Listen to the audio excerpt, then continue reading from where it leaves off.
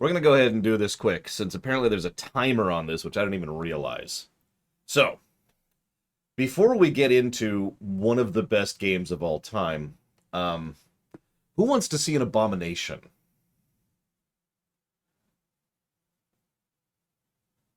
Give me a second, I gotta grab this. I know it's kind of loud. Can I turn this down? There we go. I can't turn it down. Okay, good. Give me a minute. This is... I didn't realize I was on a frickin' timer for this. Just kind of irritating. Is this it? No. Is this it? Is this it? There it is. Found it.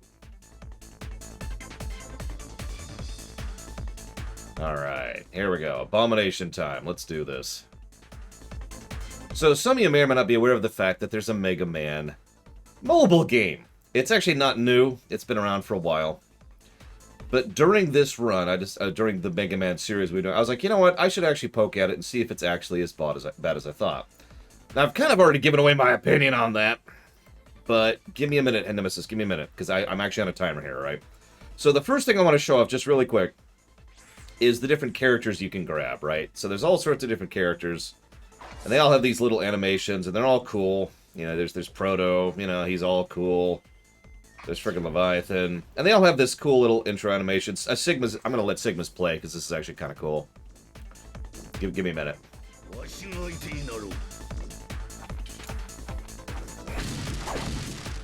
And then he grabs X.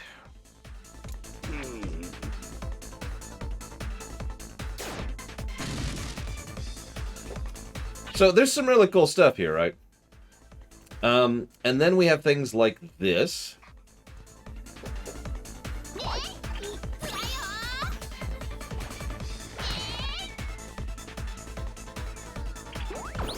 So that's kind of cute. You know, we've also got Trombone from the Legend series. She's kind of adorable. There's another adorable one here I'll show you in a second. Find it. Come on. There it is.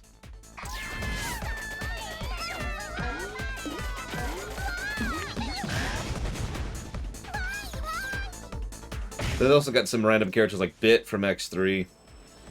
They've got Axel, of course. I have no idea who this is. I have no idea who this is. There's several characters I literally don't recognize here. We'll be talking about her later. But hang on, hang on. Whoops. God, this freaking phone. I hate controlling games with the phone. I really do. But the worst thing here for me, and again, I'm a bit on a timer. I got 5 minutes left, so... is we've got Iris. Sorry, we've got Swimsuit Iris.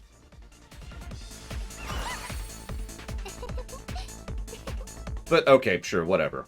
Actually, one of the cool things, if you pay attention, her body has lines and circuitry visible in it. It's kind of hard to see on screen, I'm sure, but trust me that it's there. But then we've got this. Now, I hate to say this, but watch her chest. just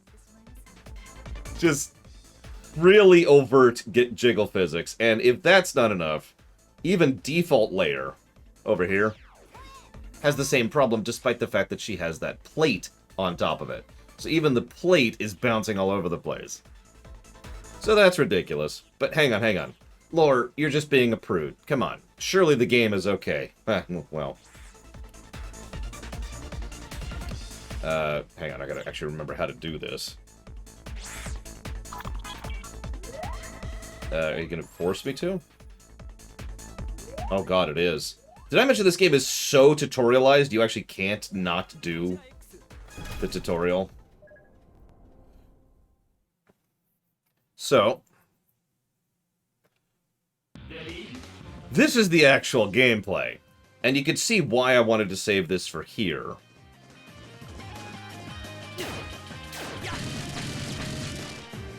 This is the gameplay.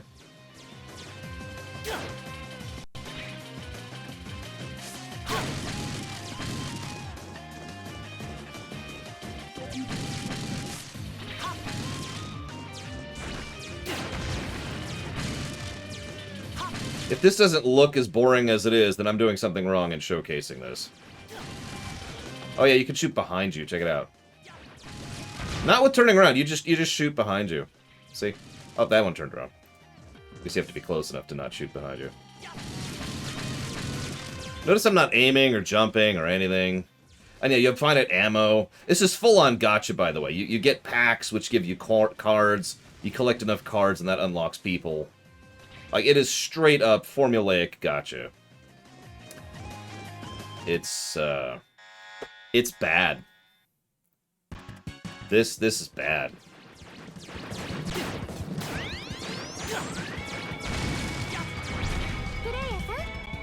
And then there's this random chick who's our tutorial lady for this game, because we can't have enough tutorial people in Mega Man games, for God's sakes. And I just want you to appreciate this as much as I do, because it looks like they put some honest-to-God effort in the art assets. Oh, hey, this is how you jump. Check it out. They're giving me a tutorial on how to wall climb in a Mega Man X game. Now, we'll talk... Remember that! Remember that for a minute. But yeah, formulaic gacha with surprisingly good art assets. What the hell?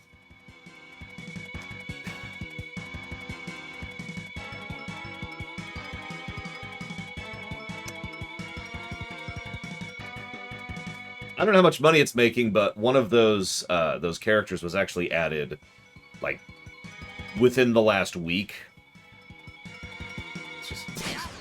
Get off my screen. Get off my screen. Oh my god. Just... What is this nonsense? And I wanted to share my pain with you. No, that's actually not true. I mean, it is. I did want you to understand and experience that. But the reason I wanted to show that is twofold. The first reason is I wanted you to appreciate the difference between that and the game we're about to play. But the other reason is I wanted to prove myself right or wrong. Because I'm very anti-mobile games, and I'm quite honest about that. Even if it is a legitimately good game, I don't want to play a game on my phone. That's not enjoyable for me. The control interface is something that can't be bypassed, right? And before you say, well, just hook a control up to your phone, I say you're missing the freaking point at that point. So I'm not into mobile games by default. But I was like, you know what? I should at least look at it. You know, I should at least form an opinion on it by actually playing it for a bit to figure out what's going on. Oh, it's garbage. Oh, okay. And so I wanted to share the fact that it's garbage. Moving on. Let's talk about Mega Man X, aka one of the greatest games ever made. Allow me to go ahead and admit that I am nervous as hell, because this is widely considered to be one of the, if not the greatest Mega Man games, and for good reason. And I myself have listed it as one of my favorite games of all time several times. In fact, it's one of an extremely small number of games. I believe that's a grand total of 4 games that I know well enough and understand well enough and I'm comfortable enough to speedrun, which I know that doesn't mean much to most people because most actual speedrunners can just sit down and pick up a random game and speedrun it. I can't do that. I have to actually have a pre-existing investment and knowledge of a game to speedrun it, which this is one of them. So this is kind of a big deal to me. I also want to say shout out and thank you. So we're switching out the thanks again because this is part of the X1 through 3 block, which was gifted by. We've got Nadaz1, VA Ghost, Indigo Neptune, Low Res Gamer, Elwind 5, Parsieska, Kashtar, Vigilant 00, Too Fat for Radio, Blue Wolf Alex, Zazojo, Frieza 2000, Mini Bees, Michael Todd, Lee Luca Leon. Actually, shouldn't that be Licolino? Dean Badine, Tizara, Argus Swift, Captain Vice, Trafin, Savacom04, and our majority shareholders, one of which actually put this game on the list, Venture616, and Delbach. Thank you all of you very, very much for making this happen. We'll switch the thanks again when we get to X4 and onwards. One more thing, if I may, before I go forwards. I might be a little bit of a Mega Man geek. When I was younger, I used to practice drawing Mega Man characters as a way to get used to drawing, as a way to try and teach myself. And I still have some of these. I'll show some of the other ones later, but I actually drew this and carved out a little bit of... So what I did is I took an X-Acto knife to it, and then I pasted it. I don't know if you could tell, it's actually on cardboard stock. Hence, it can actually hold up itself. And I know it's really hard to see. It's not great. It looks like something I drew back in, you know, the mid 90s. But I still have this because I'm a dork. Now, I got several subs and donations in there while I was on a time limit. What the heck were those? Let's go check the log. It's a good thing I have a log here, don't I?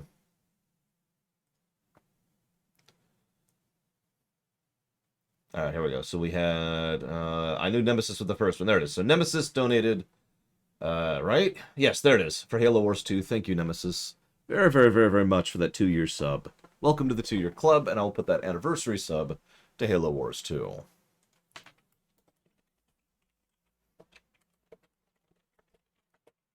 By the way, if you're wondering the other ones, I'll just give you a preview. They're all Mega Man 6 characters, so. Anyways, because those games were coming up pretty close to each other.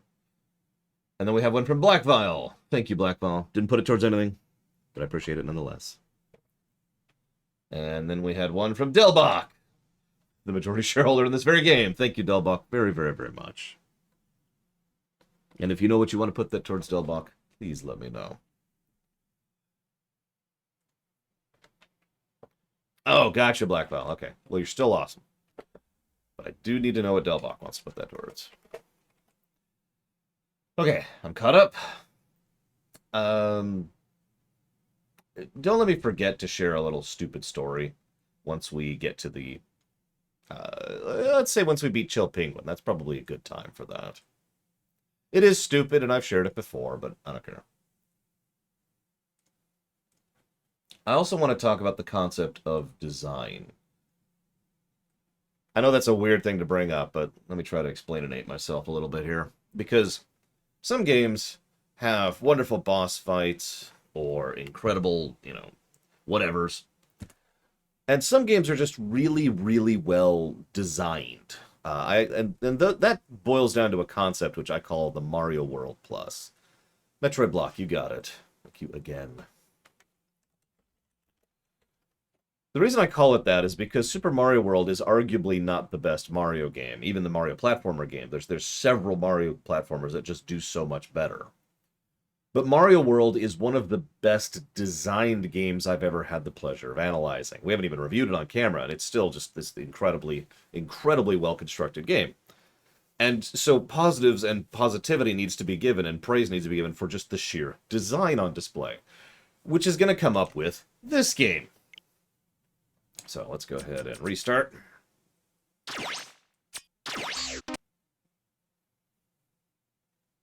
$1993. I was just becoming a teenager. Copyright 2105, 2109, 2114. MCM Corporation. All rights reserved. Real memory 8,000 terabytes. Available memory 32,000 terabytes. Login. Dr. Kane. Code. I'm stupid. MXS, a BDE, warning.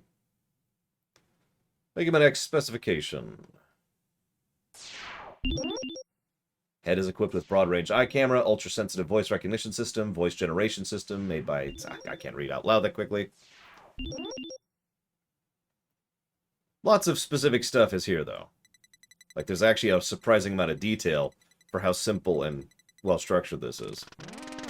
X is the first of a new generation of robots which contain an innovative new feature, the ability to think, feel, and make their own decisions. However, this ability could be very dangerous. If X were to break the first rule of robotics, a robot must never harm a human being, the results would be disastrous, and I fear that no force on Earth could stop him. Approximately 30 years will be required before we can safely confirm his reliability. Unfortunately, I will not live to see that day, nor do I have anyone to carry on my work. Therefore, I have decided to seal him in this capsule, which will test his internal systems until his reliability has been confirmed. Please do not disturb the capsule until that time. X possesses great risk, as well as great possibilities. I can only hope for the best. September 18th, 20XDX. Thomas Light.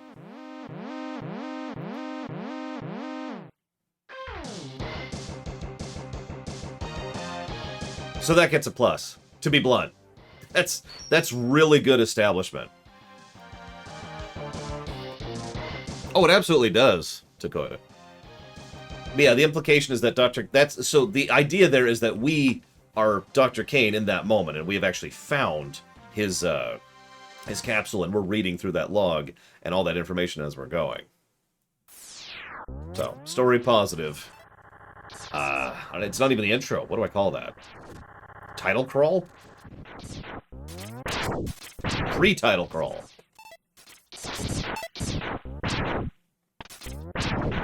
Now, this is probably getting a +2. This is something we've talked about before with regards to Super Metroid. Not many games actually do this that we've covered. The idea here is that they use this little demo in order to help give you an idea of what you're in for, and to kind of pseudo-tutorialize, but also to give you an insight into what you're in for. It's a preview. It's exactly what it sounds like, right? So we see, in this preview, we've got the multiple weapons, the fact that you can charge weapons. The dash is being shown off. Yeah, you'll notice they actually have the music muted as well. There's another showcasing of charging a weapon. Yeah, they stopped doing this after a while, and I'm not actually 100% sure why, because the idea of this kind of... There's actually a term for this. The game demo or whatever is actually a pretty good idea from a basic design perspective. It can help you preview stuff. It can help you tutorialize stuff. It's also something that could just play instead of nothing. Oh yeah, by the way, the sound design is absolutely getting a plus in this game. I don't think I even need to explain why.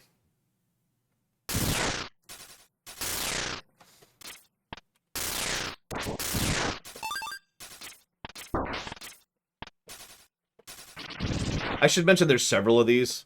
This is just one of them.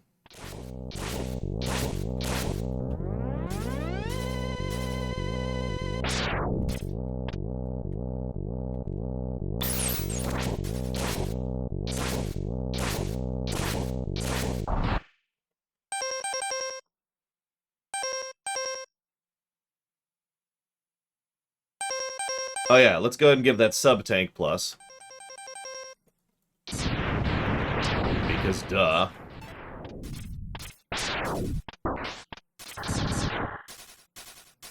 You notice it's still going. Hey, Seraphim. No, don't do it. On some games, it's actually possible to mess with... they show off how to use a sub-tank. Actually forgot about that one. In some demos, they go out of their way to... what's happening is you're basically watching a script, right?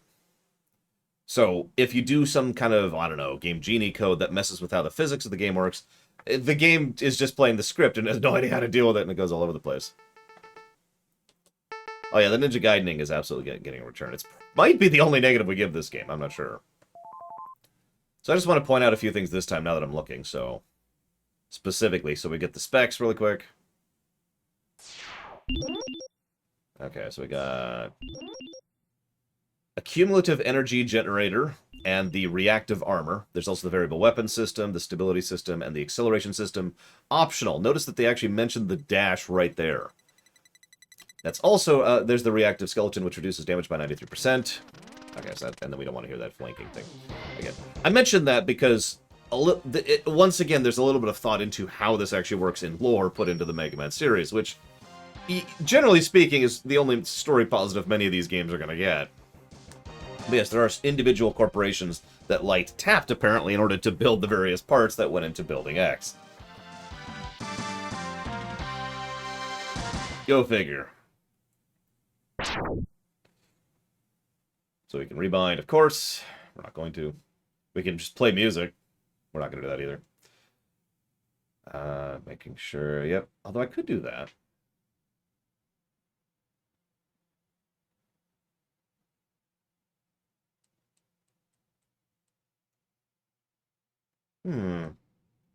Yeah, let's do that. I'm so used at this point to using R as my dash button. I don't think I've done that lately. It's almost like Aggressor over there, who is very aggressive, of course, so I gotta pause the whole game. Thank you, Aggressor, very, very much for the sub. Ever and always appreciate. If you know what you want to put that towards, please let me know.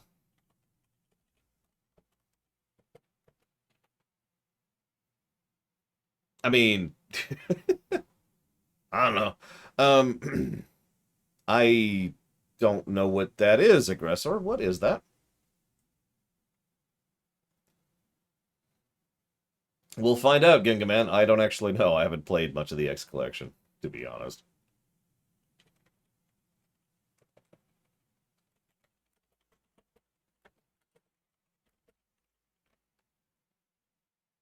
I've never even heard of this, Aggressor. Is there any information? Here we go. What do we got? Rocksteady, Warner Brothers, sucks. It is coming out on... what's it coming out on? I don't have a PS5, I don't have an Xbone. Or excuse me, that's an S6, isn't it? Yeah, PC doesn't help anymore, unfortunately.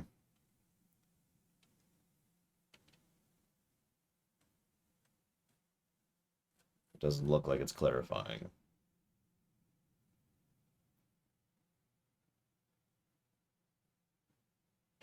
Yeah, I was showing off Shantae to my niece. I was seeing which games she would be interested in because it's her birthday in a few months, and I was like, you know what? Here, let's see. I'll be your trial. You can try out some of my games and see if you like them. If you like one, we'll buy you. Guess which one of these games that she actually liked, really. Just guess. Between Blossom Tale, Shantae, and Cadence of Hyrule. I don't have Of course I don't have a PS5. First of all, I have no reason to have a PS5. Second of all, how the hell would I get a hold of a PS5? Third of all, I don't really have the money for a PS5 right now. And fourth of all, why would I have a PS5? Yeah, no, Dakota, of course, immediately guesses it. It is, in fact, Cadence of Hyrule. I am surprised by that.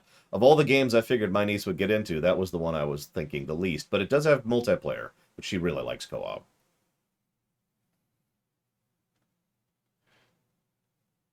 So, hang on.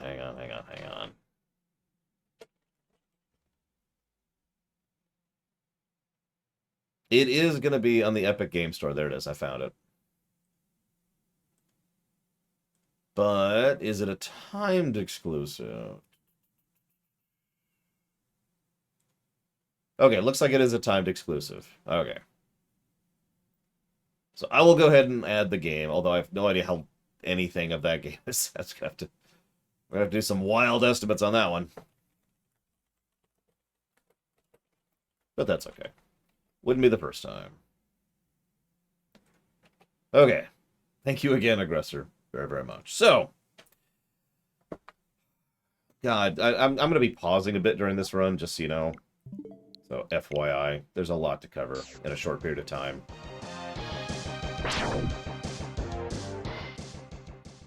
So we jump right into it, the highway stage.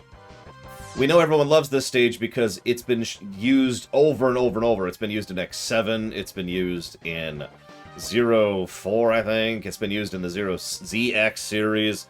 For some reason, they just keep coming back to this stage. People fleeing from the highway. I should probably stop speedrunning this. Okay, hang on. Let's stop speedrunning for a second. So let's presume we have no idea what we're doing. This is important. So, jump. Okay, cool. Okay, so we're just shooting like this is a Mega Man game. Like, we've played a Mega Man game before, so we have an idea of what we're doing. Notice the deformable terrain, by the way. Oh, couldn't quite get him. Oh, we got him. There we go. There's a pseudo-randomness to when they spawn based on your vertical positioning. We're not going to talk about that right now. They can actually blast all the way down through, as you can see. But that's okay. We can jump over that. No issues. No issues. Hi, Seldir. Smashing. So, excellent tutorialization. I wouldn't say excellent. Good tutorialization so far. Gets you your feet wet. You've got enemies which have very basic attack. There's a vertical enemy you need to avoid.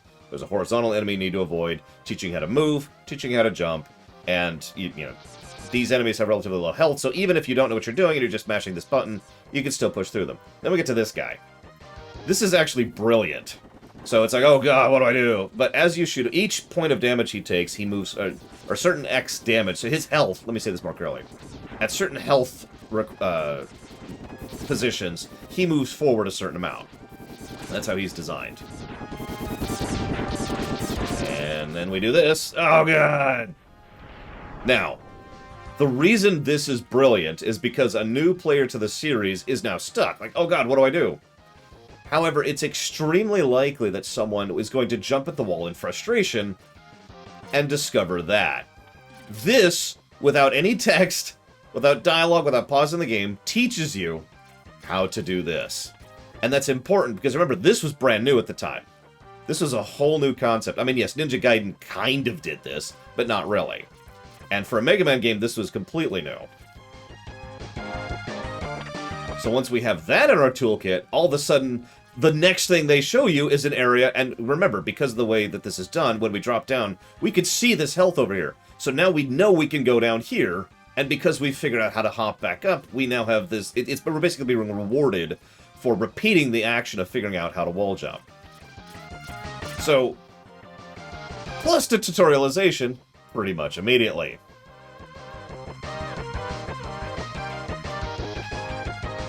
There's actually another bit of it, too, we'll talk about. Don't worry, there's more excellent tutorialization in this game. But the next thing I want to point out is, yeah, the background. Now, the background has been much of the storytelling of the Mega Man series for forever. Like, literally since Mega Man 1. But look at the level of detail of that background. I know that sounds like such a weird thing to point out because it looks so low-res by modern standards, but you can see lights, you can see roads, you can see the crisscrossing, you can see towers in the distance, you can see towers up close. You can see the skyscrapers over there. You can see there's like a highway going back like right up just above where my gun arm is. There's little, like there in the little crack, you can actually see one of the off-ramps of one of the other highways. Look at all that. Look at the level of detail in that background. And just because I feel like pointing out the level of detail in the foreground too, so this isn't exactly super amazing, but I do need to point out, yeah, that. You see the lighting there? See how it gets brighter because we're under a lamppost right here? Look at that. And of course, I would be remiss if I didn't point out that we have the street lights, and then we've got, you know, what obviously looks like, you can almost see the dotted line in the middle of the road here that we're kind of on the right of, and just, oh my god. Forgive me for gushing about one of the best games ever made, but, you know, whatever. Now, of course, if we really want to be gutsy, we do this. But, again, we're pretending we don't know what a Mega Man game is. You'll notice I haven't charged yet. Oh yeah, by the way, on the off chance that you haven't figured out the wall climb yet, this is the next thing to test your ability to wall climb. Because a new player who isn't ready for this is at least, I'd say, like a 30% chance likely to fall with those things and be like, oh no! But you can recover. This is a bottomless pit, but the fact that you can recover from dropping into a bottomless pit, I know that sounds so minor, but that is a variant, it's recovery. It's a recovery mechanic, is what that is. And this is something I talk positively about so many times when it comes to game design.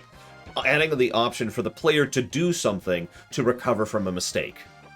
And that is exactly what this is. It's not just traversal, it actually allows you to correct yourself. So now we got some spawning enemies. These guys suck a little bit. And then Jesse Ward gives us a... Thank you, Jesse Ward. These guys. This also leads to multi-stage enemies. 3 separate stages for attacking them. That's also something that's going to come up later. Thank you, Jesse Ward, very much. As always, I'm guessing Suikoden 1, but if it's something else, let me know.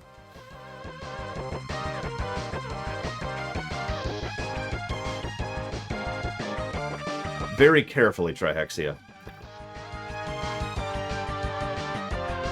I can't type, apparently.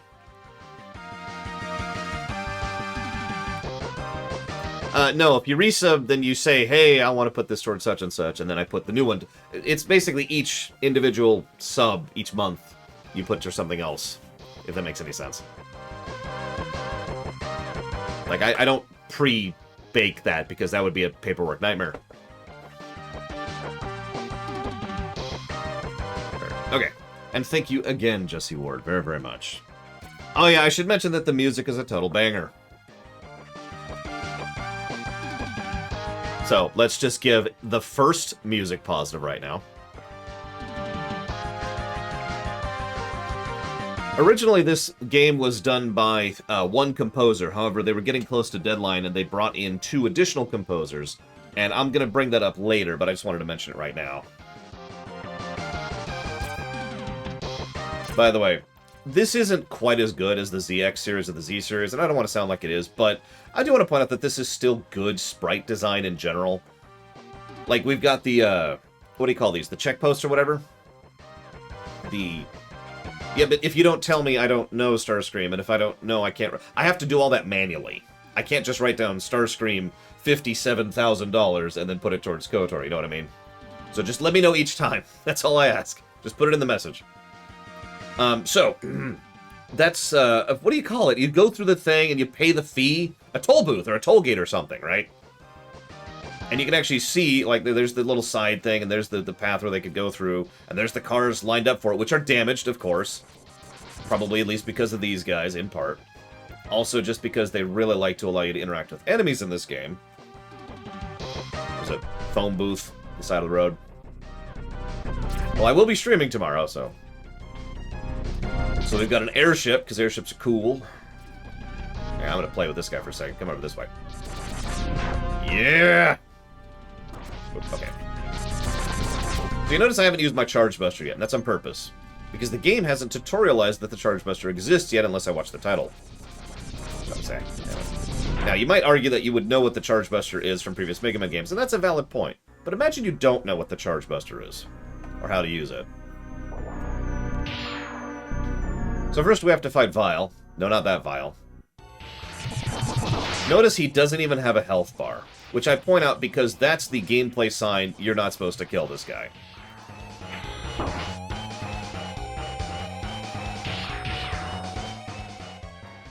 You worthless piece of scrap metal.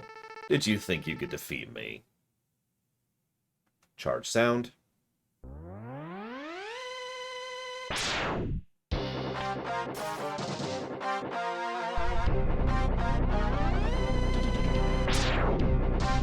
And that's how we tutorialize the Charge Buster. I guess I'm just not powerful enough to defeat him. X, you shouldn't expect to defeat him. He's designed to be a war machine. Remember, you have not reached full power yet. If you use all the abilities you were designed with, you should become stronger. You may even become as powerful as I am. I'll scout ahead, collect as much information on Sigma's fortress as I can. I'll meet up with you when you get there. See you later. X, I know you can do it. You little baby booba. Best song of the game. I'm joking.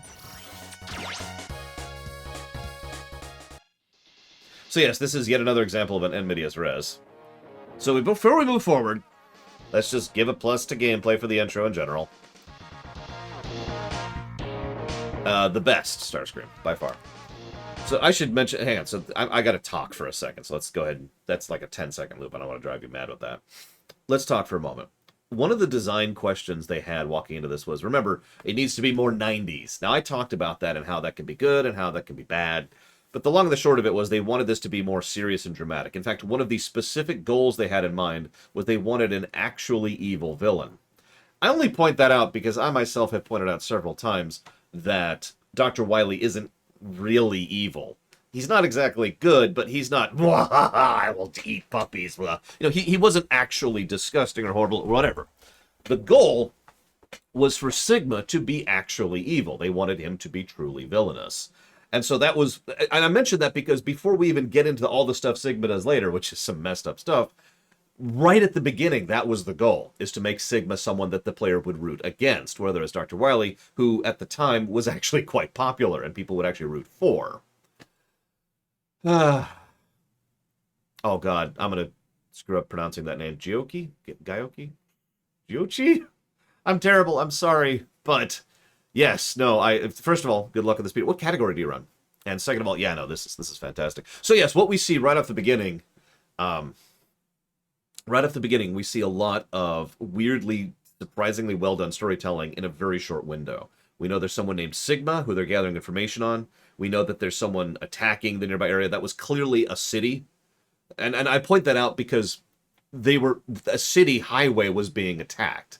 So that pretty clearly differentiates this from a lot of other types of games, especially Mega Man games, where if you even have an intro stage at all, it's usually some kind of fortress or some kind of thing or whatever. But instead, in this case, okay, so we're actually immediately getting the idea that this is more of a, as Takoida put out in chat, a terrorist attack. This is some kind of attack on civilian populace. We saw that at the beginning with the cars racing away to get away from it, and we see that with the people who are just sitting at the freaking the toll gate, right?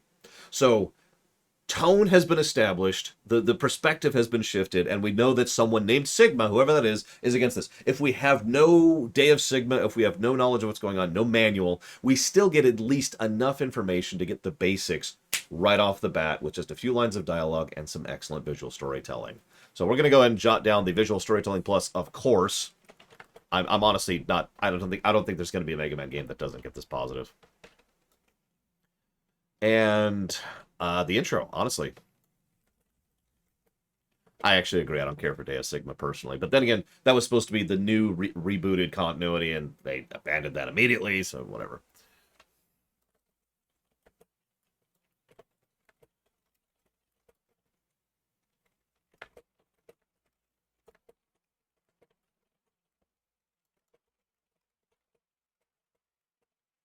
It also very quickly establishes Zero as your superior, both in ability, because he was able to effectively one-shot Vile's armor, and in terms of the fact that you effectively report to him. He's like, I'm going to go do this, you go do this other thing.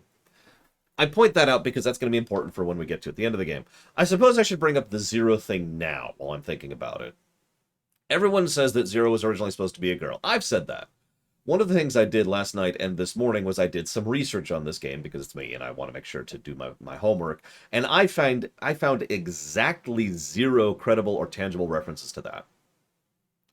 So I'm going to eject that because I couldn't find any proof of that. That being stated, the thing I am going to mention here is that there is something else about Zero which I was able to find evidence of and interviews of. Zero was originally supposed to be the main character of this game, and was deliberately based off of Proto Man. Now, anybody just kind of looking at that would be duh, right? But no, this has since been confirmed. In fact, this wasn't even confirmed until years and years later, when we got interviews and behind the scenes. And actually, the art book I've got behind me right there, I actually have the Mega Man art book. Go figure. I'm not going to pull it out, but you get the idea. So they wanted, they were designing Zero, and they had this whole thing, and the idea that was bouncing around, I'll give credit to Inafune, this was his baby, was he wanted the idea that Proto Man was this new mega optional thing, and thus all the Reploids would be based off of Proto Man, who had developed into Zero. And if we think about this, this makes a surprising amount of sense if we just line this up. Proto Man being the prototype for what would eventually become the new sentient sapient entity thing that Reploids would be then based off of, and the name of that new prototype entity being named Zero, all of that lines up perfectly. What ended up happening is Inafune chickened out. He didn't even pitch this idea. He actually was like, oh, this is going to be great, it's going to be cool, we'll base it off of Proto Man. They're going to hate it. They're going to hate it. So he never actually pitched the idea to the executives.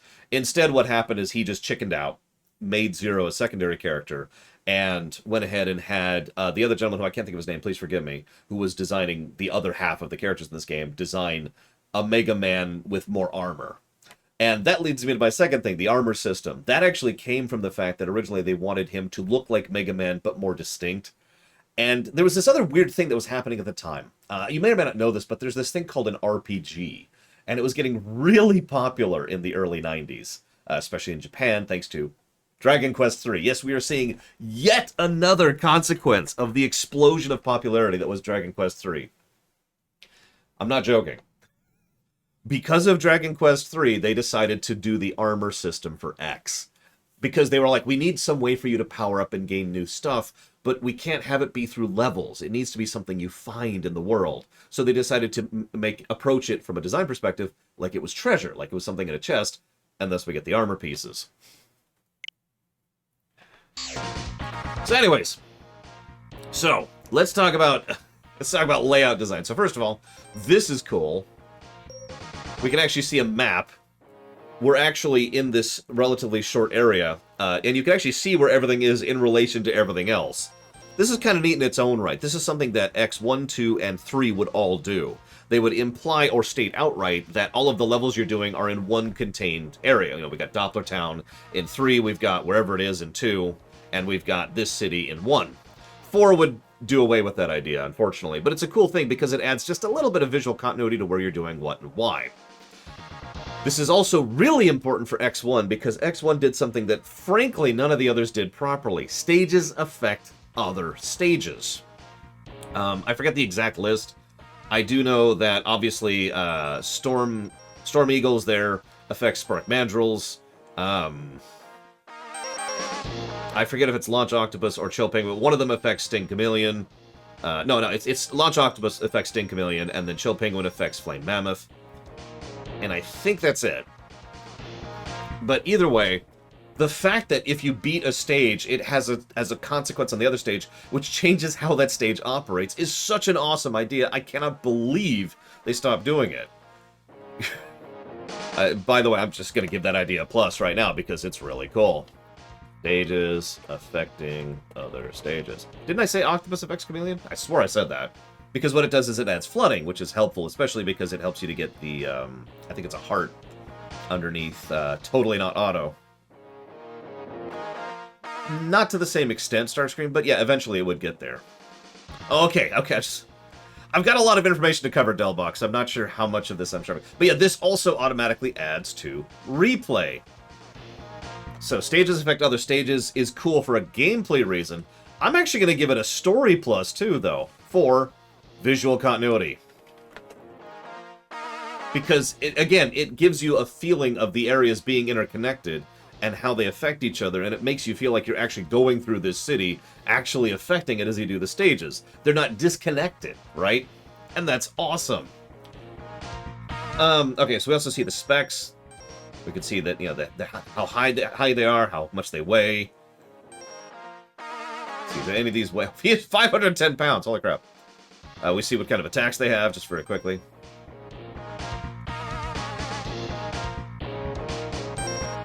Chill Penguin here. This guy weighs 700 pounds. Oh my god. It's okay, he has the jump press attack. Yeah, I am almost assured that the reason why they didn't repeat this idea is because of the fact that it was probably a nightmare to design, right? Because you effectively have to design the stage twice. Or at least 1.5 times. Yeah, you know what? I actually agree with that, Takoida. The biggest point here... I know this sounds like such a dumb thing to point out here. Let me pull up the mapping really quick. The biggest point that this does, the biggest point that makes this interesting...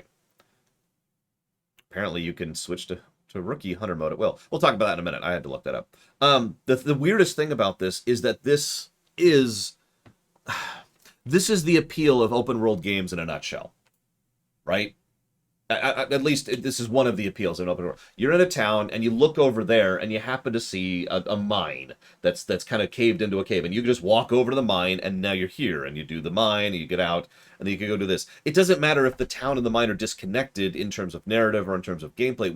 What matters is you can see the mine and you can see the town, and in your head your mind automatically thinks, well, this is where it is, and you kind of have the mental map thing. It's also one of the benefits of a properly designed Metroidvania is you can sort of mentally map out where is what in relation to what.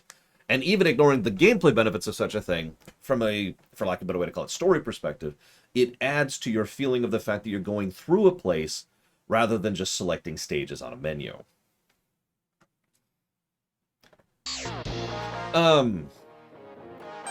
And then we get a little preview of the stage. You know, there's just a little insight on what they're going to look like there. Which is super cool. Gotta have the airship, gotta have the airship. So now, the next thing. Now, I actually forgot about this, so I am wrong. I will go ahead and admit to being wrong here. I thought the cursor started on Chill Penguin. Instead, it starts on Launch Octopus. You are very much supposed to do Chill Penguin first. I'm not sure why they didn't start the cursor on Chill Penguin, so I can't give them points for that, because they didn't do that. Instead, you're just supposed to figure it out. So, admittedly, playing the game for the first time, who you pick is going to severely change your playstyle. So what we're going to do is we're going to roll a dice. And we're just going to decide randomly Where's my freaking dice? There we go. Or if there's anybody in chat, this actually might work as well. Is anybody in chat not played this game? I know that's going to be kind of rare with a game like this, but if there is someone in chat who has not played this game, let me know. Oh, Loner. Okay, Loner. Or Dream Whisperer. Or Pit Kiss. You're shocking me. I'm admittedly shocked here. Which stage should we do first? Yeah, we'll do this. We'll do this. So Loner, you pick first, and then Dream Whisperer, and then Pit Kiss, and then Justin, and then Ginger, and then Mordor. Jeez Louise. Okay, hang on. So let me write all these down. So the second thing we'll be doing is the Lizard, Sting Chameleon.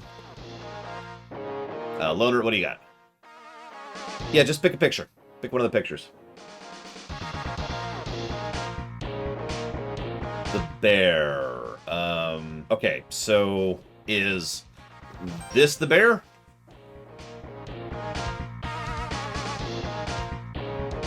Okay. So we'll do Armadillo first. Then Sting Chameleon second. And then scroll up a little bit. Okay, so then Pit Kiss. You pick one. Yeah, pull by clock if you need to. Yeah, that's Armored Armadillo. Where the curse is... Okay, so then our third one will be Launch Octopus.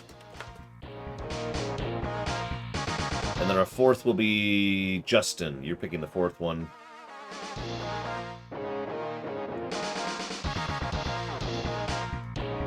And then Wenlock, you pick our fifth one. And then Ginger Overseer, you pick our sixth one. And Medoro, you pick our seventh one. So if you're picking the green dude down here, he's already picked. Okay, so Justin's picking Storm Eagle.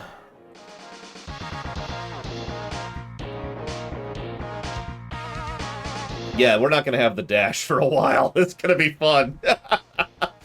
Okay, so that was Justin's. Who was after Justin? Looks like Wenlock was after Justin. So Wenlock, if you could pick one, and then Ginger, and then Medoro. Okay, Wenlock is picking this guy? Okay, oh my god. Okay, so that's going to be Mandrill. And then Ginger is picking someone else, because Wenlock picked it first. And the ones we have not picked are this dude, and this dude. It took until he met 0, actually. So yeah, these three are left.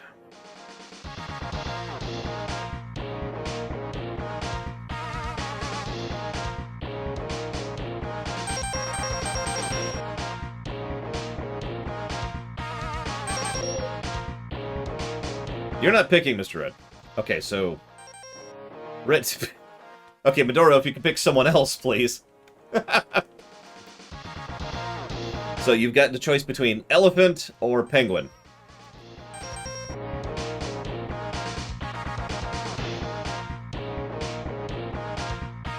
Yeah, this is going to be an interesting play order, let me tell you. I'm pretty good at this game, but I'm a little nervous about this. This is going to be fun. Penguin, okay, so we... Okay. And then, play Mammoth, okay. Oh my god, so we're going to... So just for those of you aware of how this game works, we're going to be playing Armored Armadillo first, then Sting Chameleon, then Launch Octopus, then Storm Eagle, then Spark Mandrill, so that's interesting, then Boomer Coanger, then Chill Penguin, and then Flame Mammoth. Okay. But the whole point of this is to... So this is something we'll be doing for many of the Mega Mans going forwards, is deciding which one is going to be what from where. Because I know the orders. Of course I do. I played these games a billion times. I know the order you're supposed to do them in, and I know the order you're doing it if you're speedrunning, and I know the order you're doing if you're doing a Buster-only run, which is my personal favorite category for speedrunning. Random order is something I haven't done, so... No dash. This is going to be interesting.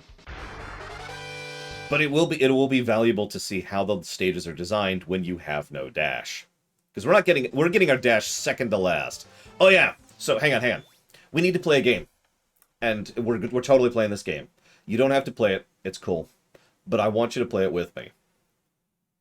As we're playing through these games, call out when your favorite song starts playing, right? Because it's Mega Man. It's Mega Man. Even back when I was in high school, Mega Man music was known for being boppers. So whenever you get to the point where it's like, this is my favorite song in the game, be like, hey, this is my favorite song in the game, and then we could just share. And I'll mention that in Rumination, too, so people can put it in the comments there. Or if you're watching the VOD, feel free to put this in the comment section as well. The reason I bring this up is because this is my favorite song in the game.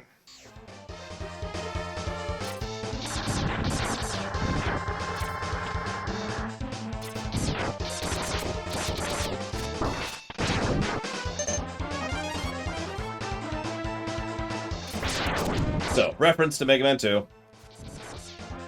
Also, very high chance to drop 1-ups. Actually, while we're here, let's just do this.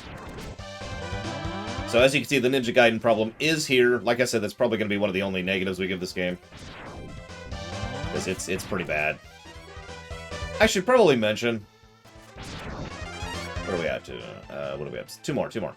I should probably mention that one of the things that they specifically did was they deliberately zoomed out the camera for this game, and most of the X games, in order to accommodate the faster gameplay style and to allow you more room to maneuver. That also would allow them to do more stuff with enemies and more stuff with stage design, too. So that's neat. I just mentioned that because it's kind of the exact... Oh my god. It's the exact opposite problem of what we had with 0-1 and 0-2 and 0-3. Notice the background, by the way. I love how they imply that this is a three-dimensional space, even though we're actually going through a two-dimensional space. So you can actually see other shafts going off in different directions. Just some cool visual storytelling, as usual.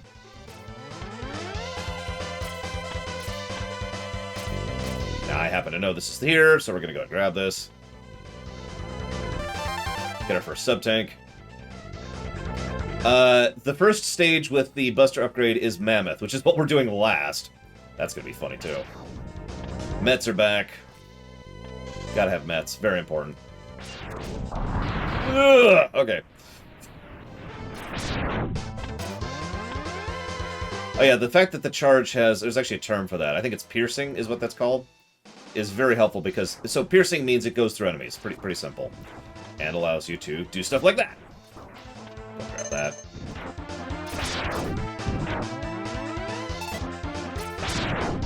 Yep, we have a sub-tank and plenty of lives. We're good. We got this.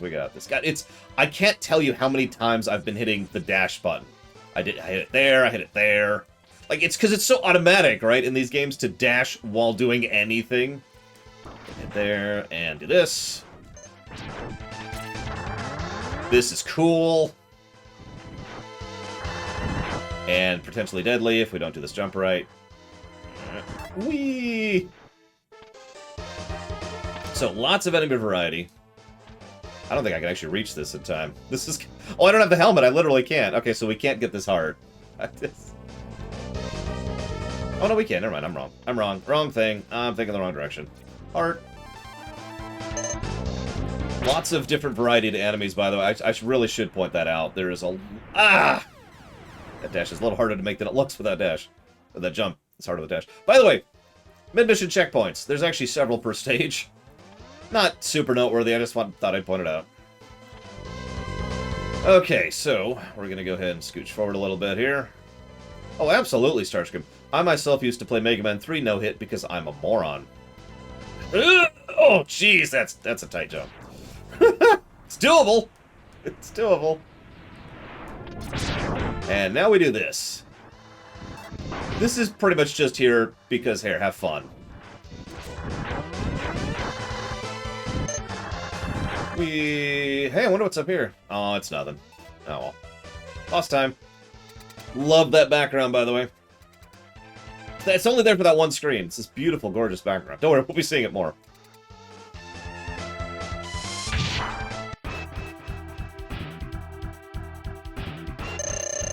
Yeah, so we lack one of our major dodge tools, which is the ability to dash. Oh, jeez, this is actually going to be rough. We, of course, don't have his weakness. That's okay. Oh, wow. Okay, hang on.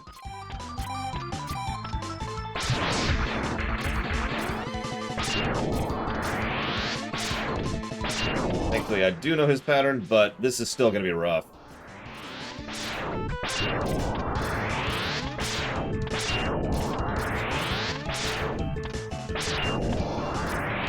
Not now, Jesse Ward!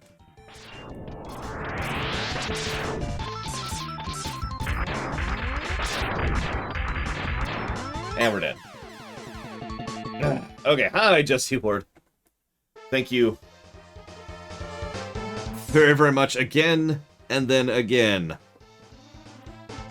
Always appreciate. I will jot those down for Suikoden 5. I mean, 1. I mean, whatever it is. It's one of the Suikoden games. I don't know, they're all the same. Okay, I just realized I can't do the charged lemon. Which we'll talk about at some point when I get the charge.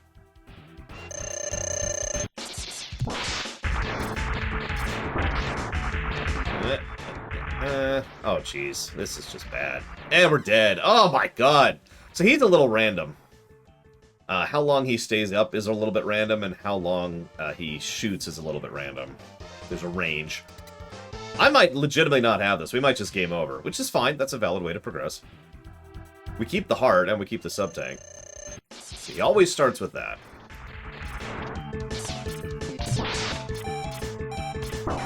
Damn it, I need to not get hit on this guy.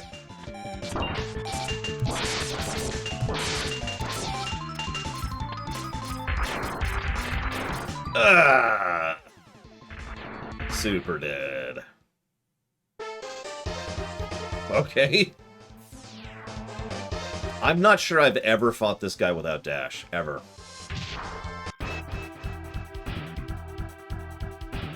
Sorry, it's actually dash lemon, my bad.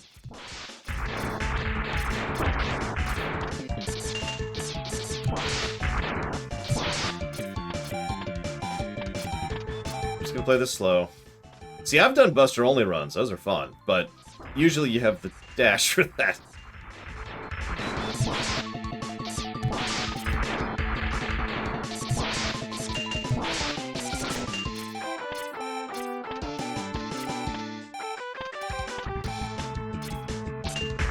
And we're dead.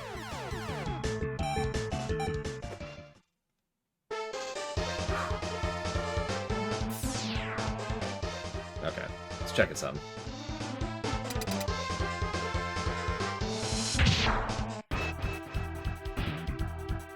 Oh yeah, as always, the contact damage is real in these games. Still one of my biggest complaints about Mega Man in general is that contact damage is always just this stupid amount of damage like that. Like, that at least makes a degree of sense. You know, the fact that he hits like a truck when he's bouncing around, but he hits like a... Here, I'll demonstrate. You see how much damage I did? That was 8 points of damage right there. Just for bouncing into him. We have something like 20 health right now, which I guess I could count. We have 16 health right now. No, that's not right. How much health do we have?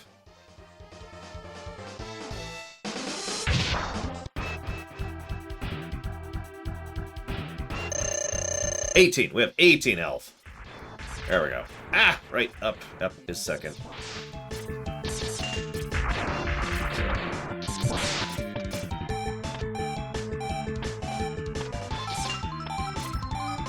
So you notice he can no-sell both your regular attacks and your charged attacks. Nope! And we're dead. Good lord. Any screw-up. I'm just going to blame French Philosopher. I think he's really the cause of all these deaths here that are happening.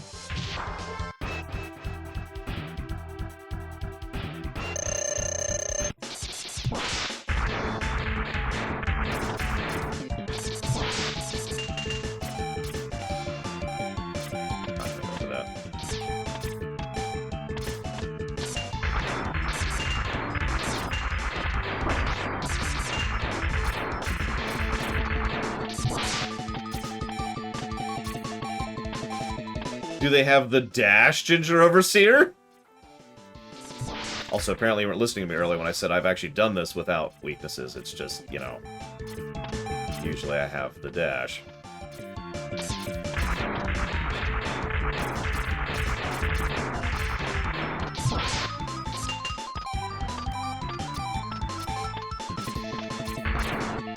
Jeez, that's bad.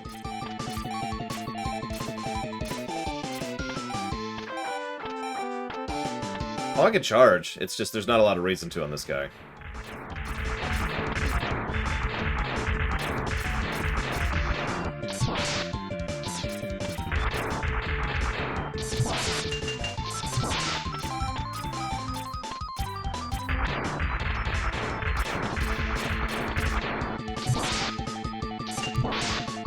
Yeah, Penguin is also very tutorial bossy.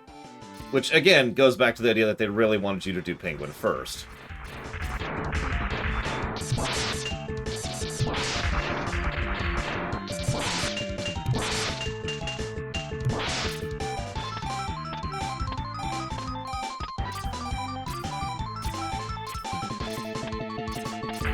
Oh, that's bullcrap.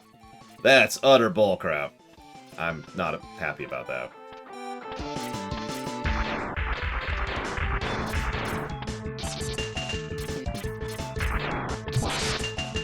Go further away. No! Damn it. Okay, I'm gonna go and blow this.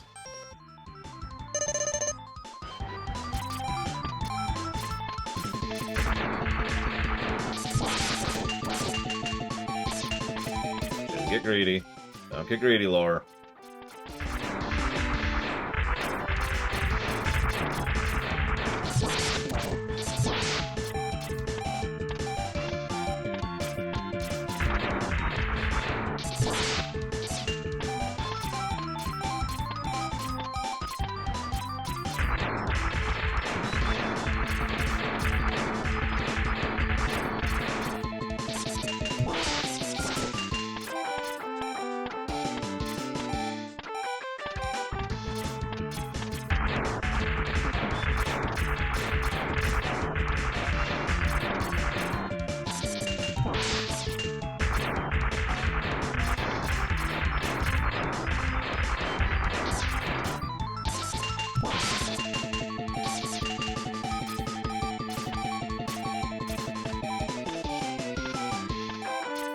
Eh.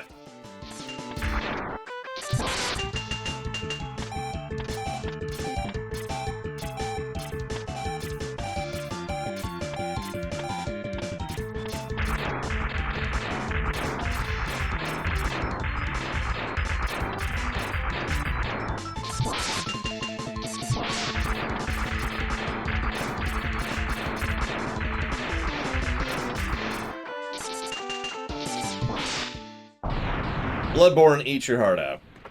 You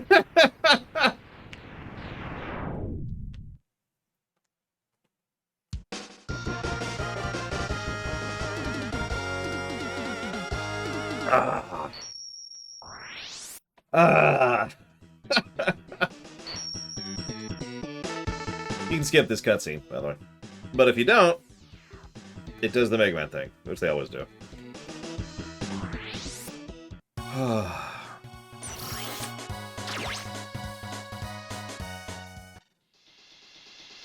Okay. Like I said, I think I can do this. It's just, you gotta give me a minute, you know? Just give me a minute. Oh my god, okay, so we got 1 billion subs in the middle of that from Fringe Philosopher, which he was trying to get me killed. So first of all, thank you very, very much, Fringe Philosopher.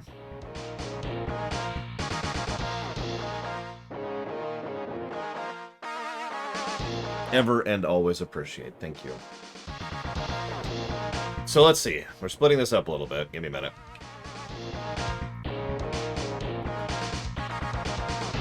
Okay, so Dealer's Choice. And then these towards Limit of Gaia. And these towards XCOM 2. Thank you again very, very much. It depends on their energy output, Gum Gum. It's directly proportional to how much energy they can put into the shields. AKA how I've always thought of the Borg. Yeah, that was actually a pretty rough fight. That's why I love the fact that you picked frickin' Arbor Armadillo to go first. I'm just sitting here like... Okay. The other one is Launch Octopus, by the way. He's pretty rough, without anything. Okay, so... We have to decide if this is negative worthy or not, because it's definitely not a positive. If the game really is very much designed for you to do Chill Penguin first, nothing really seems to indicate that, and Chill Penguin is probably the easiest boss in the game to do, even if you don't do anything else, right? So, the fact that nothing seems to indicate that is kind of questionable. The only thing I can think of personally, and this is only a minor defense, that mitigates that is if you do die on a boss, it's not the end of the game. You actually keep all your power-ups and everything you've gathered. It's just you go back to the stage select screen, right? How much of a defense that is up to you. It does mean there's a bit of progression, but... What do y'all think? What do y'all think? Who am I fighting next? Sting Chameleon. I don't even remember his patterns. What's funny is that they give you the dash from the start in every other X game. And Zero game, and ZX game. They learned their lesson. They're like, here's the dash. You have to really glitch the game out or know what you're doing. Love the leaf effect there. In order to be able to... excuse me. In order to be able to progress without getting the dash in this game. But you could do Chill Penguin stage last if you wanted to. Oh my god, I cannot tell you how many times I've been hitting the dash button, speaking of which. Hey! This is a good one. I do like this stage. Or this song, excuse me. We can't even get the armor. We can't get the armor. We definitely can't get the heart. Oh yeah, that's just super not happening. Yeah, okay. We should probably show off his weapon. It's dumb! Okay, we're never using that again. So the armor, in addition to being armor, actually halves the damage you take. Just across the board. Which, it would be really helpful for all the many bosses I'm about to fight without their weaknesses, but we can't get that without the dash. So...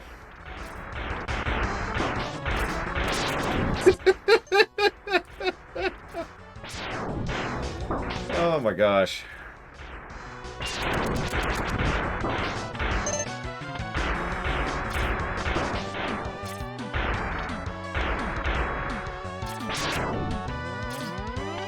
By the way, robotic birds pick out robotic bugs out of robotic trees.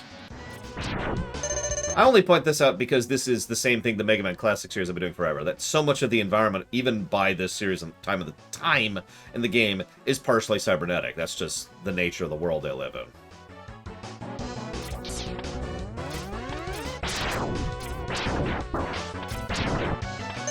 It's not as bad as, you know, the Zero series, where there is no such thing as organic life anymore. But, you know, we're leaning in that direction. God, I love this. Have I given a plus to sprite work yet? Because I need to. I'm going to give 2. If you don't like it, you can suck it. I'm just kidding. If you don't like it, you can say, hey, I disagree with you, and here's why. In all honesty, though, come on, chat. There we go. One of the things I would do to improve this is just make it so you start off with the dash. That wouldn't be that hard of a change overall. That being said, the ideal... See, what they wanted you to do, they have this whole system in place so that you do... So you're supposed to get the dash first, and I'm pretty sure I can't get any other power-up without the dash. I'm trying to think. No, I could get the helmet. I think. Maybe. Actually, maybe I can't get the helmet. Hey, I know I can't get the armor. I know I can't get the guns. I think I can't get the helmet, actually. So yeah, you cannot get any armor parts until you get the dash! But that's done on purpose, believe it or not, because they wanted you to do the dash first, because that's the one that gives the, the exposition section from Dr. Like, hey, what's this? Yeah! So, there's something called a Hyper Beam moment. Oh, hey, we have a dash! The Hyper Beam moment is a time named after Super Metroid. So named because it's a moment where you're just given a tool that's just awesome and just lets you absolutely wreck face for fun. Usually a narrative moment, but it's also primarily a gameplay one. This isn't a full Hyper Beam moment, but this is clearly just a recolor of Vile's suit, and it's clearly trying to make you think, hey, remember that suit that you were having so many issues with? Well, here, have a suit for a minute. They would add, in several of the upcoming X games, up to 7, I think, they would continue to give you a big ol' ride armor, and every time they give you a ride armor, it's just there to be fun. It's like, here, go have fun for a minute. In X3, you can actually choose armors, but we'll get to that later. Love the background in this game. Just, oh, it looks so good. So in case you missed that, what just happened there was I was like, alright, let's go do this. And then I stopped because I should have been at the door already because I was dashing. So this is gonna suck. I don't have his weak point and I don't have the dash, and I don't know his patterns.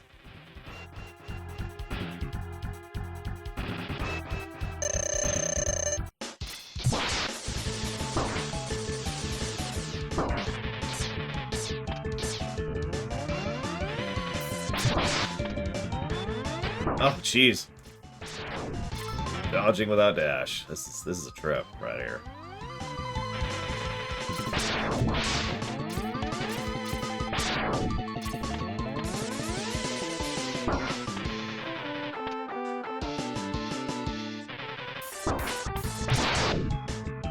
He does not take much damage. I think he's only taking 2 pips from a full charge.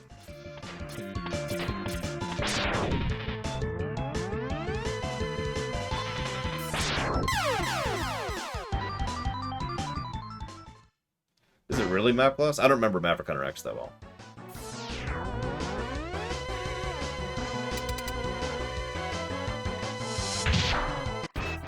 This is actually our second boss to look.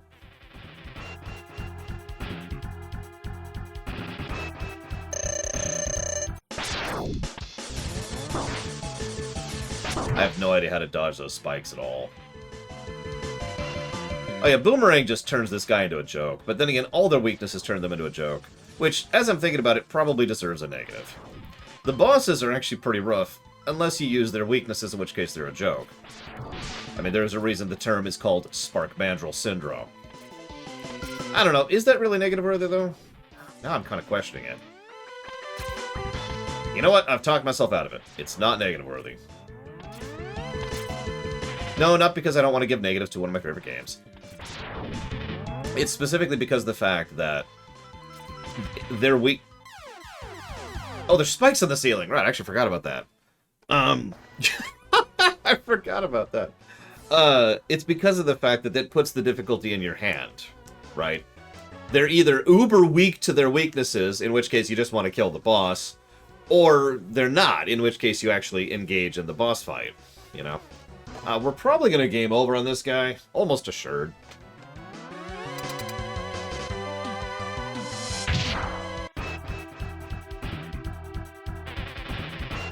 The Buster is a bit weak. I need to pay attention this time. See how much damage we're actually doing with a full charge shot. Nope, it is 2. Jesus, 2 damage for a full charge.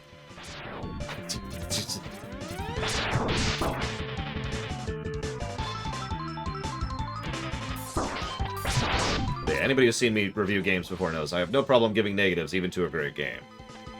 It's not like it isn't going to be swimming in positives. Bait him here. Whoa! Wasn't expecting that. Yeah, some of the classic games vary a little bit here, because sometimes in the classic games their weaknesses are, you know, it just absolutely destroys them. Mega Man 7, for example. And then in some of the classic games, their weaknesses do 2 damage instead of 1. It's like, okay.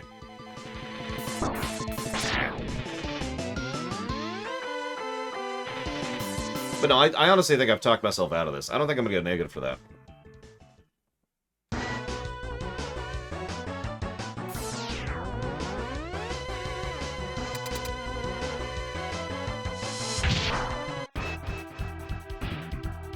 Yeah, some of the classic bosses, their weaknesses is your Buster, which does the most damage to them. Damn it! It's the second time I've made that exact same mistake.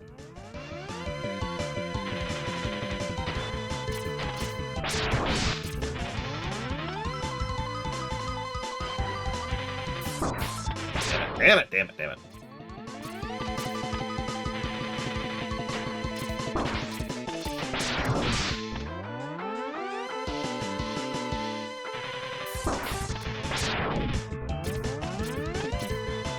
Yeah, the boss interaction is cool. I mean, let's be clear, there's going to be at least one boss positive for this game just because of the creativity and inventiveness of the bosses and their attack patterns.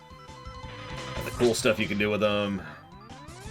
Dying to spikes that are falling. I legitimately don't think I didn't think I had Armadillo, but I actually don't think I have this, because I can't dodge the spikes. Even if the spikes fall, or even if I dodge everything else he does, when the spikes fall, that's game. I can't dodge that, so I'm kind of on a DPS timer here, you know?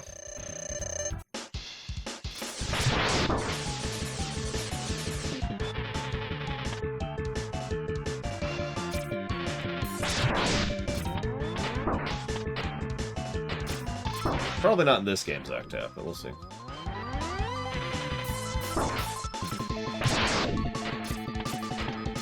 Ah! Too much, too much. That's fine.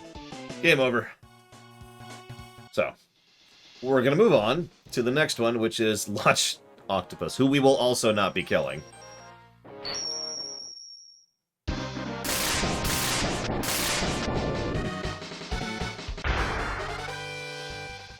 No, that's exactly my point, though, Zalog.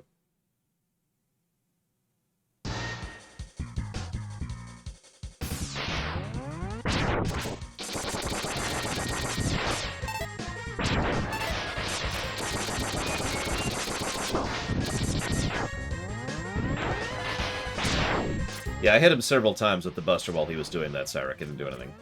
That's true, I actually have the weakness for this boss. Holy crap. I didn't even think about that. It's gonna be weird doing it without the rolling cutter, but, you know, whatever. We'll make it work. We'll make it work. Another thing I'm worried about is the second mini-boss. Of, like, 5. I can't remember the last time I fought the fourth and fifth mini-bosses without Storm Eagle's weapon. I can't... Oh, there we go, there we go. Okay. It's like, I can't get out of it! I can't dash! Dash!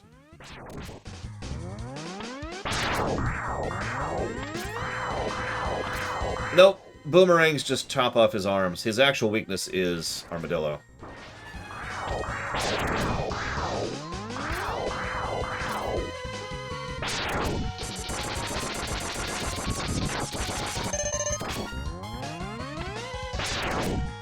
I mean, all they do is chop off his arm. I have never had chill my whole life, Zalok, and I never will. No, thank you.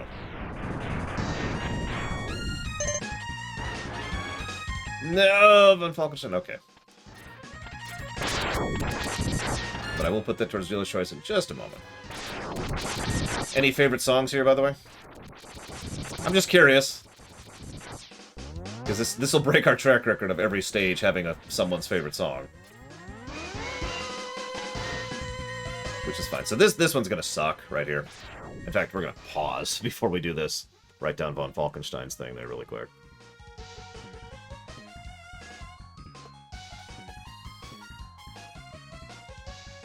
There we go.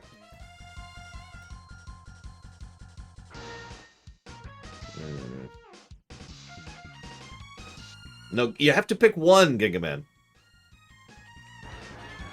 We're not there yet, Giant Rat Guy. Hang on, hang on.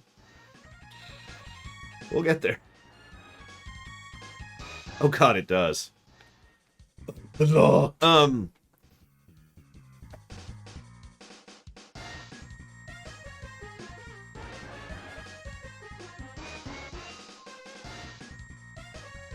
I just love having energy all the time, Blue Wolf Alex.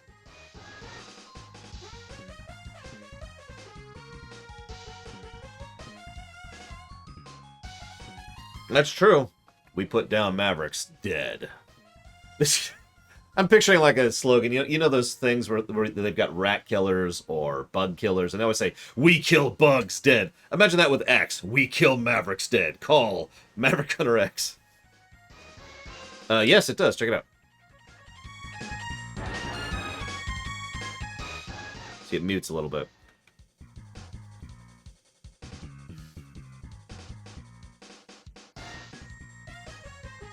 Yeah, there you go. We massacre Mavericks.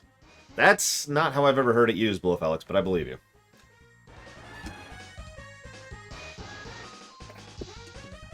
Like, I've literally never heard the term no chill referring to anger before. Which is why I commented. I was like, what does that have to do with anger? Okay, so...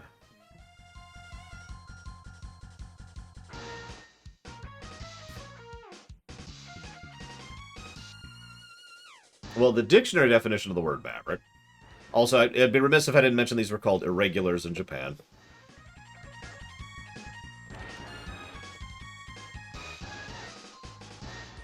I kind of like the word irregulars better. A maverick is an unbranded range animal, an independent individual that does not go along with the group or the party. Also, see Top Gun. Being a rogue. You could replace the word maverick with the word rogue, and it kind of works. Pretty similar.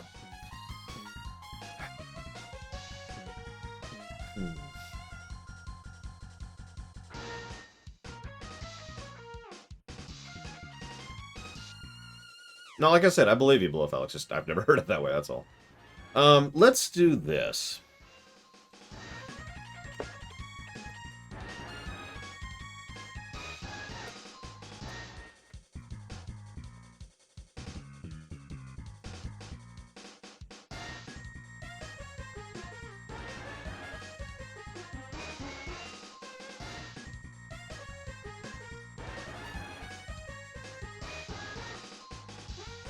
I probably should mention, for storytelling purposes, even though they don't show that in this game, that by this point in time, several of the Mavericks running around are actually people who are infected with the Maverick virus.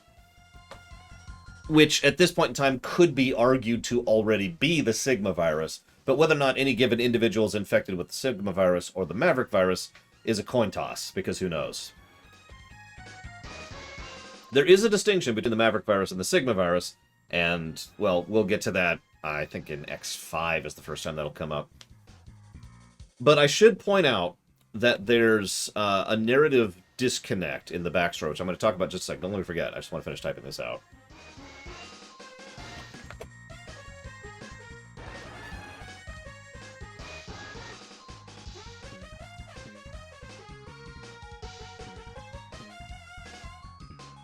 There. I'm giving 1 negative to gameplay. For being the worst game. I should update the HUD.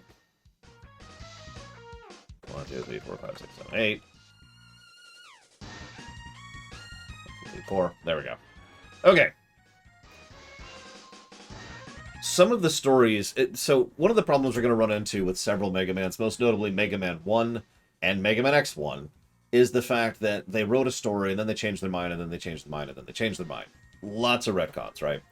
The general idea... it stays the same, but some of the specifics have varied, and in several cases those specifics matter because it changes how characters work. For example, what is Dr. Wily's motivation for turning on Dr. Light?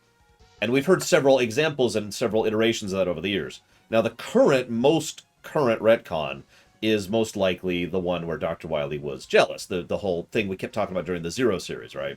You know, he wanted the...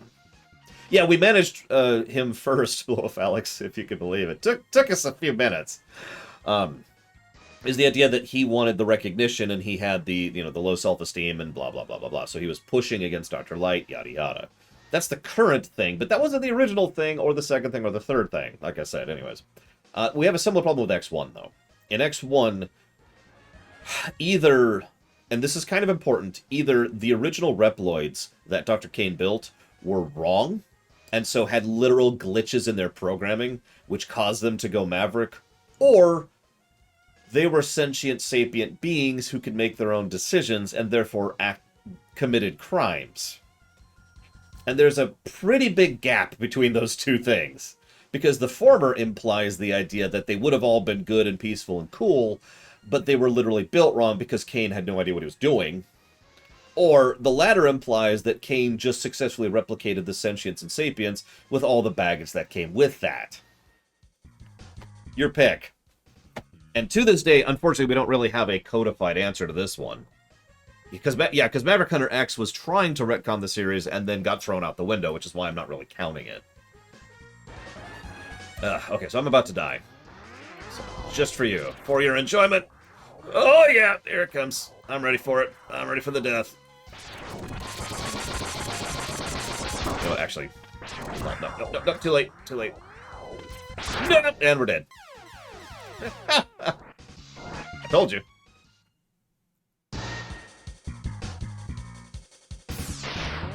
We should probably mention... Hey, checkpoints again. We should probably mention that one way or the other, Kane had no idea what he was doing. That's pretty defined. Yeah, I couldn't do it. Okay. Without the armor, I can't pull that trick.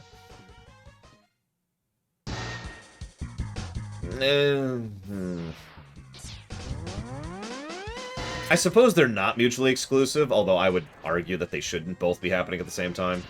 Because both have very significant and different connotations in terms of themes. I mean,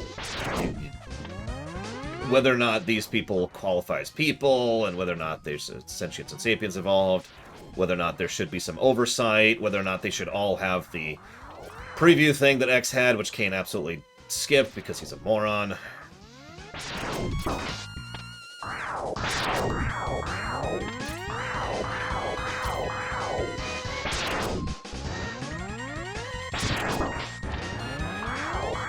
There we go. This is kind of fun. I'm not used to having to work for it this much. I mean, my record for doing this 100% is like an hour and 20 or something.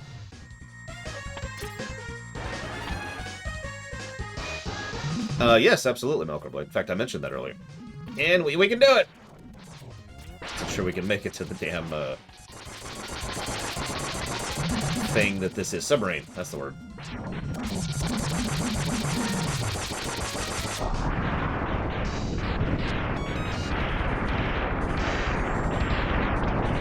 Have I mentioned malleable stages? In fact, what is wrong with me? I haven't given any stage or boss pluses yet. What is wrong with me? We'll do that in a second, because I don't know how to fight this guy without Storm Eagle's weapon.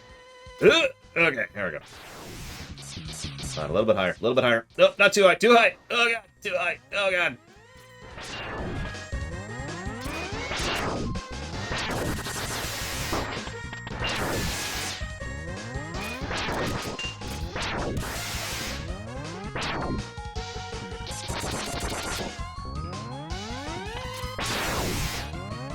I will give all the negatives. No, there's going to be some positives in a second here. I'm sorry. Armadillo's stage by itself deserves a positive. Frankly, so does Sting Chameleons. That was a little close. Too slow. Too low. Oh, we're dead. No. That's okay. Get a save in, because why not?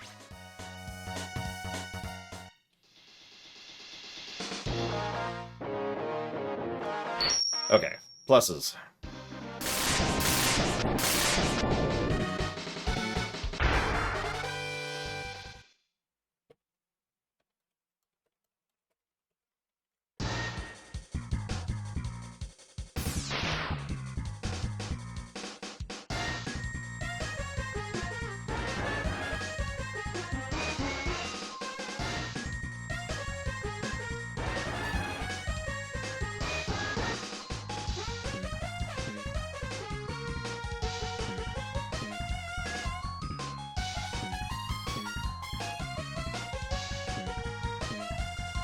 I was actually debating that, Zlok. Obviously, there's no innovation in Mega Man X, Rug, but codifying, that's certainly more on the table.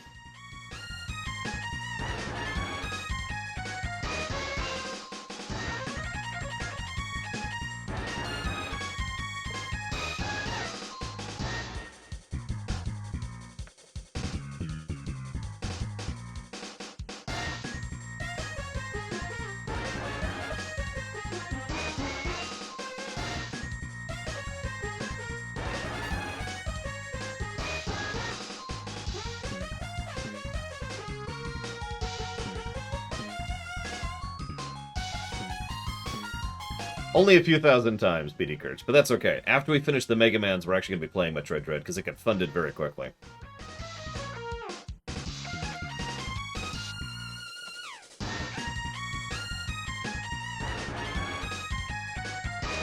I love the background art in this game so much.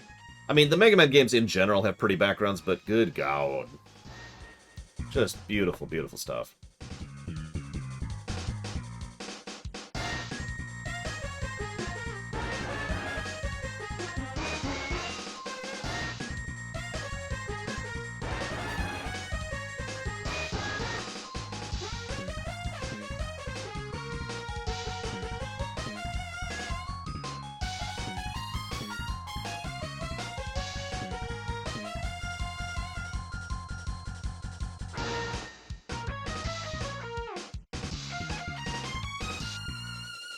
I know, right? It's a low...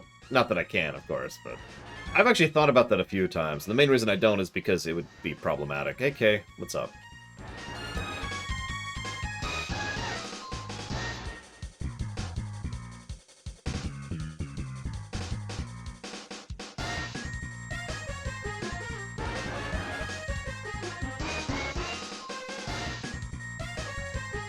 Me too, Blue Wolf Alex. Me too.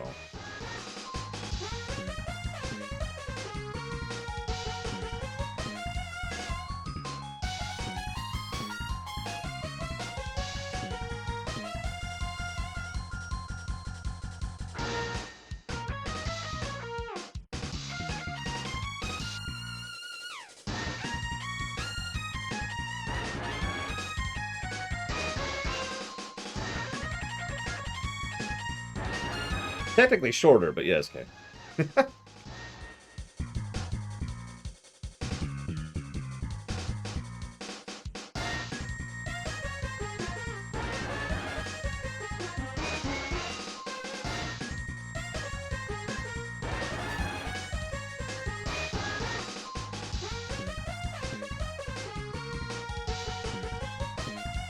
No, okay, it's like, so there's this thing called puberty, okay? Now, when you go through puberty, what happens is you have a little bit of changes, and you become a little bit more of a 90s kind of a robot instead of an 80s kind of a robot. It's a bit of a shift, you know? I actually don't remember if X is taller than Rock. I have no idea. In terms of sprite utilization, he's actually shorter. But that's only because what they did was they zoomed the camera out, like I was talking about earlier. So technically, he is smaller on the screen just because he takes up less of the screen. But again, that's part of the design. He is actually larger, I'm pretty sure.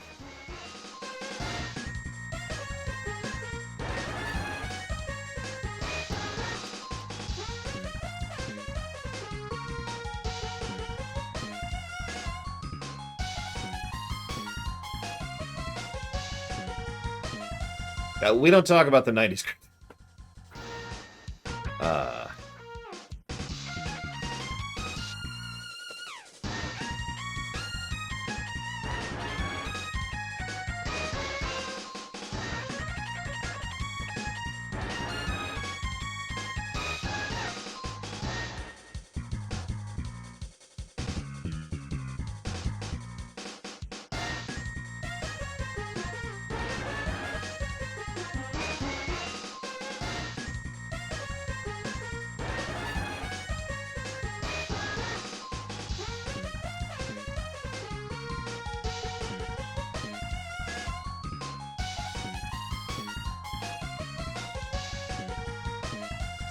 Okay. I apologize for all the typing. I want to really be thorough on this one. I mean, it's Mega Man X1. I kind of need to be thorough on this one, you know?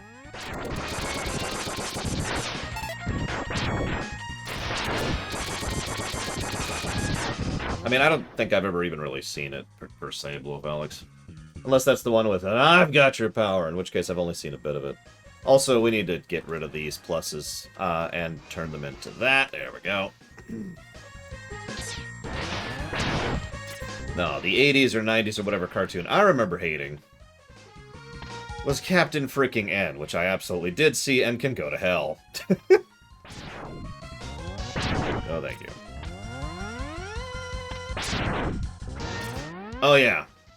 The enemy variety in this game is real. I need to add that positives.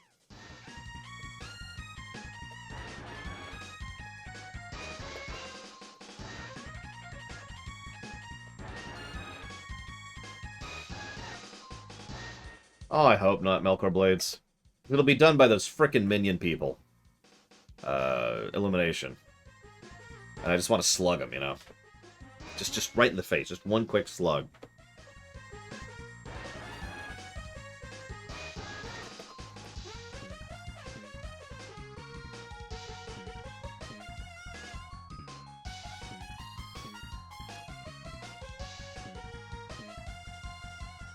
Hang on, hang on.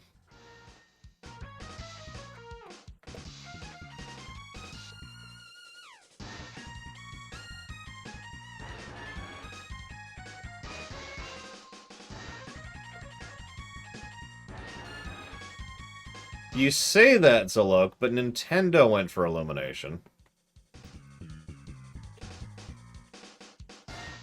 There we go. God, I'm falling behind on my positives. Okay, so we're actually up to 15 gameplay positives. There we go. Okay. Okay. We're good. Okay, let's actually play the game.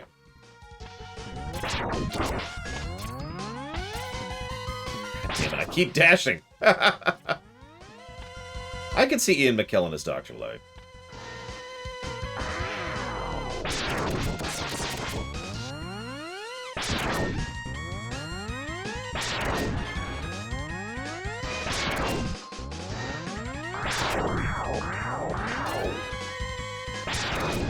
Who would be a good... Oh, no. You know who would be a good Dr. Wily? That one actor I can't think of the name of. That guy's great. God, what's his name?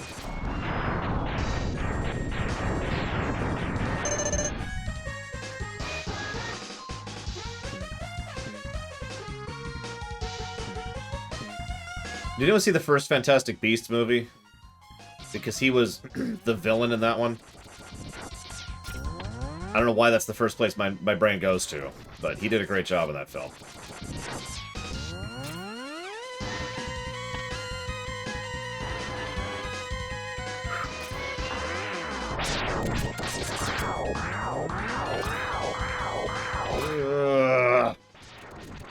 Colin Farrell.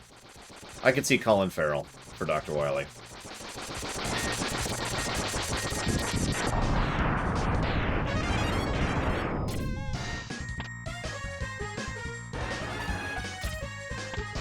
We need to recover the thing immediately, Mega Man. Huh? That's a good question. What? Did it move on me?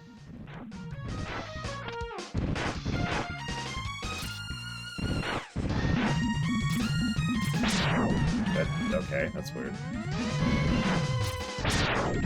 Listen, we'll get to negatives to voice acting when we get to Mega Man 8 and X4. They might get unintentional positives as well for being ridiculous and meme-worthy. But they will definitely get negatives for being terrible.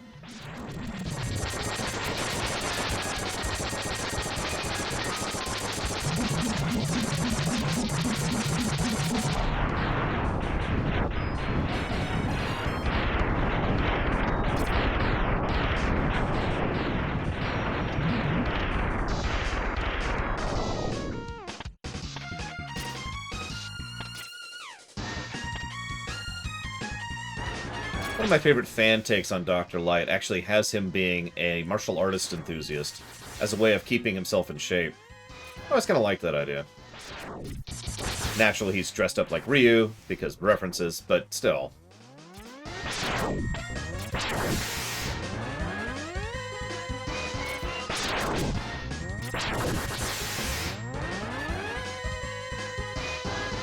Consequently, I should probably talk out all the positives I just gave out, because that's kind of the point of these reviews. So I gave a plus to the Armored Armadillo stage for being fun and interesting and high-paced, and really using its space well, and having the minecart sequence, and having multiple little mini-sections where clearly you're supposed to have multiple paths through them, depending on how you go through it, and yada yada yada.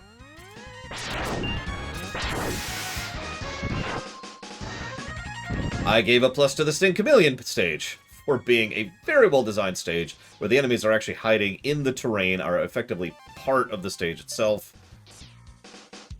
And there's several sequences where the stage itself informs the platforming and helps you to get through it, while simultaneously remaining an obstacle, and of course we have the excellent ride armor section. I gave a plus to this stage for the fact that it uses its water mechanic well. There's actually a decent amount of verticality for several sections of the stage, such as that right there, and having multiple mini-bosses and a huge variety of enemies which allow you to go through the stage at your own pace, depending on how you want to go through things.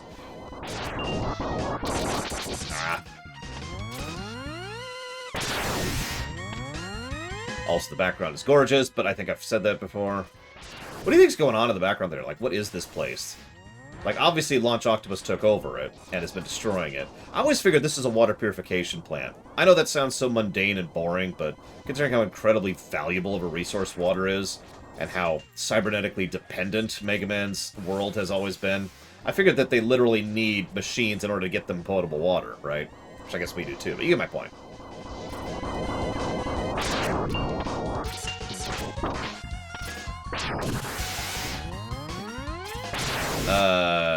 Possibly, Justin? The only way for me to be sure about that is to check who it was. But anyways, the idea here being that each of these areas feels like something that is necessary for humans to survive, right? We've got the power plant, that's Flame Mammoth's place. Or, I'm saying that wrong, sorry. That's Spark Mandrill's place. We've got the production facility and the recycling facility. That's Flame Mammoth's place. We've got the woods, which is probably producing most of the cybernetic trees and plants that they need for air and food. That's Sting Chameleon. We've got the water plant, either producing or fixing or desalinating or whatever. That's this stage. We've got the airport, which keeps them connected to the other cities so they can have transit. We've got a communications tower. That's Boomer Coangers. Etc., etc., etc. Like, each of these stages feels like a necessary link in the infrastructure chain that they thought about for a second. Like, okay, this is where the Mavericks are attacking. And since, at this point in time, all the Mavericks are is kill, there's a degree of logic to specifically doing these types of attacks. After all, this continues the terrorist theme from earlier. The idea that, you know, they are attacking civilian structures. Even the airport feels more like a civilian airport than it does a military one.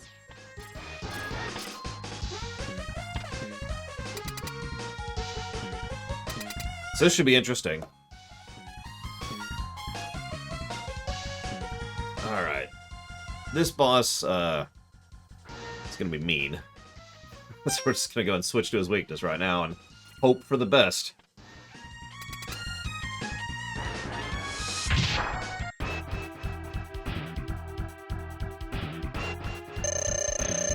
Ah, yes, I did get Riker's Beards, yes.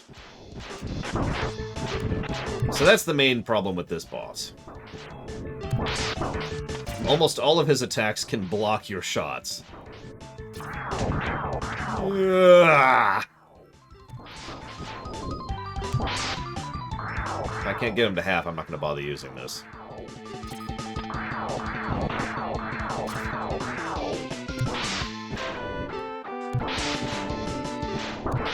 I'm gonna go and use it. Whoop.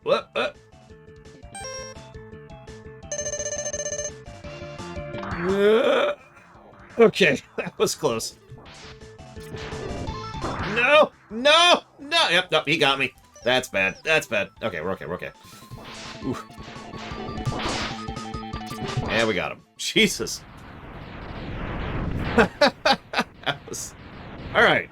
I was actually nervous about that. Usually on my speedruns, he's one of the guys who gives me the most problems I have with all the bosses. He can be interestingly random.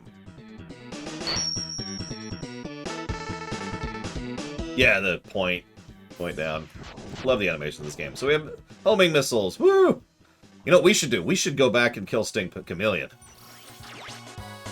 Except he's not weak to that, but it'd be funny. But no, we don't have to, so let's move forward to looks like Storm Eagle. Oh, that'll be interesting without dash. Is that even possible? Okay, we'll find out.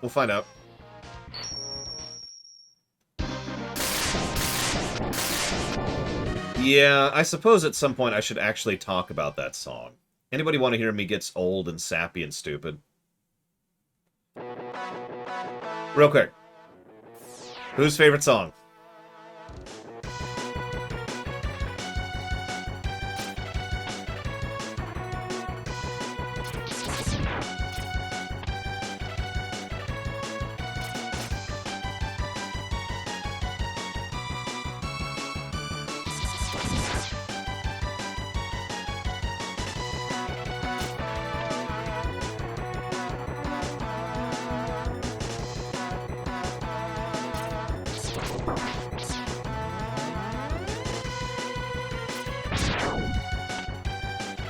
So I should mention, before we talk about the sappy thing, when I was looking up research for this information, I mentioned that they brought in several, they originally had just one composer, but then they later brought in 2 extra composers, most of which did just one song each, but one of them, which is named Tomozoa, actually did 2 songs in this game. This one and Spark Mandrills. Now, if you don't understand why I'm saying that with such humor, generally speaking, if you look at, like, favorite songs when it comes to the X series, Spark Mandrill and Storm Eagle are the 2 most common ones to show up. So apparently, Tomozoa does some good stuff.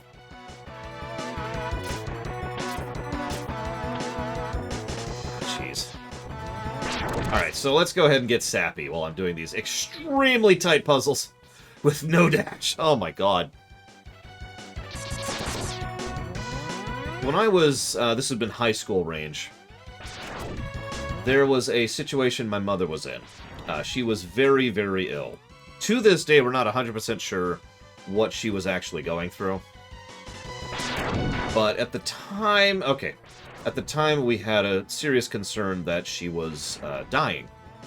And I don't mean that in like a joking kind of a way or in a, oh, haha. No, there was real concern that my mother was about to be among the dead. Several doctors had already talked to me about, accepting my mother's death. That's the stage we were at, right?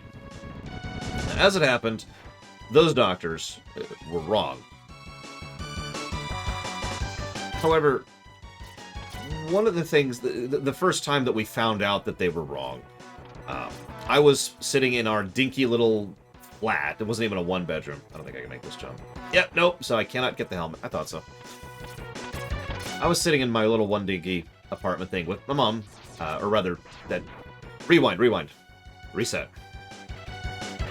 I was sitting in our flat. She was at the doctor's. I was just sitting there playing video games. And you might think, Lore, my god, I can't believe you'd play video games at a time when your mother's finding out about her health. And I'm like, why do you think I was playing video games? I was completely freaked out.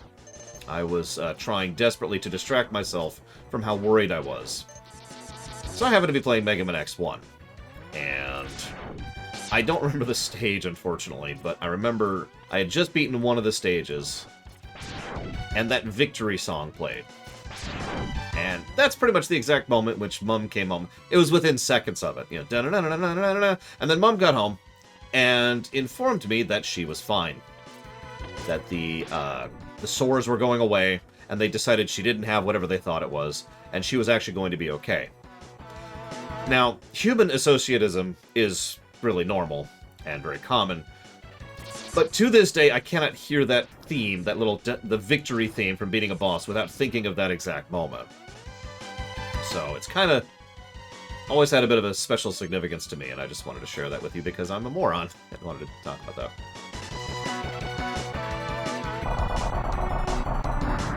By the way, same airship from the intro.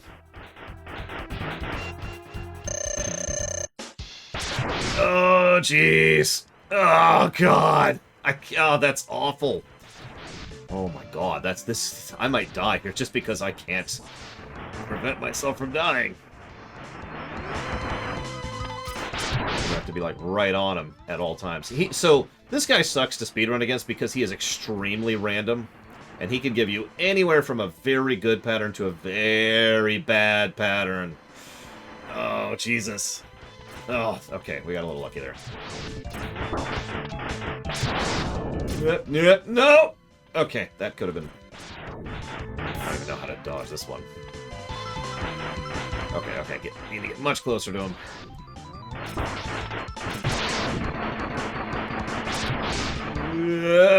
If he does a second one, I'm dead! Oh, God. Okay, he didn't do a second one.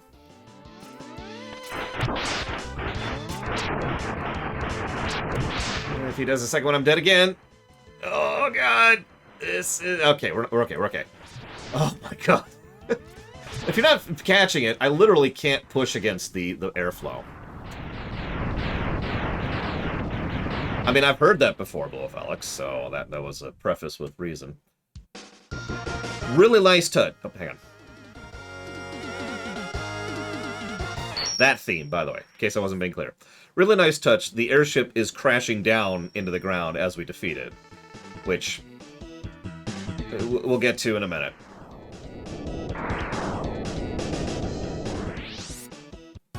Thank you, Zedslayer. Very much as always, ma'am. Much appreciate. And I will put that towards Urquan.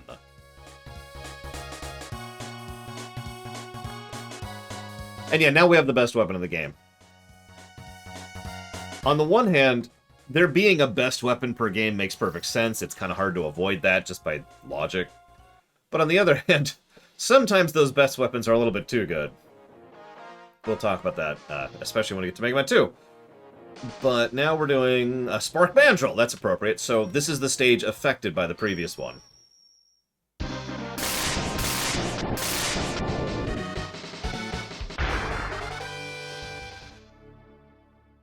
That's... okay, Shadow Machine, I can do that. But first, let's listen to the other best song in the game. Anybody's favorite? Thank you, Shadow Machine, very, very much.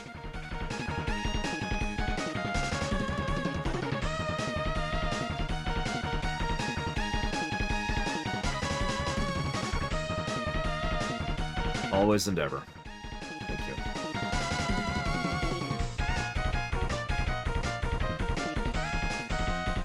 This is probably my second favorite, after Armored Armadillo.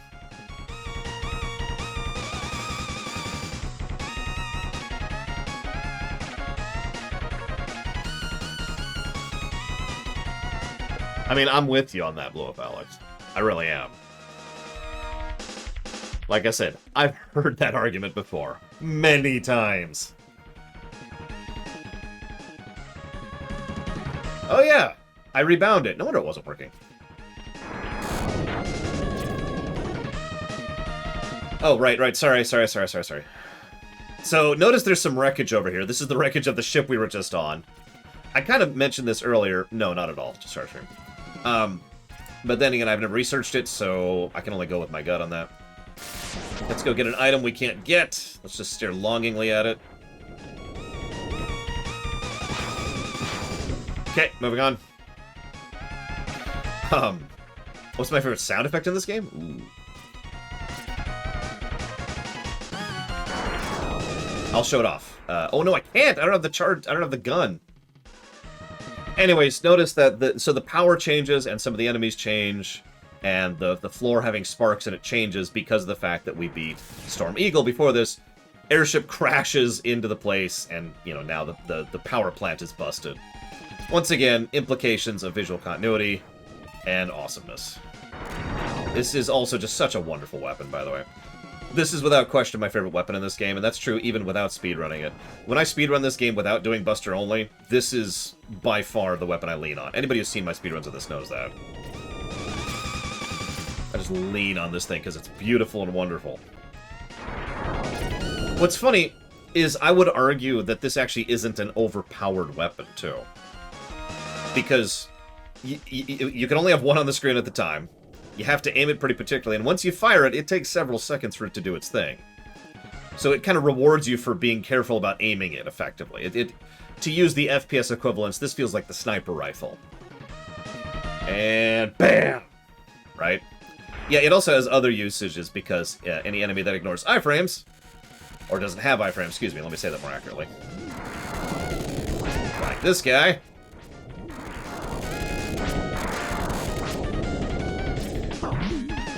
Yeah, the boomerang isn't great at this one. The armadillo thing is probably the actual worst weapon in this game.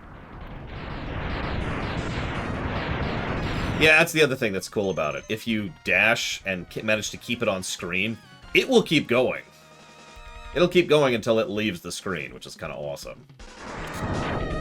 I'm getting pretty bad luck with the drops here. I just realized I can't get this hard up ahead, can I? Nah, that's okay. Let's do this for a bit. I need to test something. Pretty sure, but I want to test it. Lots of health drops. Oh yeah, I said I'd talk about the difficulty thing. So we might not end up giving a plus to difficulty, the super easy mode for this one. because from what I've been able to read, and feel free to correct me on this if I'm wrong, but for X1, 2, and 3, yeah, there's no way I can make that. Ugh. Ugh. Yeah, that's not happening. From what I've been able to read, the only thing that the easy mode does is make it so you take half damage. That's it. Not super impressed. For X4, 5, and 6, apparently it also does a few other things, but we'll talk about those when we get there.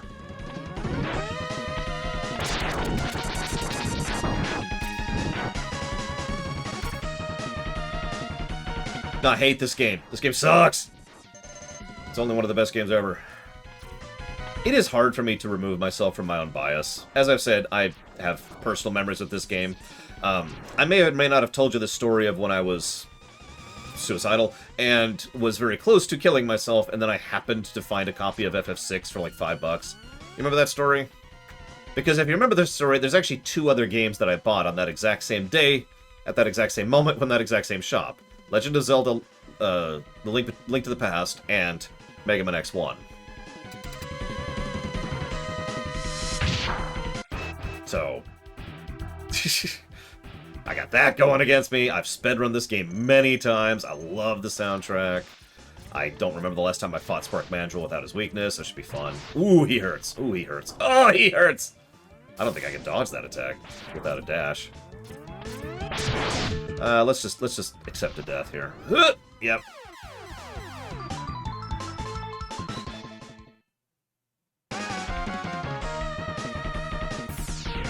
We'll find out, Damashi. The goal is to not use easy mode in general. Yeah, I know, right, Melkor Blade?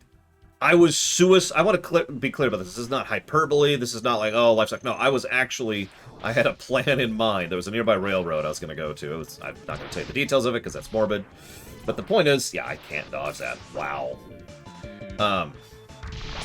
But yeah, had a whole plan in mind, was ready to go, had no reason to live, blah, blah, blah, blah, blah, blah, blah. And... Oh, Jesus! And I managed to get, of all games, Link to the Past, Mega Man X1, and Final Fantasy freaking 6. That's just a power trio right there, when it comes to games in general, never mind SNES games. Hey, Hazardous. You missed the Bloodborne boss earlier, although we're fighting another Bloodborne boss now, because I literally can't dodge one of his attacks.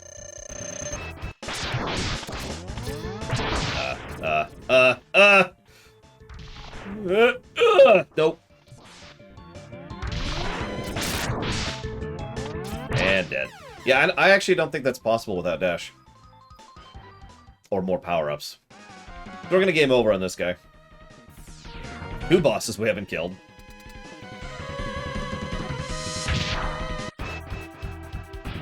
I mean, we could try some of the other weapons we got, see if it's worth a damn. Nope. Nope. And nope. All of them do 1 point of damage.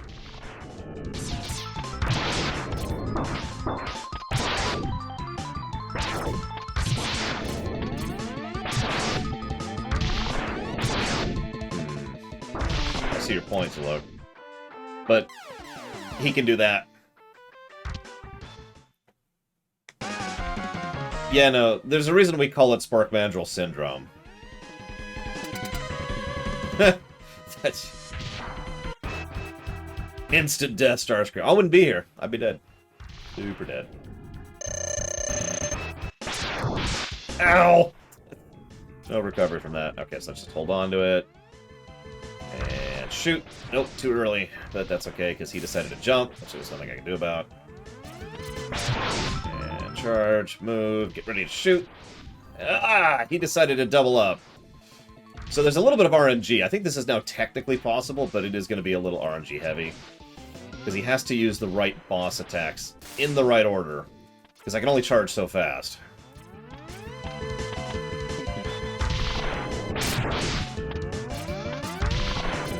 And death. I should have gone for that.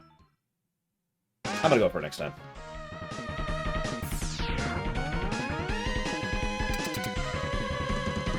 Yeah, if you don't beat the level, you can't exit it yet. That's been true since the classics, since they first added that in 6, I want to say.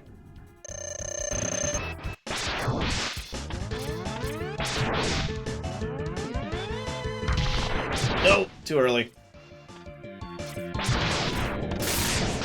Ah, bad RNG. Bad RNG. Oh, terrible RNG. Come on over. And down, and then that, and then pause. Use what little sub-tank we have. Die instantly, because he used the wrong attack. Oh my god, he is giving me the worst pattern right now. Ah, yep. He's weak to ice. Kusanagi, excuse me. Okay, so we died. Yeah, cool. I probably could make that happen, but whatever, let's move on. Who's next? Who is next in this crazy order? Boomer Coanger. Oh my god. Okay, so the good news is Boomer Coanger's weakness is Mega Buster. Actually, he's also weak to Launch Octopus, so we can just do that. But this stage, dodging Boomer Coanger without dash is something I've never done. So this should be fun. That's okay, the next stage after this is Penguin. We'll finally get the dash. This is probably my other contest for second favorite song.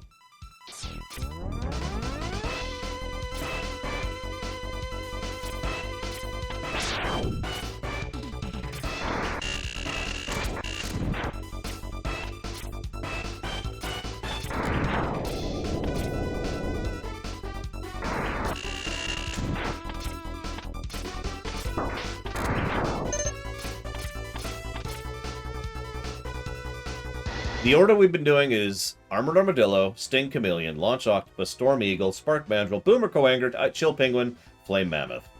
I asked people in chat who've never played this game before to decide the order in which we're playing. It's been a trip. We're going to keep doing that pretty much through all of these at this point. I can think of a couple songs I don't care for in this game, but actually bad songs? Nah. Oh yeah, speaking of which, let's give that second music positive, shall we? Or, I mean, let's just give the third music positive. Let's just do it. let's just commit to it. We know it's happening. We know it's happening. Music, music. The music in this game is legit. The fact, part of it, I mean, it. One, two. Part of the reason I wanted to sit on that for a bit is because I wanted to see what other people thought. But, yeah, no, there's just... The fact that so many of us can say, this is my favorite song in the game, but here's my second, and here's my third favorite, and these ones are my favorite, and all of them are my favorite, says all I think it needs to. They hit a perfect chipset for this. They've never replicated the sound chip for this specific game. They've never managed to make a soundtrack sound just like this one. There's been some good music in the Mega Man series, the Mega Man X series. Don't mistake me, but this is its own thing.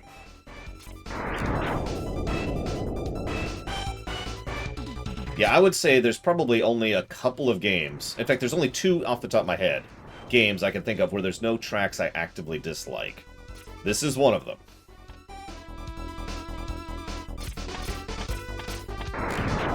Oh yeah, Coanger is supposed to be a frickin' beetle.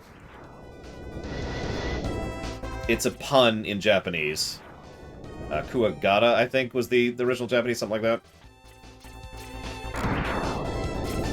Okay. I accept that.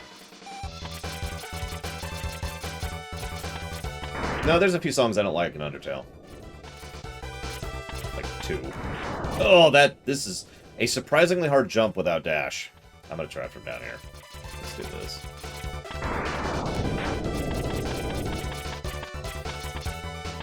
I did, Zacked up, but don't worry. I think we got this. We'll just beat him on the moon.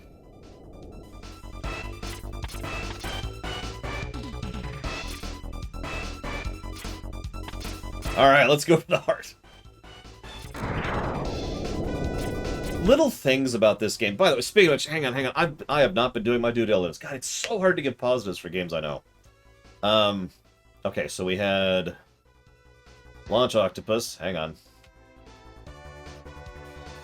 Hope you enjoy this music. You're going to be listening to it for a second.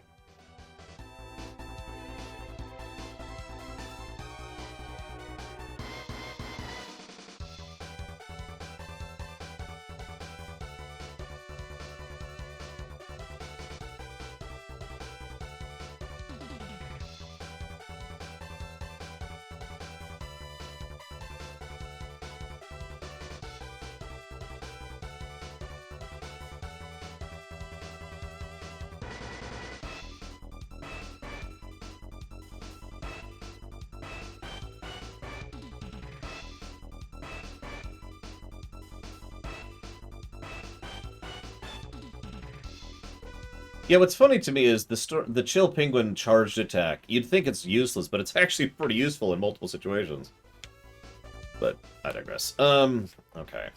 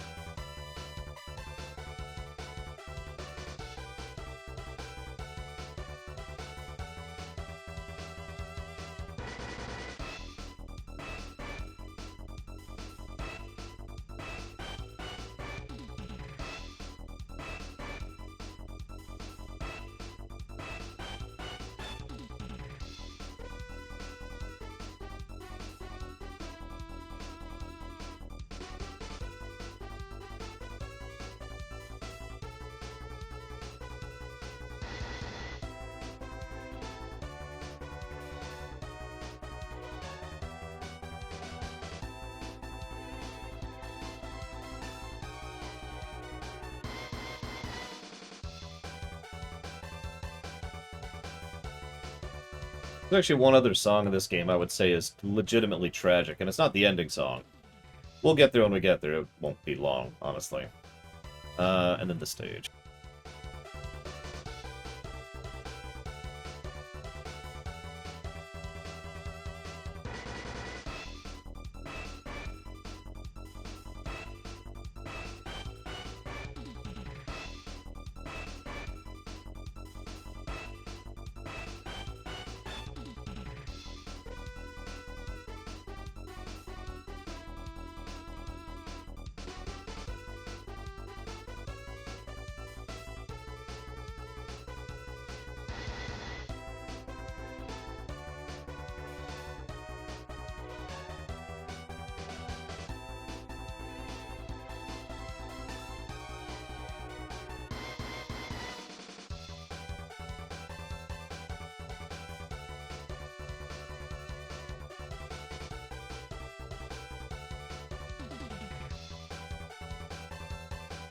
Well, the music should give it away, Fringe Philosopher. Sorry, I was typing up a bunch of stuff. As is my wont. I didn't actually think I made that jump. Wow, he didn't respawn. Holy crap.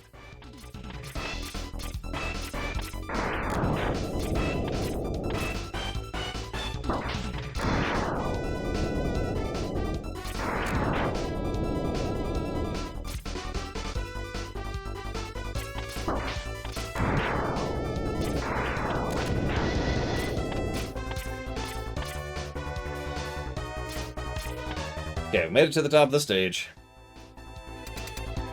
Go off in this little adjacent area here.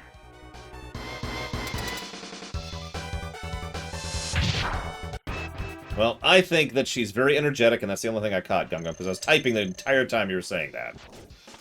This is a terrible strategy, but it's all I got. Kwanger is actually really mean. I would say he's probably one of the highest skill ceiling bosses in the game. That's not true. Before you get to the Sigma stages. I know it looks like I just wrecked him, but trust me, he can be rough if you get him off tempo. Alright, hang on, let me scroll up. Gum Gum, hang on. So she's a typical hero. Cool, I'm with it. There's actually a term for that. Shonen hero, I think, is what that's called.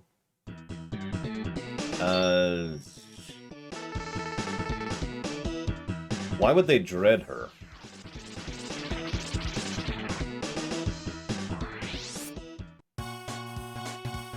I mean, Mega Man X1 is certainly a soundtrack I would say is in competition for one of the best soundtracks ever. Yeah, no, I got a really good pattern. It's so, yeah, I didn't properly show that off, I apologize. Kwanger can do some mean things. He's a little bit random, and he's very fast, and if he catches you, he will absolutely Shrek you. So he can be very mean, even if you have his weakness. Oh, speaking of which, hang on, I gotta type something else up. But first, guess what stage we're up to? Finally!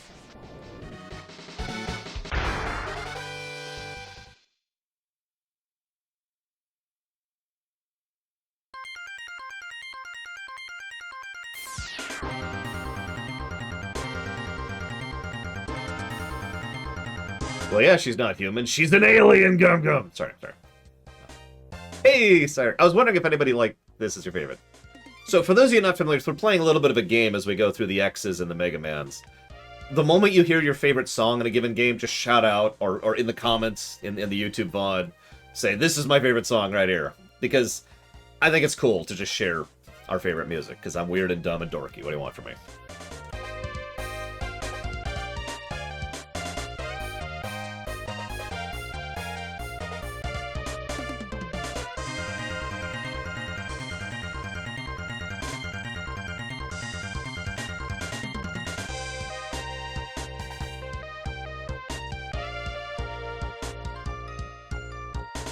Yeah, I do like this song.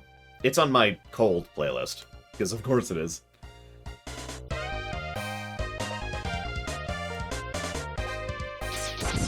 Notice how even the chunks of log out here are cybernetic, because of course they are.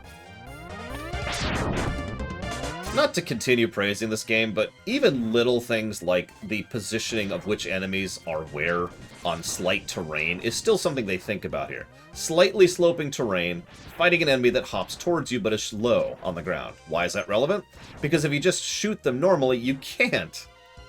Your shot will go over them. So it encourages you to actually think about how you're approaching the enemy. It's really little stuff, but this is the kind of stuff I mean when I'm talking about design. When I say the Mario World thing, right? It's not mind-blowing. It's not the most amazing thing ever. These aren't the best levels ever. This isn't the best stage ever, blah, blah, blah, blah, blah. But it's very clear, and you can tell just by paying attention just how much thought was put into these stages. It's a lot. Like that guy, another example. You know, we've got this full guy who's going to bounce down, but you can dodge it. All you have to do is get over to the side and, you know, manage this jump. This is actually... I always call this the hardest jump of the game. Yeah, they carefully paid attention, and it's very clear that every screen had thought and care and design put into it, and I love it. So there it is! Behold! The legendary! I can't believe it! Okay, let's do it. So, we get a hologram from Dr. Light. By the way, it's next to impossible to avoid that. I say next to only because the only way to bypass it is through actual glitches or exploits. There is no normal way to avoid getting the dash. So you've come. X, I gave you the ability to choose your own path in life.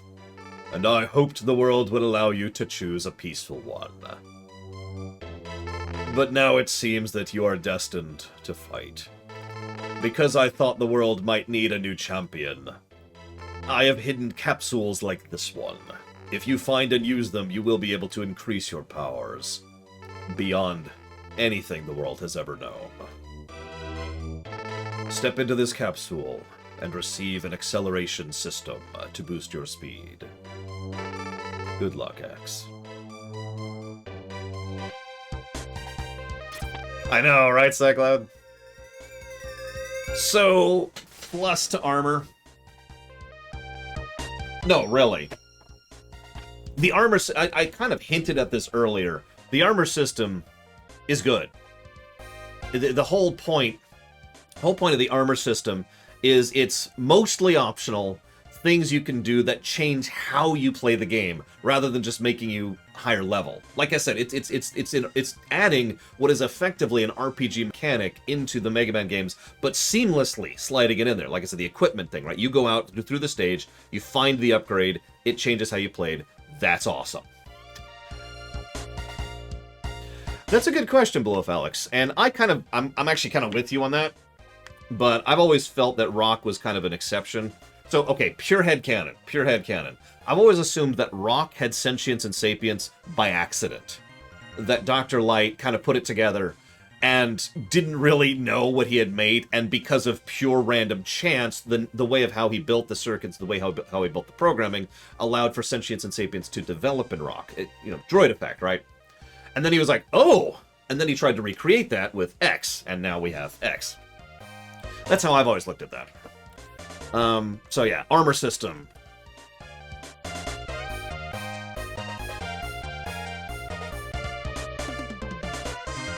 I mean, I've never seen anything that indicates roll does, Cashel, but we can assume that if we want to.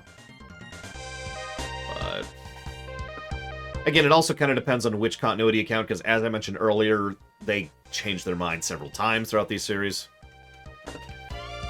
Well, it's funny you bring up Proto, because I've mentioned during the Zero runs that my personal headcanon has always been that X was actually built out of a combination of rock and blues.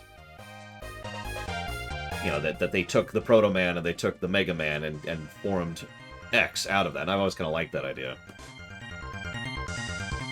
Willingly, of course. Willingly both submitted to that.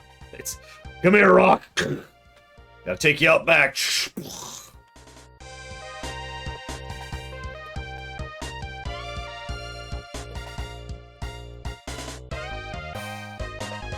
Terrifying, Gum Gum. Actually, it sounds pretty cool. Although, yeah. Roll...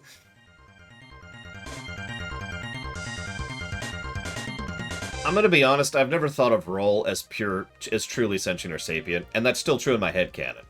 Roll, for me, would be in the Androbot territory. And you remember I defined the three categories? Mega Man uses these three categories, too. Basic robots, intelligent robots, sentience, and sapience. That's the three categories. For me, Roll was always here, limited by her programming, not truly sentient or sapient, but still very intelligent, obviously. The biggest problem with Roll, and the biggest reason why I think that, is because they don't do anything with her. Except in the Archie comics, which is where we could actually debate that. But in the games, nah. Oh yeah, I feel like I haven't been doing my due diligence. Let me update the HUD a little bit here. Because we're not at 14 pluses, we're at 24. Anyway, so. Now we have a dash! Oh, I'm free! Oh, I'm free! I'm free! Yes! Whoa! I'm free! I'm free!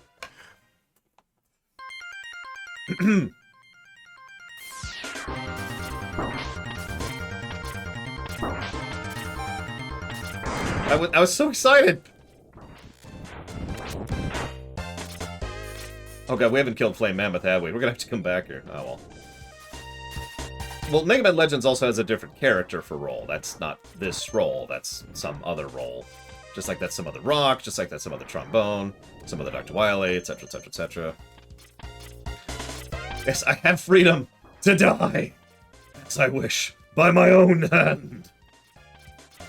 Oh, no, of course not. Although, actually, I should explain that. So, you see what I just did right there?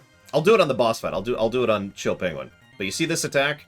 That actually does more damage than that.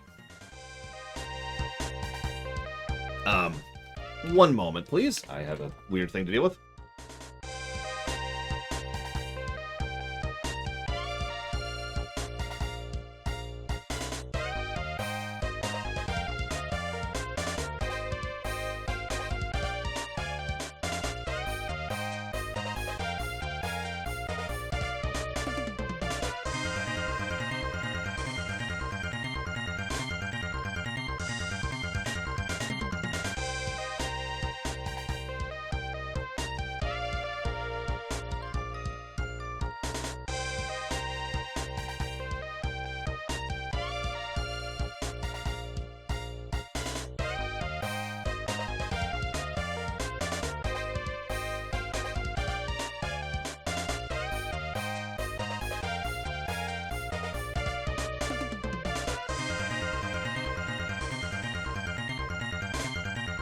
Mega Chair is here. Is that really in the Mega Man Zero series? Why is that a thing?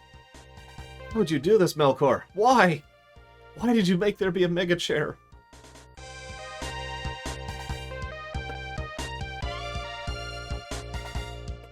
Well, I should mention that it's purely headcanon that X used rock and or blues. In other words, that's not canon. The canon answer for where rock went is muh. We'll find out when they make Mega Man 12. Blues just goes away. He's just gone. There's no blues. There's no roll. There's no nothing. They're just gone. They're erased. But, yeah, who knows? It just seemed logical to me. That being stated, there are explanations here. Obviously, we've got Bass, or Bass, if you prefer, who obviously did have a chance to ransack Light's lab in Mega Man 7, saying that might be a thing. Yeah, no rush, no auto. Actually, there is a reference to auto, but it doesn't count. One moment, please. I have to say thank you.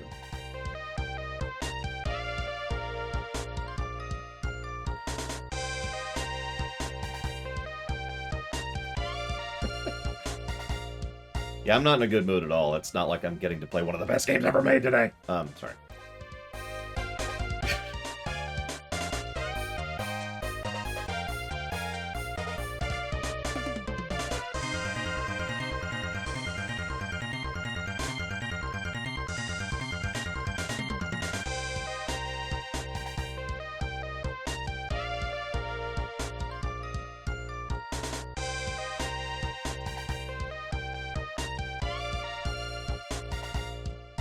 I actually know Chirisama's favorite song. I'll point it out when we get there. We're not there yet. Anyway, so yeah, there's a weird bug. There's just a weird bug in this. I forget the exact damage value, but it's more damage. This is 1 damage. This is like 2 or 3. I forget which. And it only works if you're pointing to the right, I think. I'm trying to remember the specifics of this. I usually don't use this. But it only works if you're pointing in one direction. It only works on certain enemies or something like that. Like, I've only ever really used this on Chill Penguin and Storm Eagle. Are the 2 bosses I use that trick on. Ooh. There we go. There we go. That's what I wanted. That's what I wanted. Freedom mode. America! America! America! America! Nobody gets that reference, lore. Shut up. Sorry. Wait a minute. Die! Die, everything! Oh, I have a right armor. Whoop. Almost died in the right armor. I've done that before. Because you can't wall jump in the right armor. How can I do that to Vile? Ah, whatever.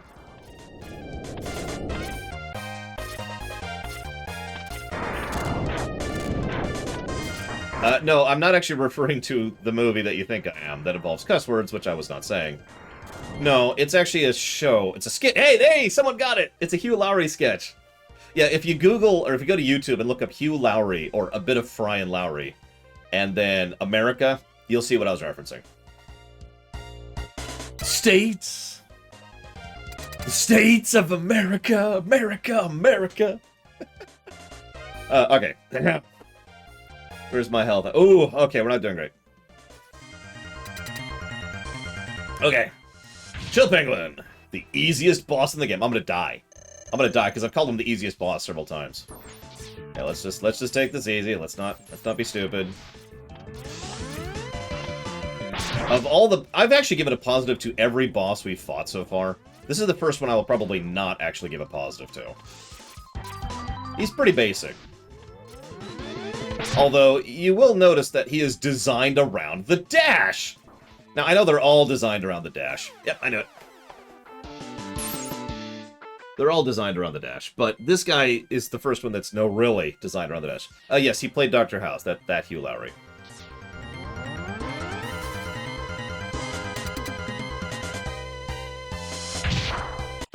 I could see Hugh Lowry playing Dr. Wily. He plays a good villain. That's not a house joke. He just does play a good villain.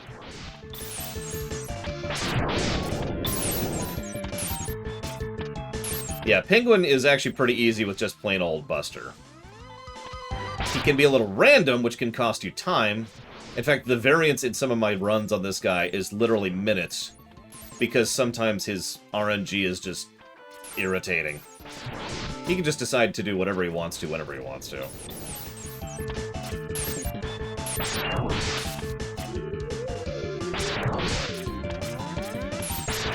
Like this. He could just do this. And he can do it again.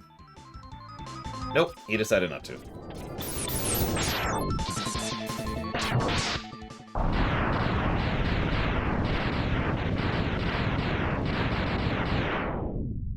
I could see Stephen Fry as Dr. Light, now that you're saying that, Platinum Pineapple.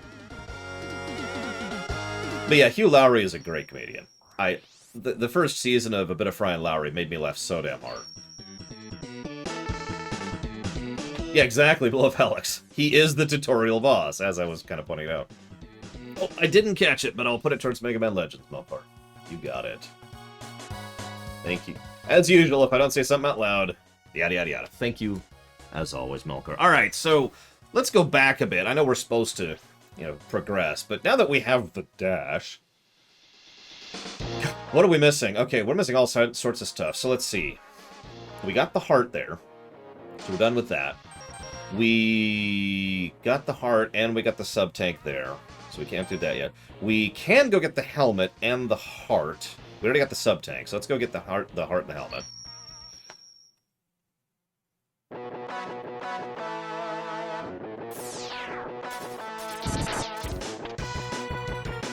It's so nice to be able to dash! Freedom!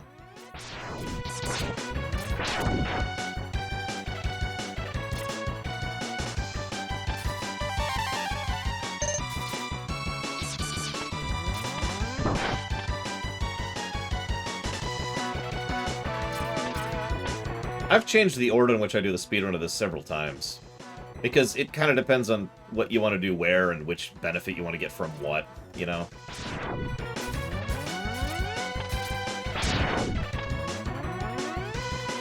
Yeah, in X2, we'll talk a little bit more about backtracking. We might bring that up in X3 as well. And... Oh, that's true. That threw me off. But yeah, you really should do Penguin first. That is the downside. I mentioned that because, and that's why I finally gave that negative. The game is so clearly designed around doing Penguin first, in terms of boss design and in terms of level design. And that sucks. That's like, it wouldn't suck if there was more indicating you should do it first. Not even like a text, just like literally if you did the thing where it's the first stage you have selected, so it's the default stage, and so a new player is like, well, okay.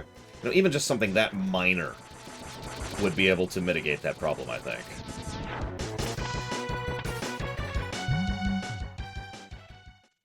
This capsule contains an enhancement for your helmet, which will allow you to break some ceilings with a headbutt.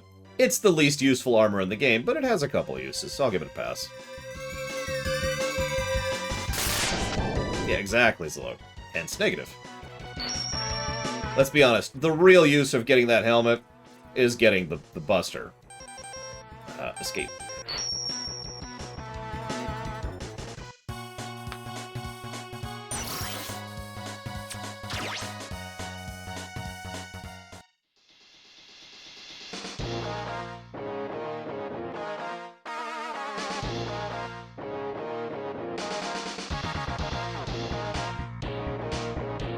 I could see that too, Ginga Man. Especially given the fact that everybody knows about it, right?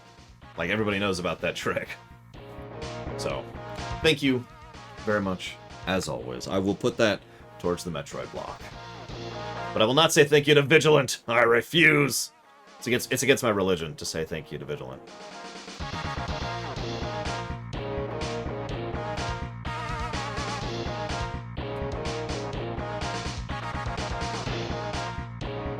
Until I have written that down. Thank you very much, Vigilant, as always. What are we going here?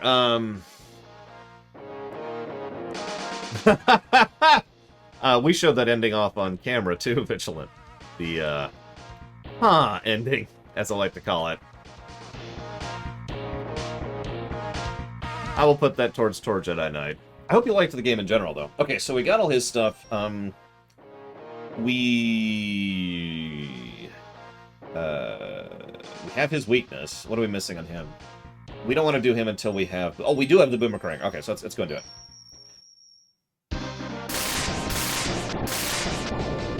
Okay, so I'm going to go ahead and admit a stupid thing. How many of you, like me, took forever to realize that the Maverick logo, the wolf, is actually in the form of the letter Sigma? Like, it took me, I don't even know, too long to realize that.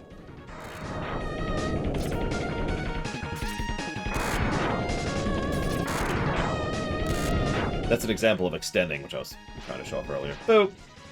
I'll take that.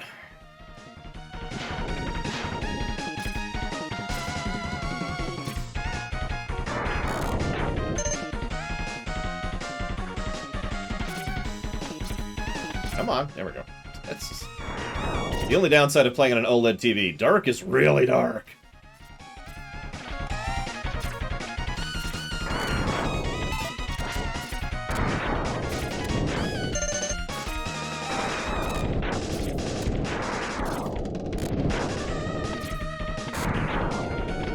I don't have the arm cannon, so I can't do the funny thing here.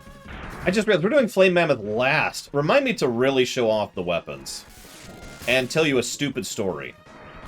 It's important I tell you stupid stories on my show. It's pretty much what my show is. Stupid story time with lore.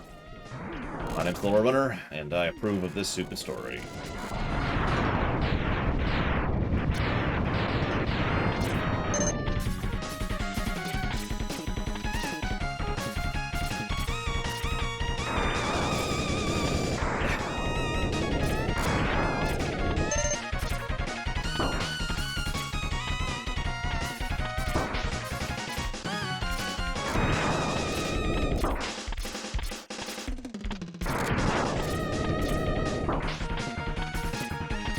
So you can do this.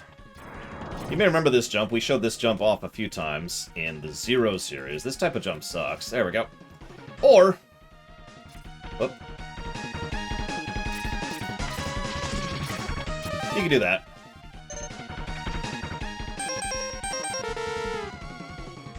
Oh, we haven't killed Spark Mandrill. Right. Right. Deal with that, please. One thing I like about this type of enemy, by the way, this is just, once again, just pointing out the design. Once it's damaged, it just kind of starts freaking out and running in place.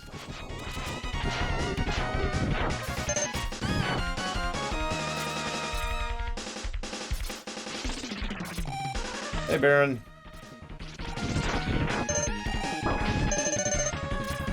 By the way, I want to point this out, because this is something that does matter for... Whoa! For a game like this.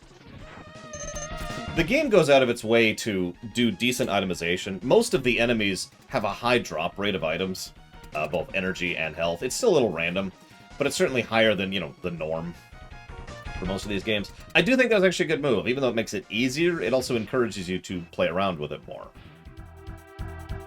So, you might be wondering why it's called Spark Mandrill Syndrome.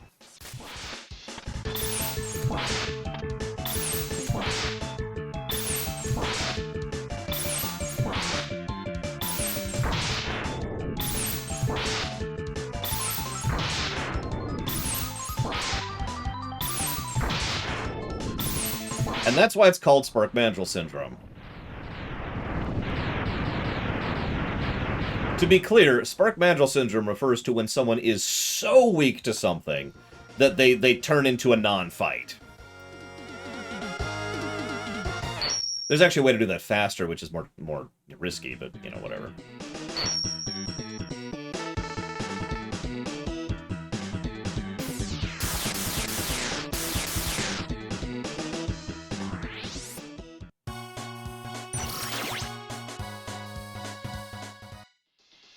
Okay, so, got all that. Let's go finish off Sting. Because we need, let's see. Hang on, did we get everything so far? Hang on, so we've got, no, we need to get the flame for that. We got that. We got that, and we got that.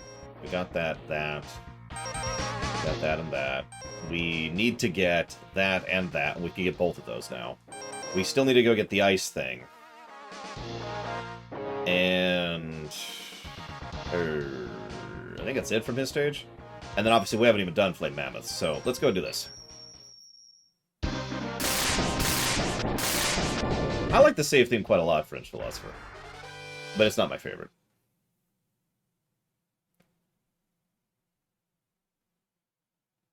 I love how the leaves brush by as you go through. God, the attention to detail in this game is stupid.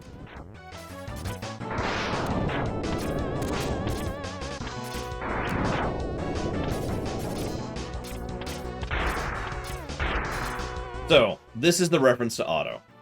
Now, for the longest time, I actually thought this was just, you know, me being stupid, because color... There's only so many colors in the color palette, right? But no, apparently, according to behind-the-scenes information, this is, in fact, a reference to Auto. The idea here being that Auto is here defending the armor for light, right? And that's actually all we're going to blow on that.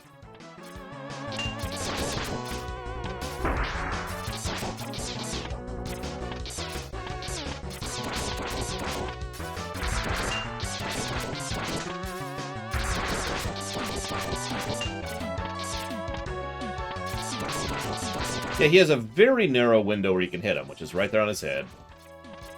He hits pretty hard. He's got a decent amount of health, too. There's ways to speed him up a little bit if you're really good, which I, of course, am not. Which is why I stopped using Rolling Cut earlier. Yeah, I kind of always had the same mentality, that this is essentially the second Auto. That Auto was the prototype for what would become this thigh.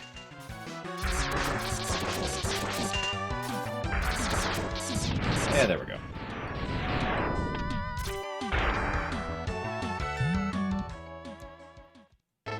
This capsule contains a new type of body armor. It will reduce damage to your systems by 50%. That's actually all it does, but let's make this very clear. Taking half damage is almost required in this game. Some of the later bosses, especially in Sigma stage, will absolutely destroy you if you do not have the armor.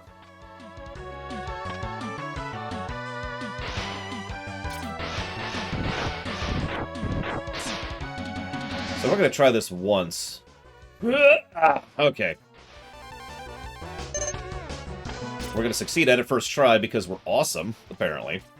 I usually screw up that thing. Notice the rocks aren't falling because we killed the mini-boss, by the way.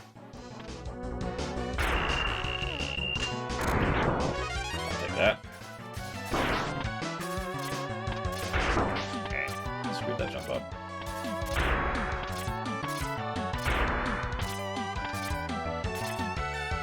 So, who wants to argue a negative for boss weaknesses being too weak? Because that's what it boils down to. I don't agree with the weaknesses being easier by a substantial margin, but it's possible that they're simply too weak. Now, I know Zalok wants to argue for that negative. Does anyone else want to argue that?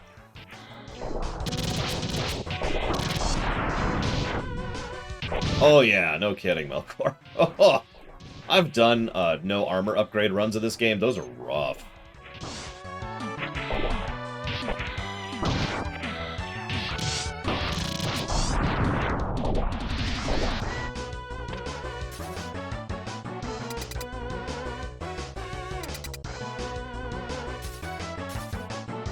Yes, Dr. Winter. Specifically, the weakness is just being a little bit too good. Allow me to give you another example of that.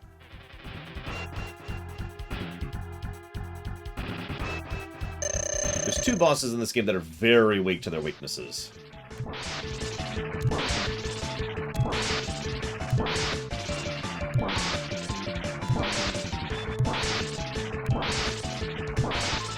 And that's the other one.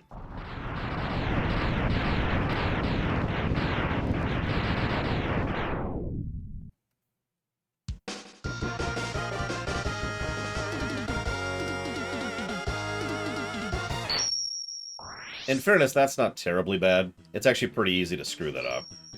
Believe it or not. No, I did not, Zactaf, sorry. Yeah, it resets his AI every time you hit him with his weakness.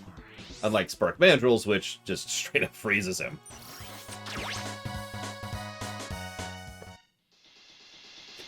Okay. We can't get that yet. I mean, we could.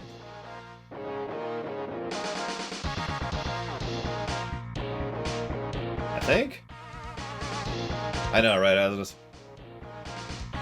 For a new player? Well, that's a good question. So, the Ice Penguin is weak to fire.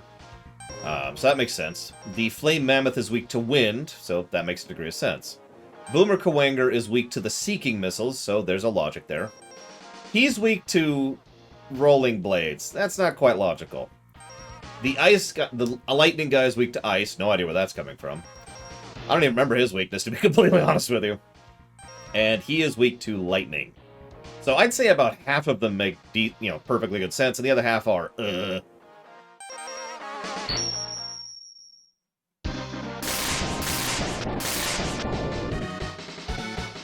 Yeah, I should probably mention I'm extremely practiced at this game, so obviously I shouldn't make it look like it's too easy. So this stage is frozen over because we beat Chill Penguin. I know I've already commented on that, but it's just worth mentioning again because it's awesome. So yeah, this is the Reclamation Recycling Facility. What's funny is I brought this up in the Zero series as well, but it was more horrifying there because here we just have a bunch of bots that are active despite the fact that they're not finished yet.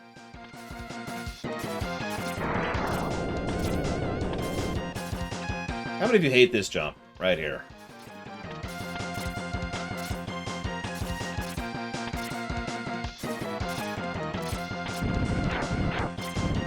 That took me, what, 4 tries? Jeez. This capsule contains a part which will increase the capabilities of your X-Buster. Or you could just do the first Sigma stage.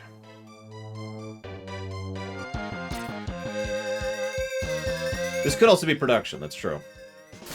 The only reason I was thinking recycling is because this place is supposed to be, lava, and several of the people are being tossed into lava pits, if it's actually lava-y.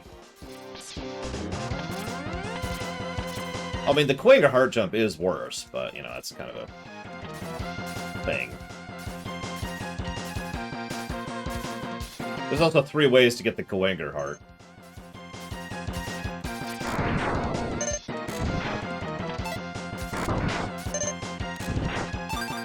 I do like the little extra sound when you finish up a sub-tank. I know the other games did that too, it's just better in this one. But then again, the sound design in this game in general is pretty legit. Speaking of which, that's my favorite sound effect, whoever asked that earlier.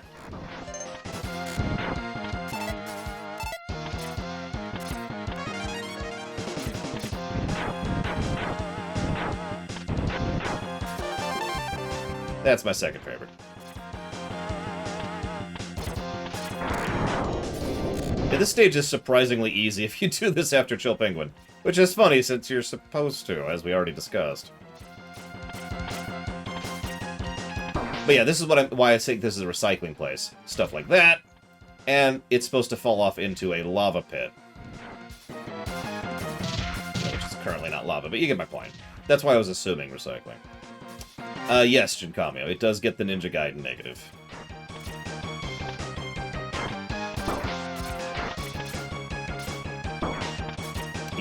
Believe it or not, I don't remember, Baron. It would have been a rental. I could even tell you where I was living at the time. But I don't have any strong memories of the first time I actually rented this game. At the time, I wasn't exactly doing great financially.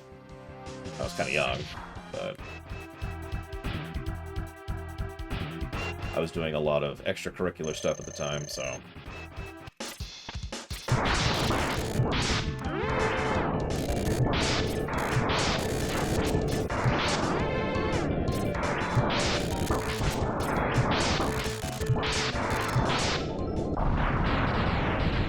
Oh yeah, the frozen area. So this could be pure conjecture, but I've always liked the idea that that's where they condense all the water to go have it be processed, you know? To explain that a little bit, there's been a recurring theme in several science fiction. I have no idea if this has any basis in reality. That the best way to procure water is to just have an area which is innately frozen, and then do stuff with the pressure fronts, which will pull clouds and it'll pull condensation north into that frozen area, and then it freezes, and then you collect the ice, and then you go and deal with it, right? Storm Eagle's weakness is apparently Chameleon Sting. Oh yeah, duh, I knew that. Because of the Sigma refight. Let's see. So we talked about Glimmer Kawanger. Then we have to talk about Penguin. Okay, so hang on.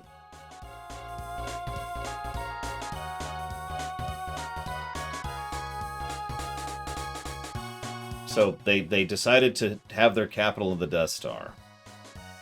I mean, that sounds safe to me, Gumgum. As long as there's no farm boys, you're good.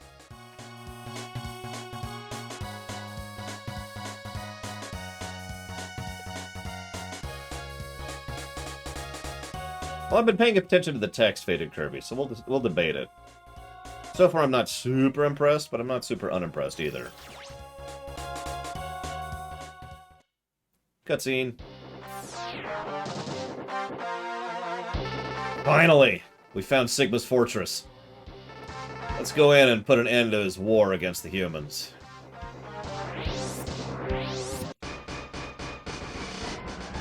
Well, no, we got other stuff to do, but we'll get there.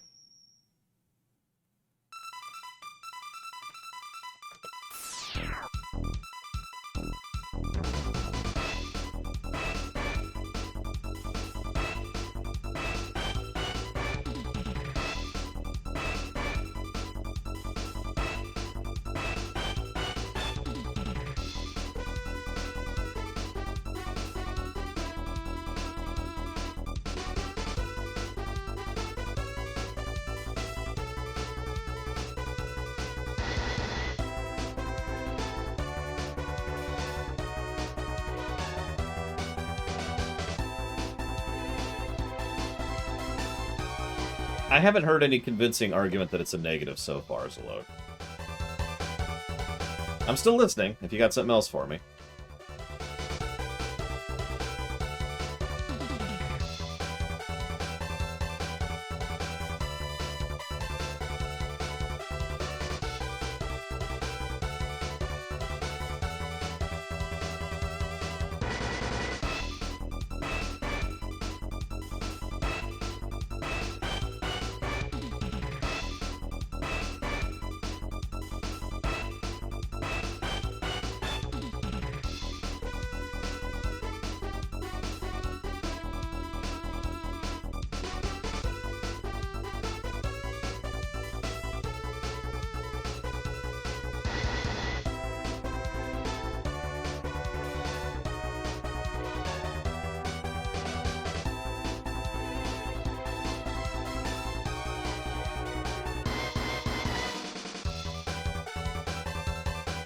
God, I love this song.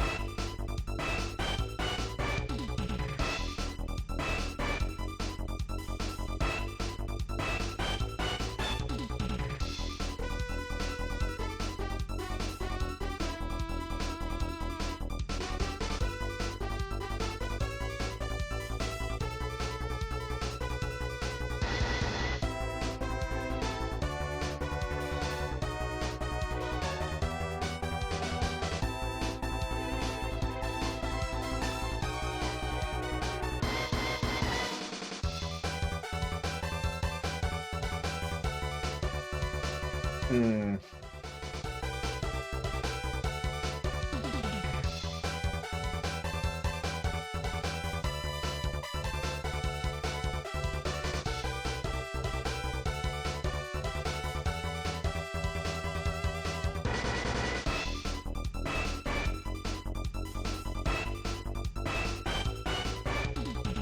If we were going to give an aggregate negative for it, we already have Zolok.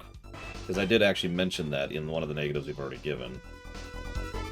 Go away. Now you guys can stay.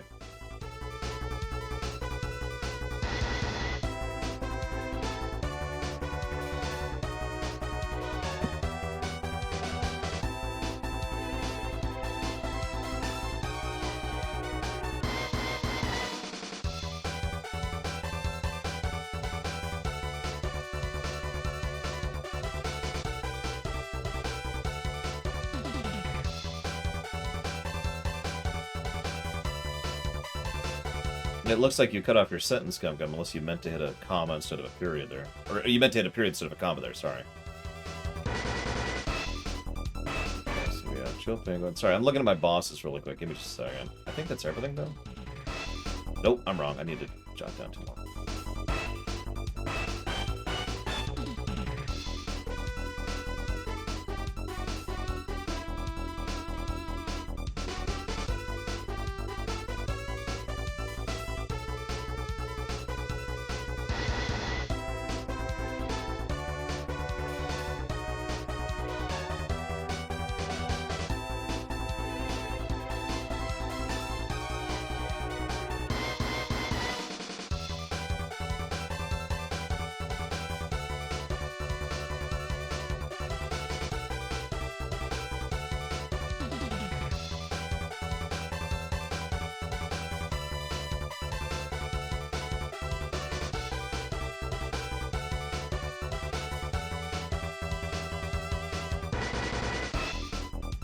Okay.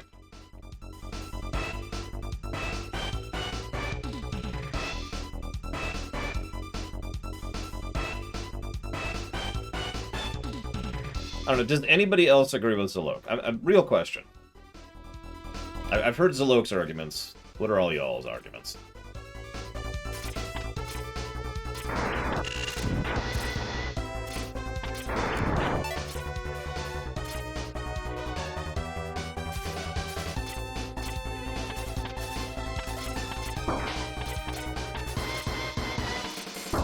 Whoops. Screw that up.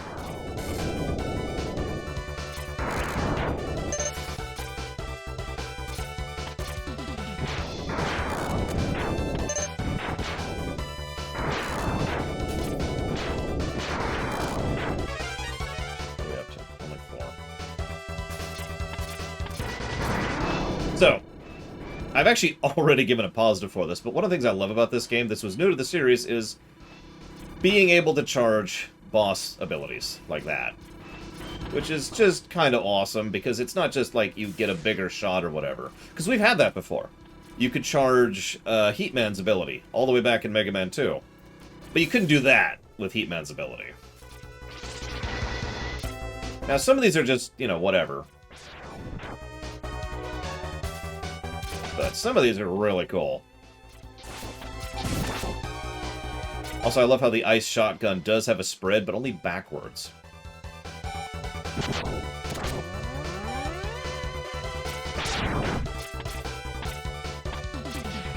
This is, of course, the best charged weapon in the game. I'm not going to waste it right now. Although you can do this as well.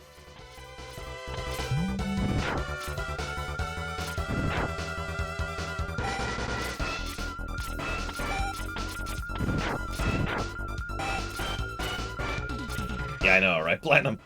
Let me just shoot this. Ah! My face! I needed that! There we go. Ah!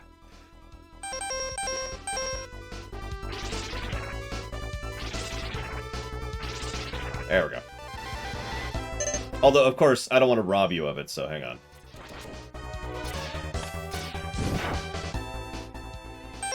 Where is it? There it is.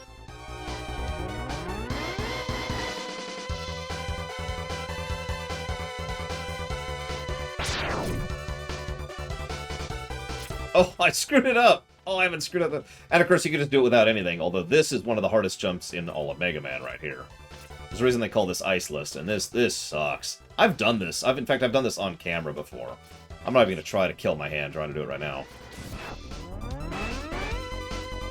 That's just... oh. But yeah, that's the other way you can do this. Yeah, this... exactly, that's where speedruns die. I used to have Iceless as part of my route. I quickly routed that out. That was a no.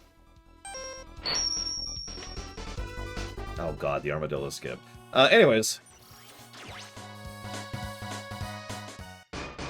We do have one other thing to grab really quick, I think. Actually, we have two other things to grab. Because we gotta get the Hadouken. Right. Let's do this properly. Let's fail to charge it enough, because we're stupid. I deliberately didn't show this off before, so the the Sting Chameleon weapon, if you charge it, makes you intangible to enemies.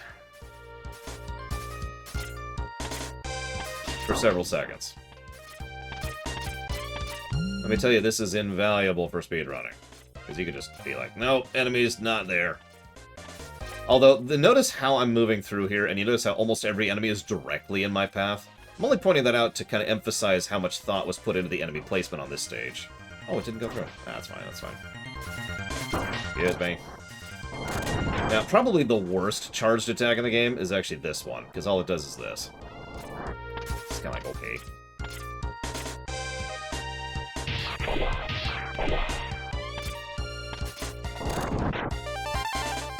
And that should be everything. Double checking. Oh, that's right.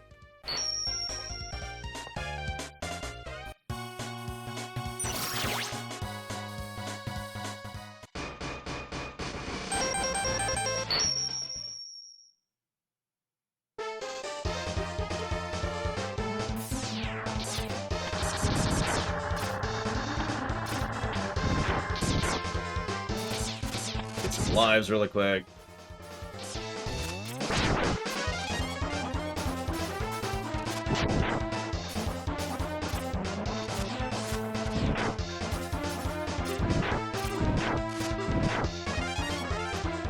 Three more. Yeah, there's a reason this is my favorite. This is just a bopper. Right here. I love it.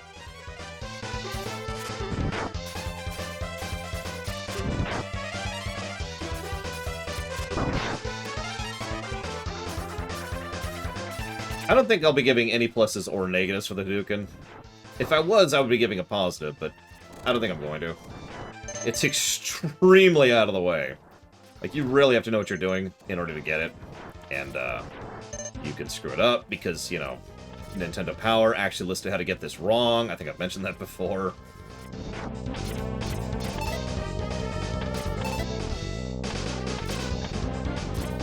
There's also been misinformation on the internet about this power-up for years.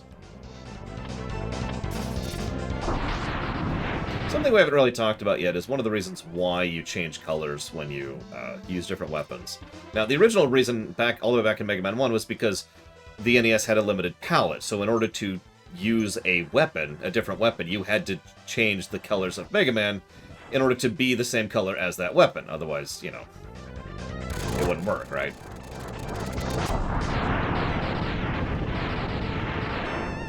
And they turned it into a thing because by the X series... Whoa, whoa, whoa, whoa, whoa, whoa.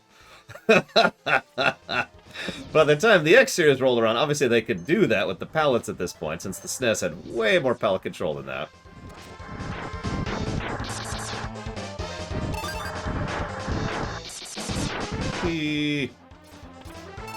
I give up on life. There's that beautiful background again. Anyways, you really got to go out of your way in order to get this thing. Really, really, really, really.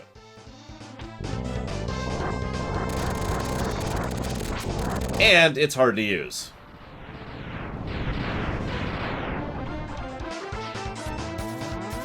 Just trying to remember my controls. So I'm not quite used to this control layout I'm using here. Anyways, yeah, sorry. Yeah, to get back to the... Starting too many conversations at once here. So the color thing... Nowadays, I don't know about you guys, but most of the time when I'm in the middle of playing the game, what I use to determine which weapon I have equipped, I check which color I am. That's how I determine. I do that kind of with the classic Mega Mans a little bit too. But it's more in this one's because you can change... Oh yeah, this is a new feature, by the way. You can change weapons out of the menu, which is nice.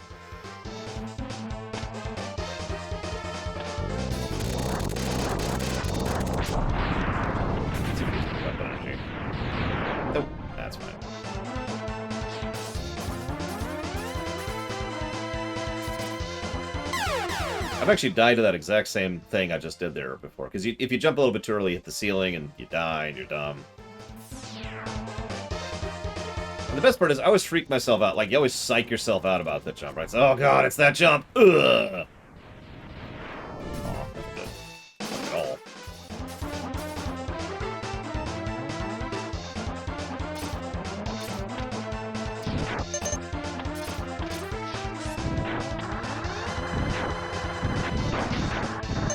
Oh, crap.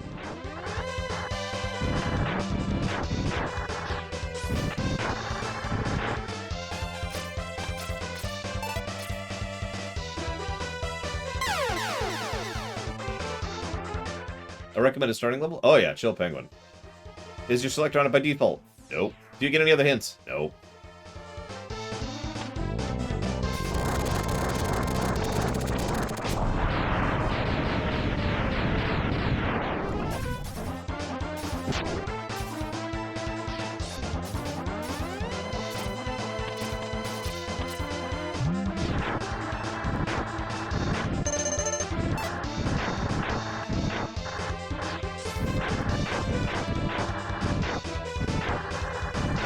SNES has issues with this.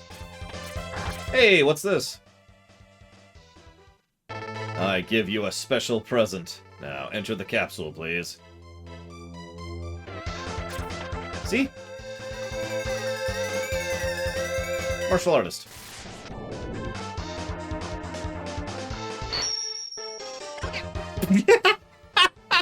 To this day, that amuses me. Whoop, whoop, whoop. It's really hard to do the inputs, by the way. Like, much harder than it probably should be, if we're being honest with ourselves. It will one-shot anything in the game. But it has a lot of limitations. You have to be on the ground to do it. You have to do an input, which is down, down, forward, forward. You have to be at full health to use it. And I don't know if it's obvious, but there's a nice big delay before actually doing it. So, obviously speedruns abuse the hell out of this, but properly utilizing this is actually much harder to do than it sounds. Anyways, that's 100%, so. You know, I don't actually know, Cyric.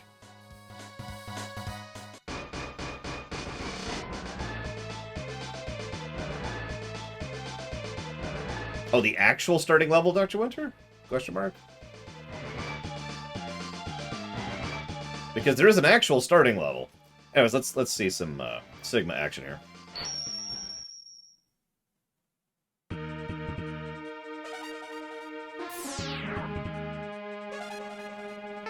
Alright, let's split up. I'll go in first, and you can slip in while I keep the main defense force busy. Still the implication that Zero is stronger than us and doing the majority of the work. Whether a live system gets a negative or not depends on exactly how it's employed. In this case, I don't think it's particularly egregious. All you lose for losing lives is going back to your thing, to the stage select, which isn't the end of the world. But more to the point, there are plenty of lives in this game. So, no. Hey! I was wondering if we had any favorite tracks here.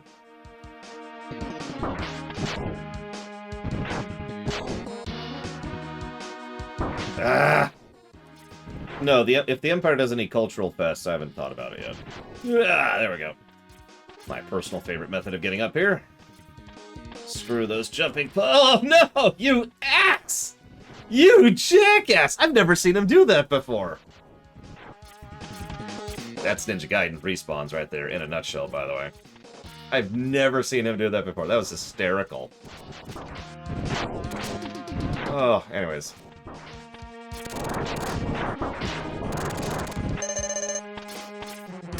Yeah, we got our that's never happened before in a game I've played like 700 times. I can't do this trick, so I'm not even gonna try.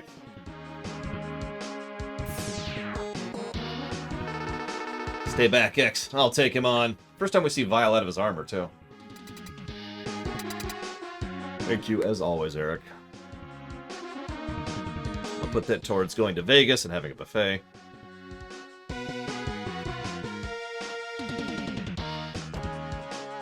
Just one buffet. You just get one.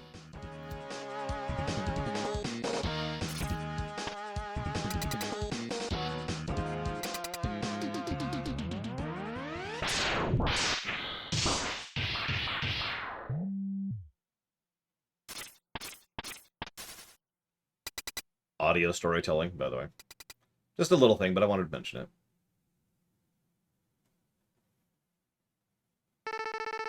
X, do what I tell you, or he's history. Don't listen to him, X. Go ahead and blast him. Tremont, Zero. X knows he can't defeat me.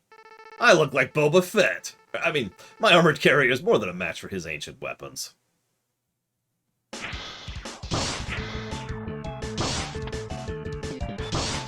Still no health bar.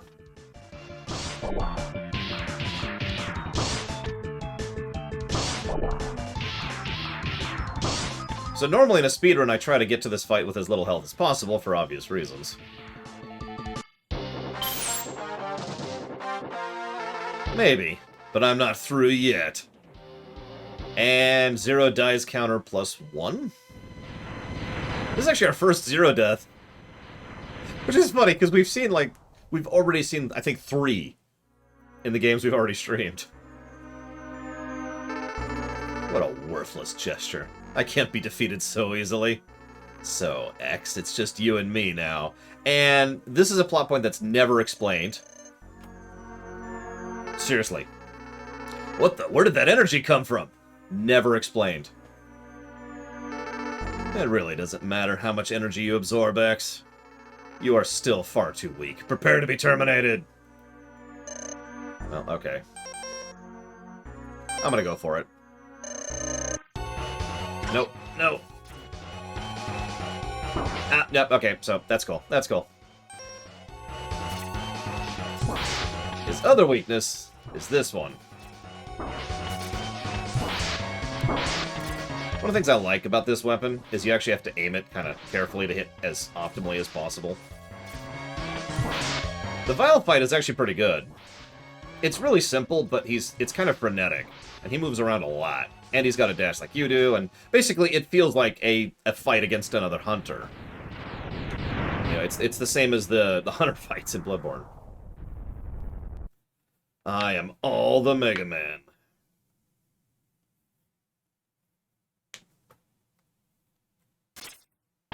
Zero, no! Thanks. I've taken too much damage.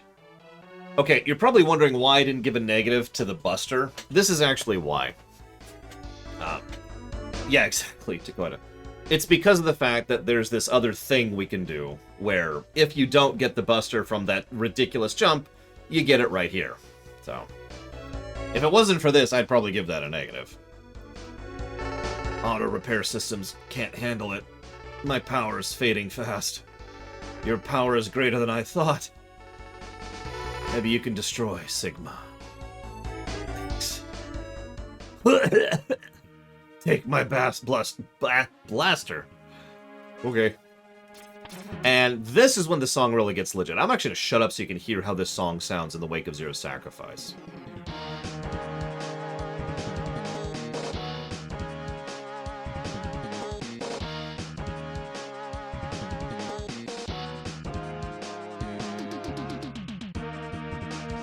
By the way, this is Chair Sama's favorite song. Favorite part of the game. Okay, here we go.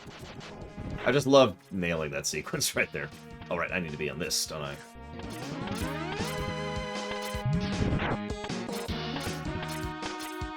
Oh, I'm doing terribly today. Oh, wow, look at that. Oh. Lower Runner fails at Mega Man is what this is. Jesus. Oh, yeah. So this section is probably one of the harder platforming sections in the entire game, and that's not a joke. It's a bunch of enemies that have lots of attacks that are really good at dodging your attacks on a vertical path where if you fall, you tend to lose all the progress you have. And, if you do, well, they respawn immediately. Oh, right. They respawn immediately because, you know, Ninja Gaiden problems. Oh yeah, that's the kind of thing he can do if he goes off script a little bit. He'll start being a little more offensive. Make sure he doesn't do that. Oops. I screwed that up, but it still worked out. Boss refights. So I mentioned that there are 2 Mega Man games which we will debate not giving a negative for the refights. One of them is one of the classic games, and the other one is this one.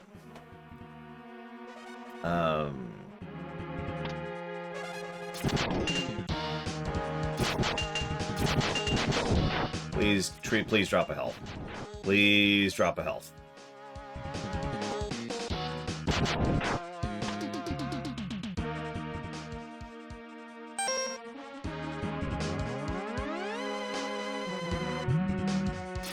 Please drop some health. Thank you.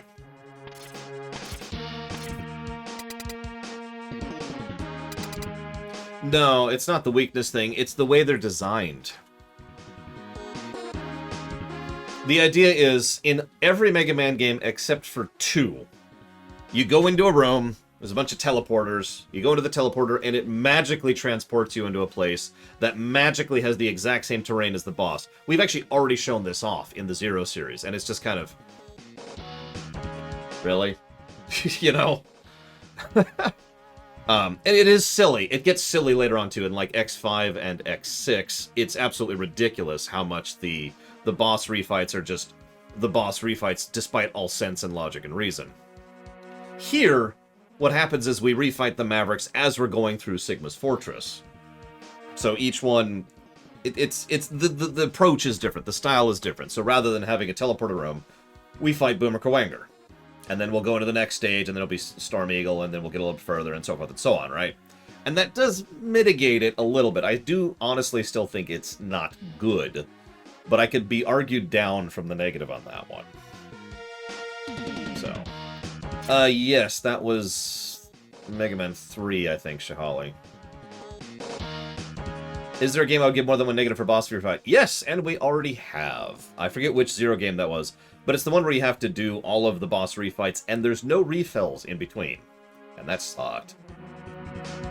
But yeah, them being spread out across the stages, I do agree, makes it less bad, hence that's the debate. What am I doing? I'm dying. Oh, so this is the worst boss in the game. I hate this fight. I hate this fight. This is the hardest boss in the game, too. So, he has an extremely small vulnerability window. Very small. It's only when he opens his gem right at the bottom. It being a spider is legitimately unrelated. The biggest problem I have is the fact that I do not have the ability to track where he's going to go that quickly. And if you don't understand what I mean by that quickly, well, he starts to go very, very fast. He goes faster the less health he has. It actually does Dream Whisperer, but getting a charge shot in that tiny frame window is not something that's probably going to happen. Oh, that was a new one. He does that. He doesn't do that all that often, but...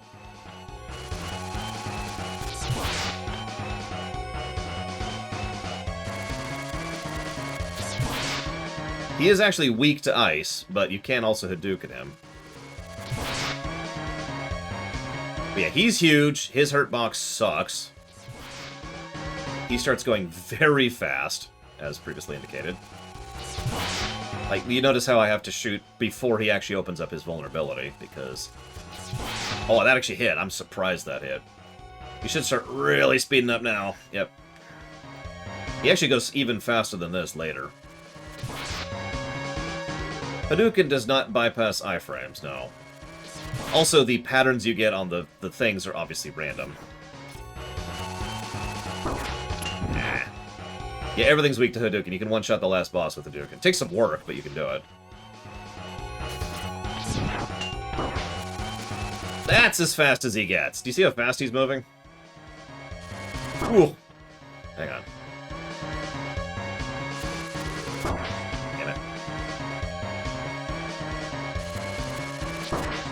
I can't believe that worked. I actually did that on purpose, too. Rebound shot. I did not think that was going to hit him.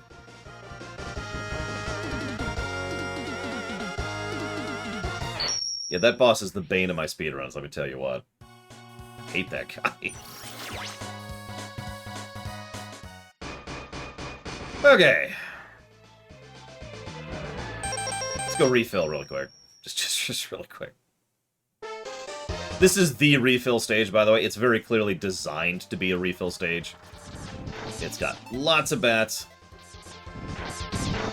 And they're all really easy to kill very quickly. And they tend to drop stuff. And, of course, there's the one-up guy right here. Where we at? Wrong weapon.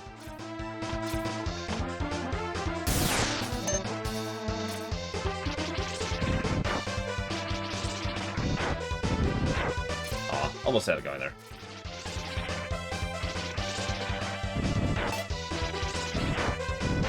One little neat thing they did. The cutters actually bring the items to you if they kill someone with that. Yeah, Sigma's thing should be on the map. They do it in X2 and X3. But for some reason, Sigma's floating fortress isn't on the map here. I'm not actually sure why. You see what I mean? This is the refill spot. This is gonna... Like, we were talking about grinding in a Mega Man game, and someone was like, don't you always have grinding in Mega Man? Not to that extent, no. And this is why. We're almost done already.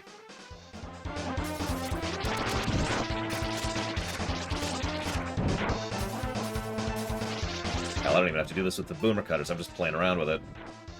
Because of the stupid story I said I was going to tell you. Don't worry, I didn't forget. I always like to, you know, give away the fact that I'm terrible and stupid. So, one of the things I used to do back in the day was I used to make up my own little fun with this game. So what I'd do is I'd play as, you know, I'd respawn, I'd pick a level. Like, Sting Chameleon was a common one. I'd do Flame Mammoth a lot. You know, it doesn't really matter who. Oh yeah, by the way, the weapon energy automatically distributes by default in this game. Sorry. Put that out. Anyways, so yeah, you know, I just replay a stage. You're probably thinking, okay, just replaying a stage, what's the point? So the goal was I would have to switch to a weapon, and I'd have to use it until it ran out. If I got weapon energy ups, that counted, you know, that worked, but I would have to use this until it was out. Once this ran out, I had to switch to the next one. And then I had to keep going through the stage with this weapon. Now, I personally did this, you know, let me walk that back. I originally did this because it was a way to teach myself how the different weapons worked and how to properly utilize them. That's how I learned a lot of little details about how the weapons worked. But the other reason I did it was just fun. It was just fun to go through the stages doing stuff like this. Like, okay, hang on, and... Oh, I screwed it up. Hang on. Then we go this way, and then we go like this, then we do this. It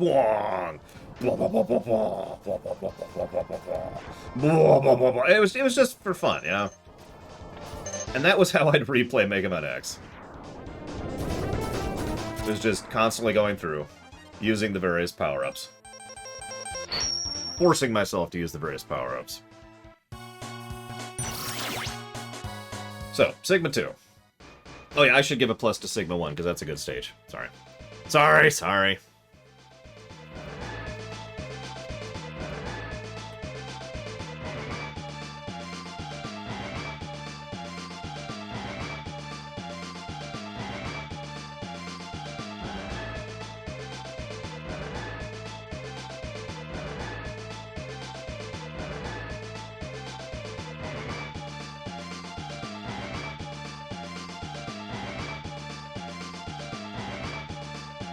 Okay.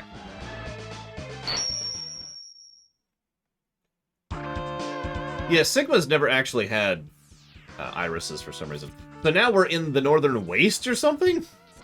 I don't know what's up with the background here. Like, aren't we floating above the city that we're nearby? Ah, whatever. It's whatever. Whoa. Let's not... And die. I wanted to die there because, let's try this again.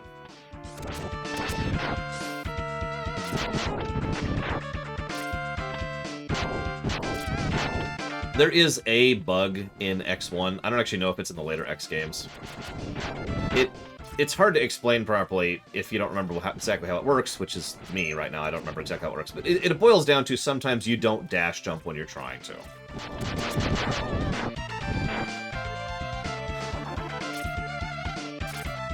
Because the way it works, I'm kind of demonstrating it a little bit. Like that, rare. You notice how I didn't dash jump there? or there. It has something to do with, like, letting go of dash a little bit too early, or not letting it go of it early enough, or something. Again, I don't remember how it works. I'm sorry, I don't remember, but it is something that is not designed correctly, and something that only really shows up when you're trying to do really tricky jumps, so I'm not going to give it a negative. But it is frustrating when you're trying to speedrun this game. Oh yeah, so this one is Kill Penguin.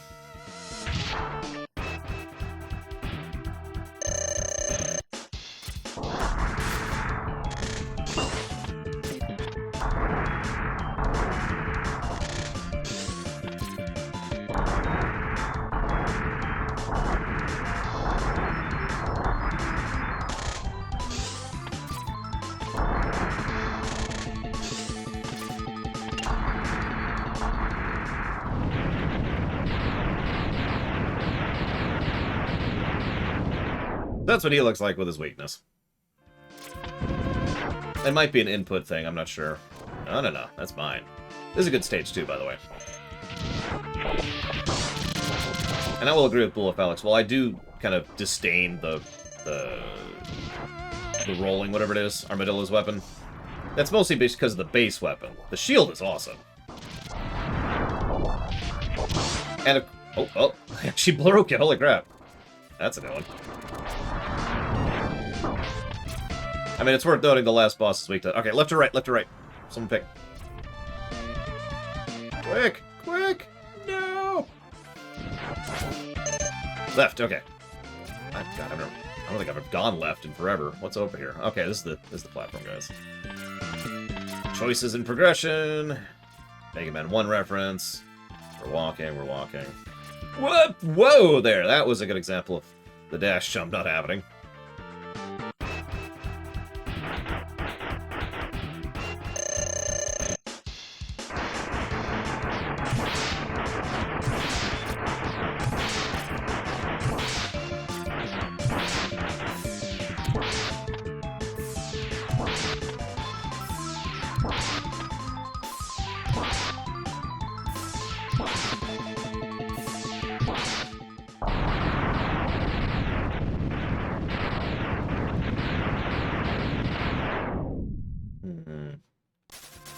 I don't know if Zero's sacrifice deserves a positive.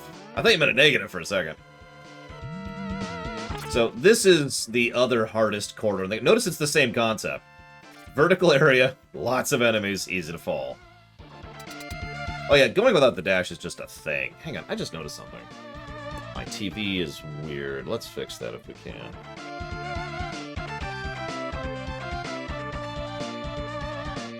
If we can. Can we? We can.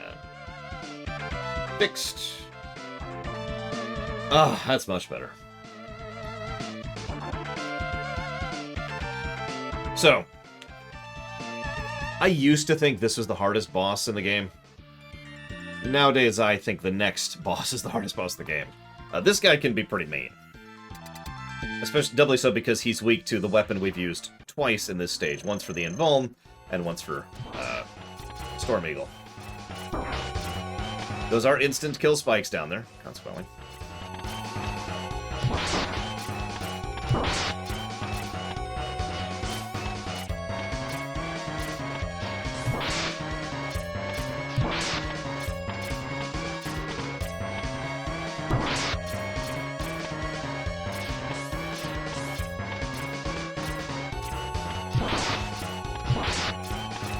I admit I kind of like the idea that we're fighting the fortress itself here, but whatever.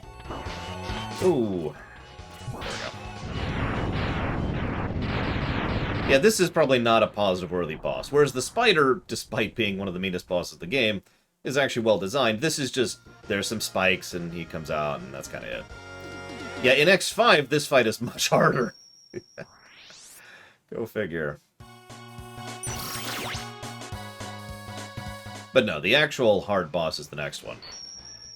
He can absolutely wreck you very quickly if you don't know what you're doing. So now we're getting into the depths here. Oh, I forgot to point out... Nah, whatever, it doesn't matter. I'll point out in a second. Die, monster.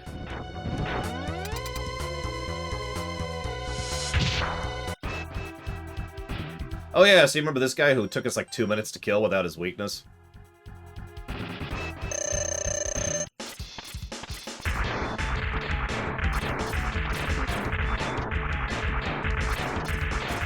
Wow, that RNG. Wong! So you can knock off his armor.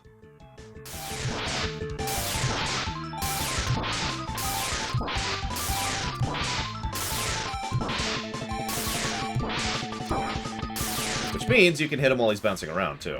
Aw. Well, trust me, you can hit him when he's bouncing around.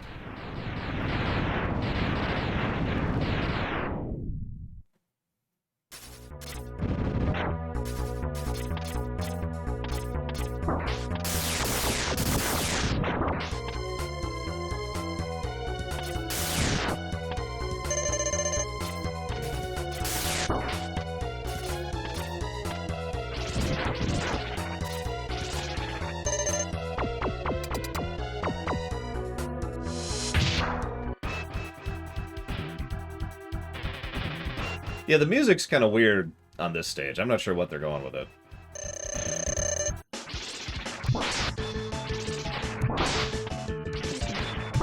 This is, by the way, the hardest boss in the game to Hadouken. You have to do this insane trick where you fully charge an chill penguin thing, and then stand on it. So that, remember, you have to stand in order to do the Hadouken. But the chill penguin statue only stays there for less than a second before it launches. So you have less than a second to get on that, have it aimed the right way, and then do the Hadouken to hit him in midair. It's something I've never actually managed.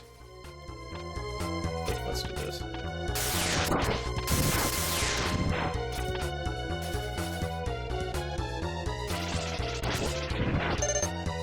Yeah, I'll go and grab that. Why not?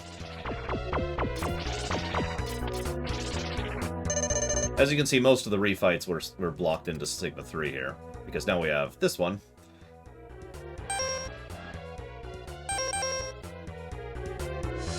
Yeah, I've seen people do it live action, Zedslayer, but it's not. So we're going to try this without ice, but with the dash, just for fun.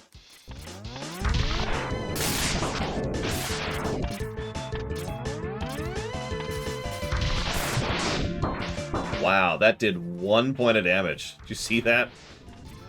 Of course, that's because of how the supercharged buster works, actually. It's not one shot. It's several shots hitting at the same time.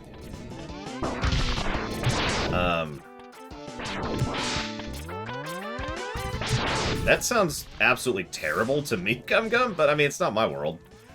It sounds very realistic. Yeah, unfortunately, the upgraded buster is just not as useful in this one as it is in some of the other ones. X3. And boat. So you see what a difference charge makes.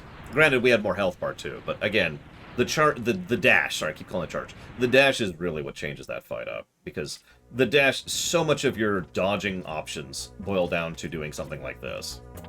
You need that extra arc, you know?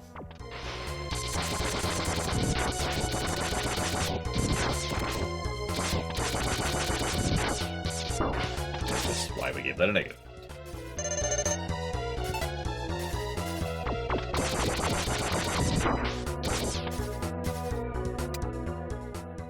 We're gonna go and show off this time, because we didn't get to show off this off last time. Oh yeah, and armor. Yep. So yeah, armor, and health, and dash. So if we hit him with Rolling Cutter enough times... Yeah, we can actually escape from this one now. We chop off his arms. That actually reduces the attacks he can do. All he does from this point is just shoot missiles. Because he's just got the shoulder cannons at this point.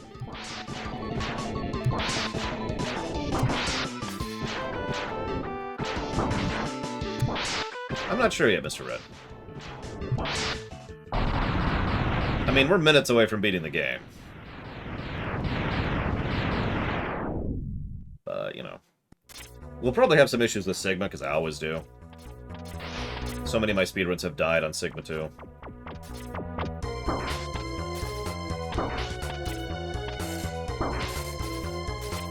No, he never gets it back his arms. So, speaking of which, hang on, let's show off something else you can do with the Rolling Cutter, which I didn't show off last time. What's up, big boy?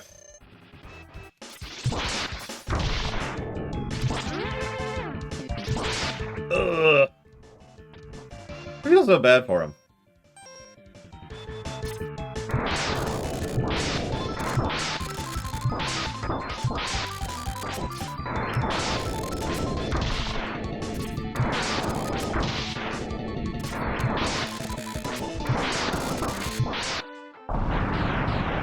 my god, it is Dr. Robotnik with really big ears for some reason. I mean, that sounds awesome to me, Dakota, but what the hell do I know? Oh, what was the pun? I didn't even see it. Oh yeah, so, hard boss. This guy can be pretty mean, honestly. No, he's weak to this. So he's got two parts, both hurt like a truck when they hit you.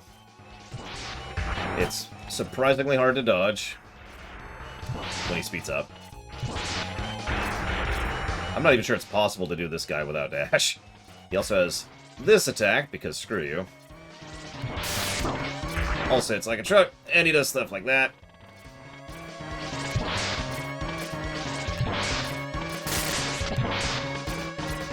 Ah, I'm out! I'm out! Oh god! No! Okay. I was out of shot! Thought I had that, and then I didn't notice I was out of weapon energy. Okay, let me think about this. Let's do this. Oh, it didn't kill him! But that did. Oh my god, that was actually really close.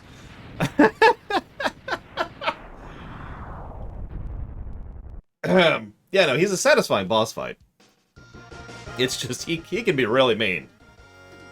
I didn't really show it off all that much, but when he gets low on health, he just starts going bam, bam, bam, bam, bam across the area, like, just non-stop. You know, berserkering.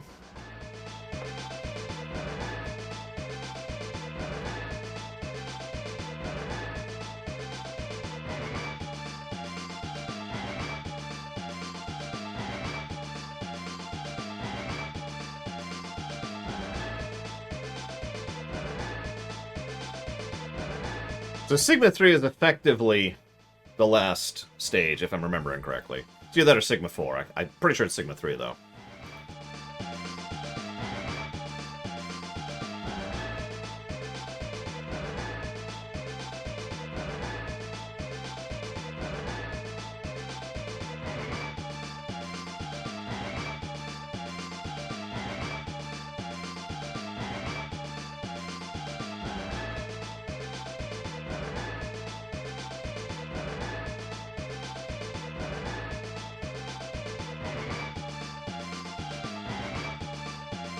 What's the name of that stupid thing? What's the name of the truck? Does anyone remember? They all have weird names. Like, the name of the spider is Bow Spider. Hang on. Let me look this up. They all have really weird names. Like, all the enemies in this game have just bizarre names.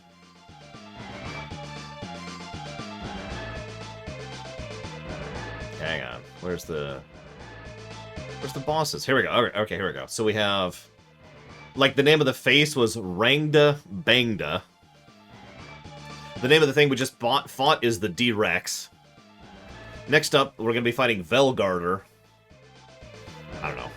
I got nothing. Yeah, lift cannon, sure, okay. Well, what the hell is a Velgarder? Damn it, whatever.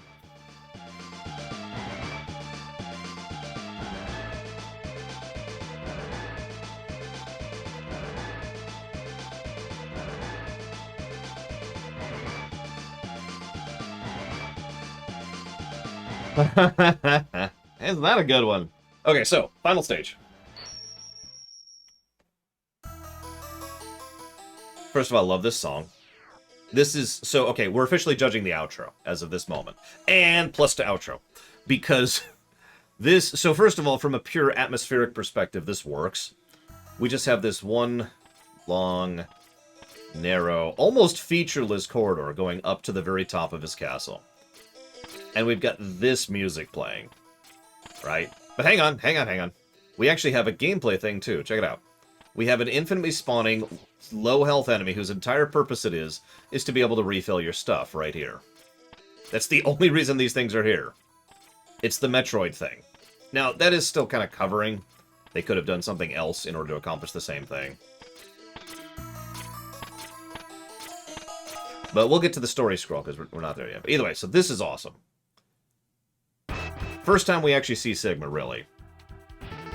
Welcome, X. I see you managed to get here by yourself. Very impressive. I could destroy you, but I would not rob my pet of that pleasure. He knows how to deal with betrayers. Should you live, I will be waiting for you. Don't disappoint me, X.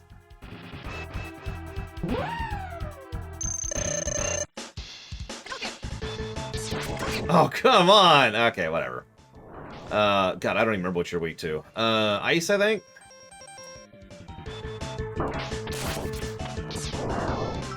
Yeah, I think it's ice. He shoots fire. That makes sense.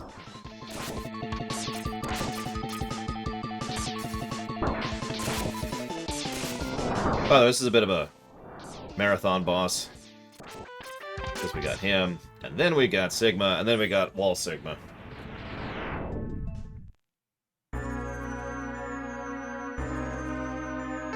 Excellent job, X. I see why Zero counted on you. You're almost as good a hunter as I was. But the time of your destruction has arrived. You shall regret ever having defied me. One sec. Oh, nope. He's weak to lightning. So he actually has a really simple pattern. He has two methods of going up and down. Fast when he's going down, and slow when he's going up. He also has Zero's lightsaber. By the way, you notice Zero didn't have a Z-saber, despite it being iconic to his character in this game. This is actually kind of it. Despite having this kind of a song, it's kind of like, okay. A little bit of a boring fight. He can block shots. I haven't really showed that off. He also has a head attack, which I'm not showing off because I'm at 2 health.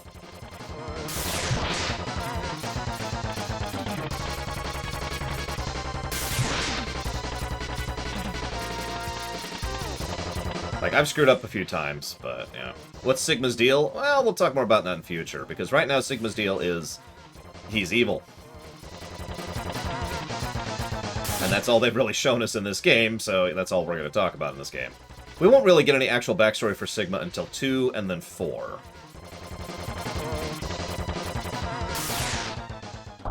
So this leads to Wall Sigma.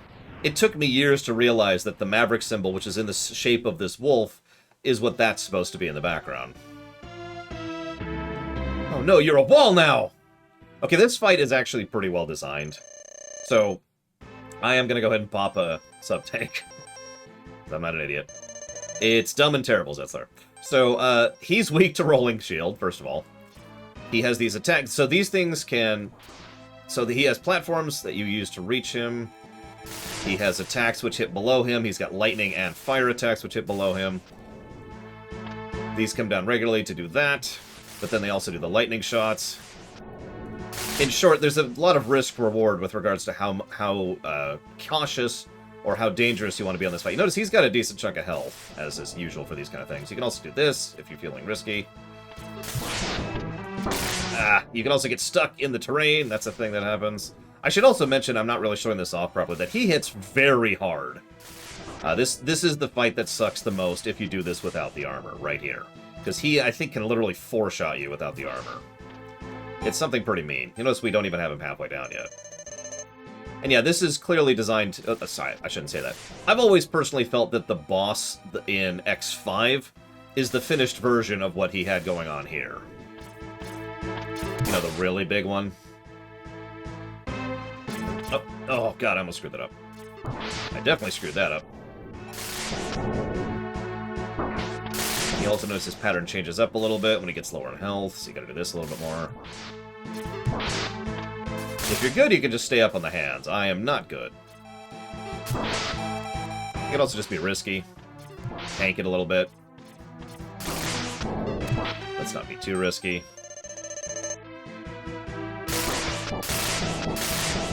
Ooh. Yeah, so notice he's doing everything more rapidly, even without the triggers that were before. And... Time. 3. Dakota. With Kaiser Sigma. No, it's not possible. I'm a Reploid. I can't be destroyed by you. Why, X? Why have you done this to us?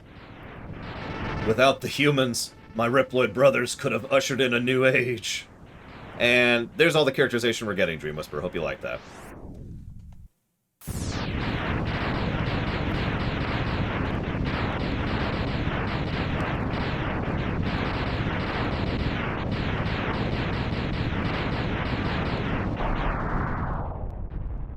Love this song.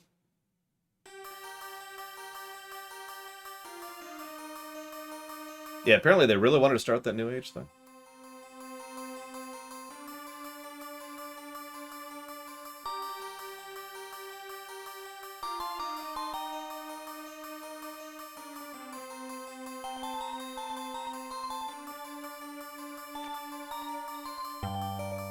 The war has ended for now, and peace has been restored. But those who sacrificed themselves for victory will never return. Exhausted, X gazes at the destruction he helped cause, and wonders why he chose to fight. Was there another way? No, there was not. Or was there? No, there wasn't.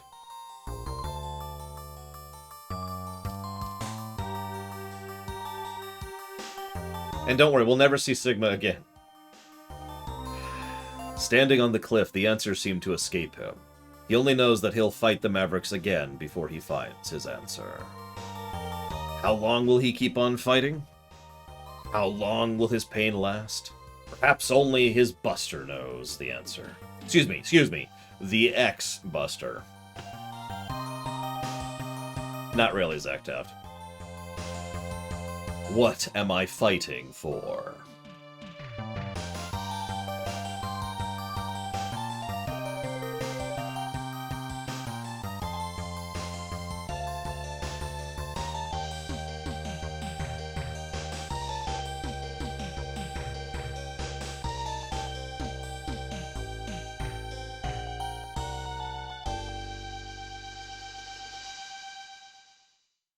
Alright, man. Speaking of good songs.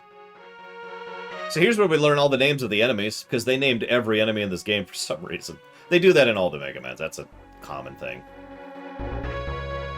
I love some of the names of these things, though. There's like, okay, so the Bomb Bean, sure. Hoterion, okay. The Thunder Slimer. Death Rogoomer. What? That's actually the name of the airship, by the way. Death Rogoomer. Rolling Gabule. Mole Borer. Another one. And yeah, we're back on the highway. The Ladder Yatter. RT-55J, my personal favorite. There's Bow Spider, Rangda Bangda, D-Rex, and of course Velgarder. Now what's weird is they decided to do this little thing here. They did this in several of the X games.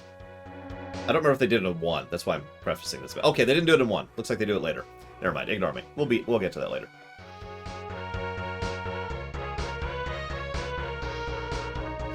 I'm gonna go ahead and switch back to my computer now. There we go.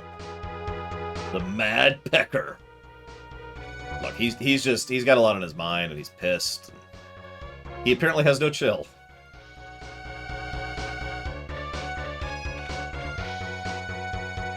So, on the plus side, this is still one of the best games ever made. Definitely with its issues. As I've said many, many times, there's no such thing as a perfect game.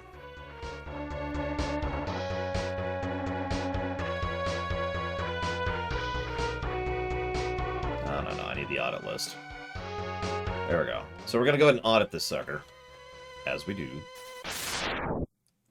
Got a freeze frame, because it's the 90s. Hang on, we're not quite done yet. Yeah,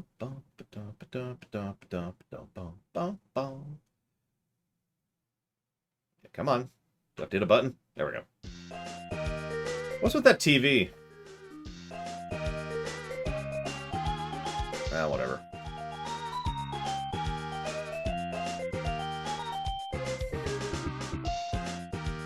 Why is Vile Purple Boba Fett? Because, okay, why is Boba Fett popular, Blue Hero?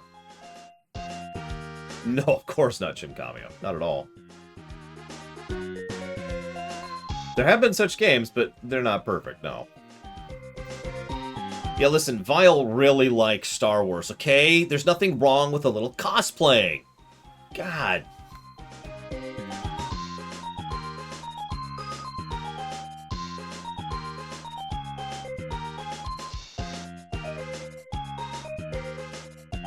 Okay.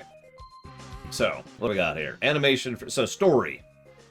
Atmosphere and tone, not really. Let's see. Babylon 5 effect, no. Background lore, no. Banter, no. Branching, no. Camera, no. Characters, no. No cinematics, no consequence, no cutscenes. Very little dialogue. Doodads, we gotta put Doodads plus. Just one. No empty text. No issues with that. No external continuity yet. Although, actually, we could debate external continuity, but honestly, I don't think it really counts. I mean, the Sigma boss song being the same as the Mega Man 1 boss song, and just other little references. Those are all references, that's not really a thing, so no, we're moving on. Fake drama, no. Foreshadowing, no. Humor, no. Integration or segregation, no. Internal continuity, no. What? You have won a temporary victory, X. What you destroyed was only a temporary body. My spirit remains intact.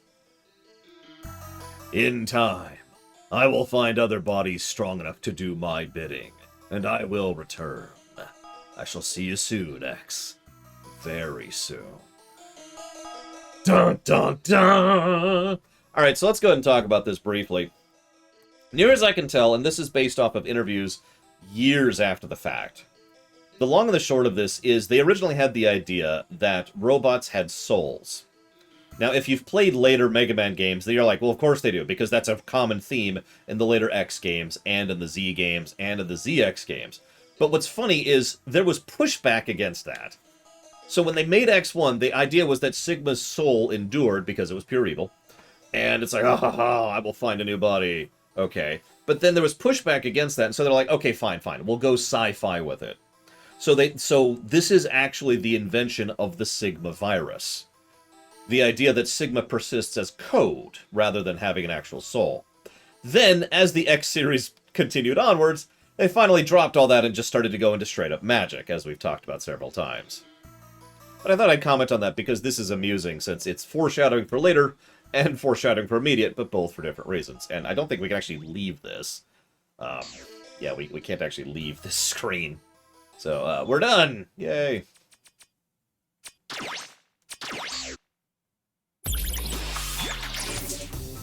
Well, that's a game completion reward, a new wallpaper. Hey, cool. But that was X1. Alright, let's finish our audit, shall we? Actually, you know what? While we're finishing our audit, for once we can actually do something here. Hang on.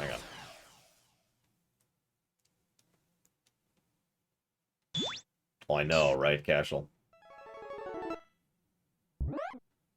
What's doubly amusing, Cashel, is Wily enters the Mega Man X series in its second entry. Someone name a song. From the game. Someone name a favorite song from the game. Quick.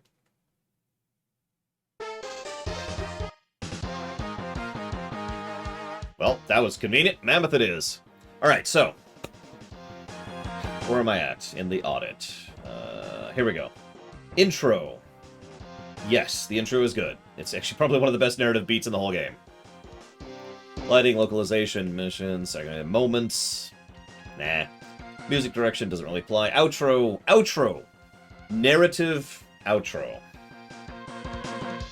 What do we think? See, on the one hand, I do love the build-up to the Sigma fights, and the Sigma fights themselves narratively.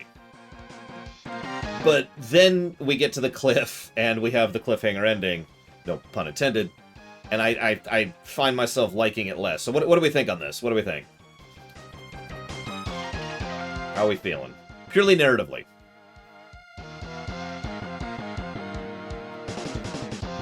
There, someone said 0.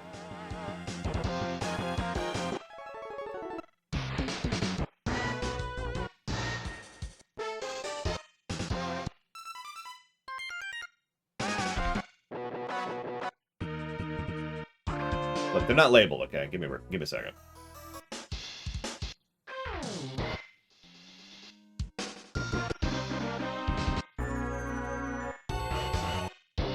There it is.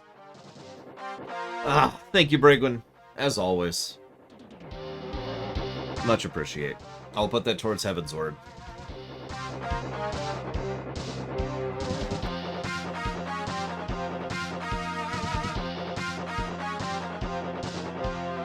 Yeah, I admit, like I said, I'm of mixed feelings on the outro. I'm willing to just give it a wash. I feel like that actually works. So, you know what? Sure. We'll give it a wash.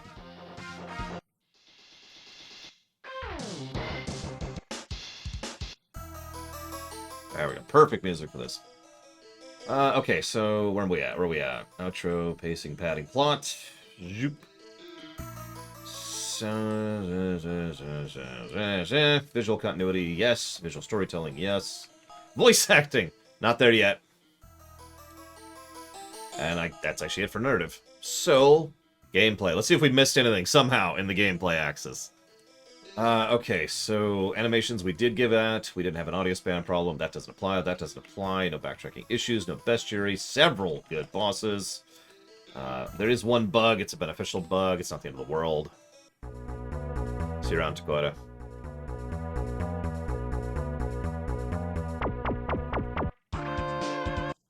There we go.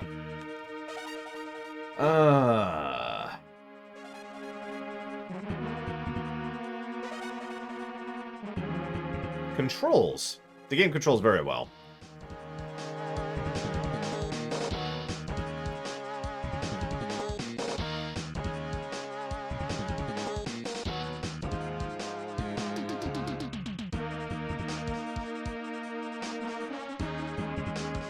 And no, Jin Kamio. Core combat. Yeah. Only one positive for that.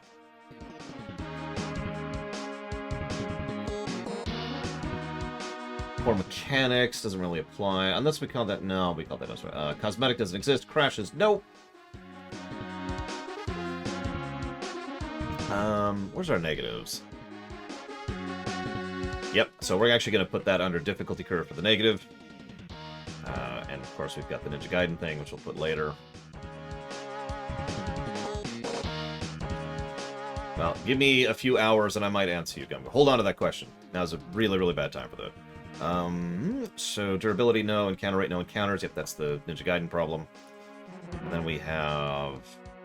I don't know what I'd call that. I guess that would be a guidance thing? We don't have fast travel. The graphics are great.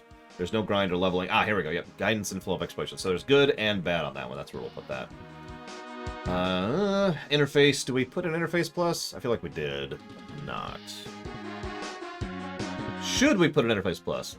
No. Unless anyone wants to argue interface, but I don't think it's that great. Well, that you can rebind it, though, Zillow. I mean, you're right. So everyone knows what the Mega Man claw is, right? Where you have to do like this in order to probably do it. But if you rebind dash to R, that completely removes that problem. Which is why I do that, by the way. Intro. Yes. Great intro. Itemization. Yeah, no, that actually qualifies. Realistic? Yes, absolutely, Gumbo. I can answer that quickly and easily. That's, in fact, frankly, I'm surprised that hasn't happened more often in real life. Ignoring the fact that it obviously was the most common way that was done in real life back in the day. So, whatever. Just replace company with mercenary, and there you go.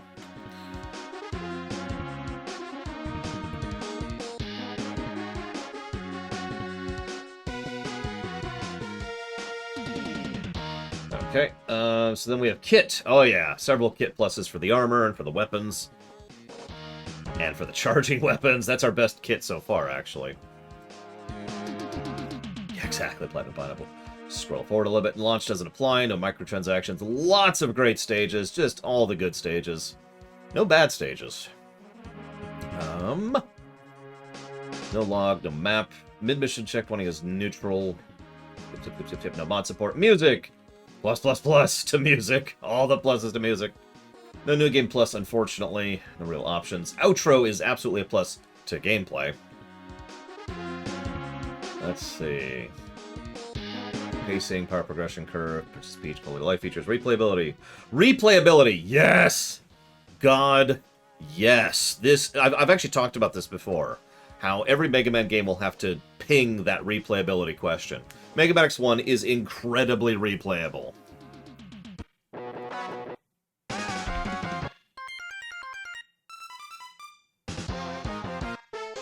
Super replayable. And the game is clearly built that way, with the different power-ups, with the different modes you can play through, whether you get which options are what, which bosses you fight in which order, whether you use weaknesses or not, and just, it's just fun. It's just straight-up fun. It's also kind of short, in a good way. I know that's a weird thing to comment on, but several games use their short length on purpose in order to try and encourage you to replay it, right? Modern Warfare is actually a good example of that. Or a lot of roguelikes kind of do this. I'm trying to think of other examples and I'm failing at it, but whatever. Point being, yeah, no. Replay, yes. No low health problem, no respec exists. Saves to system doesn't get a negative because we have the new system. Sound design got a positive, yes, absolutely. Terrain design, yeah, actually. Halo, another good example. Another good example. Or Halo Reach, if you want to go with my favorite.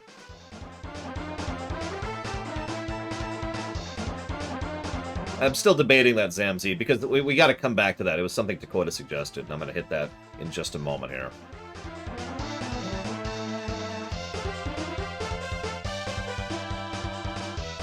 But yeah, terrain design, yes, definitely. Traversal mechanics. Not really negative or positive. Tutorialization, yep. Really well tutorialized game. Visual distinction, oh yeah.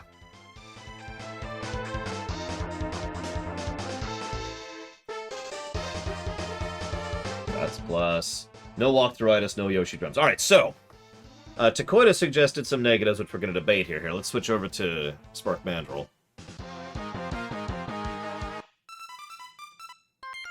Somewhere. There we go.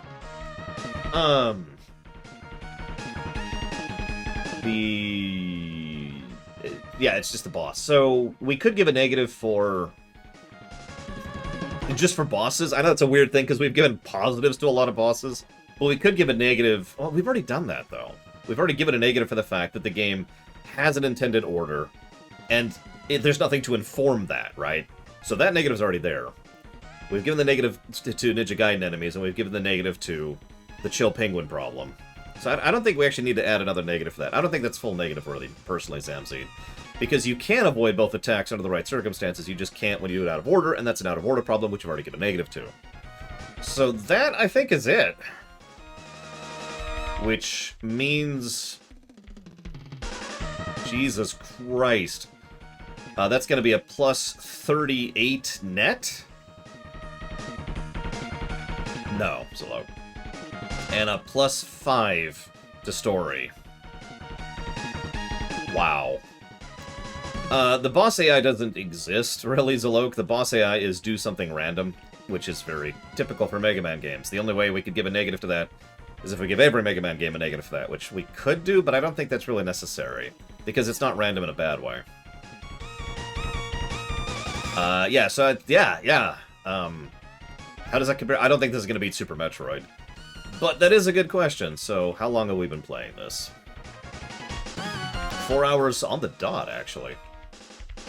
Let's see what our golden score is, shall we? Drumroll, please.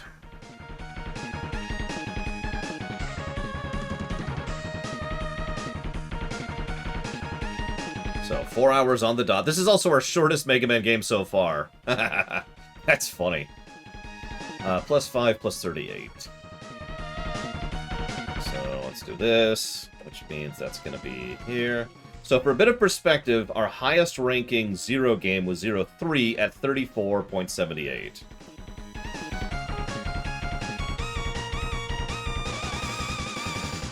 This game scores 65.54.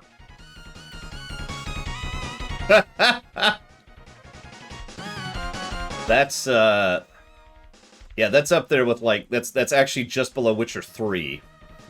Just above Celeste, Devil May Cry 5, Ghost of Tsushima, God of War 4, Paper Mario. Super Mario Odyssey. That actually makes that our, looks like 19th highest rated game ever. Which may not sound impressive, but considering the competition is every game we've reviewed ever, that's really impressive. Oh yeah, and this will absolutely get the sushi tag. Yeah, Mega Man 11, which is our previous highest rated Mega Man game, was a 47.76 for perspective. This one, so far Ginga Man, this one wins. 65.54. And then after this we have Mega Man 11, which was 40-something. And then after that we have 03, which is 34.78. Wow, that is a damn good game. And it has been an absolute treat and joy replaying this sucker, which really says all I think it needs to. Holy crap. So I might be able to do my wrap-up paperwork stuff in about an hour and 40 minutes. I'm going to have to also eat in that time.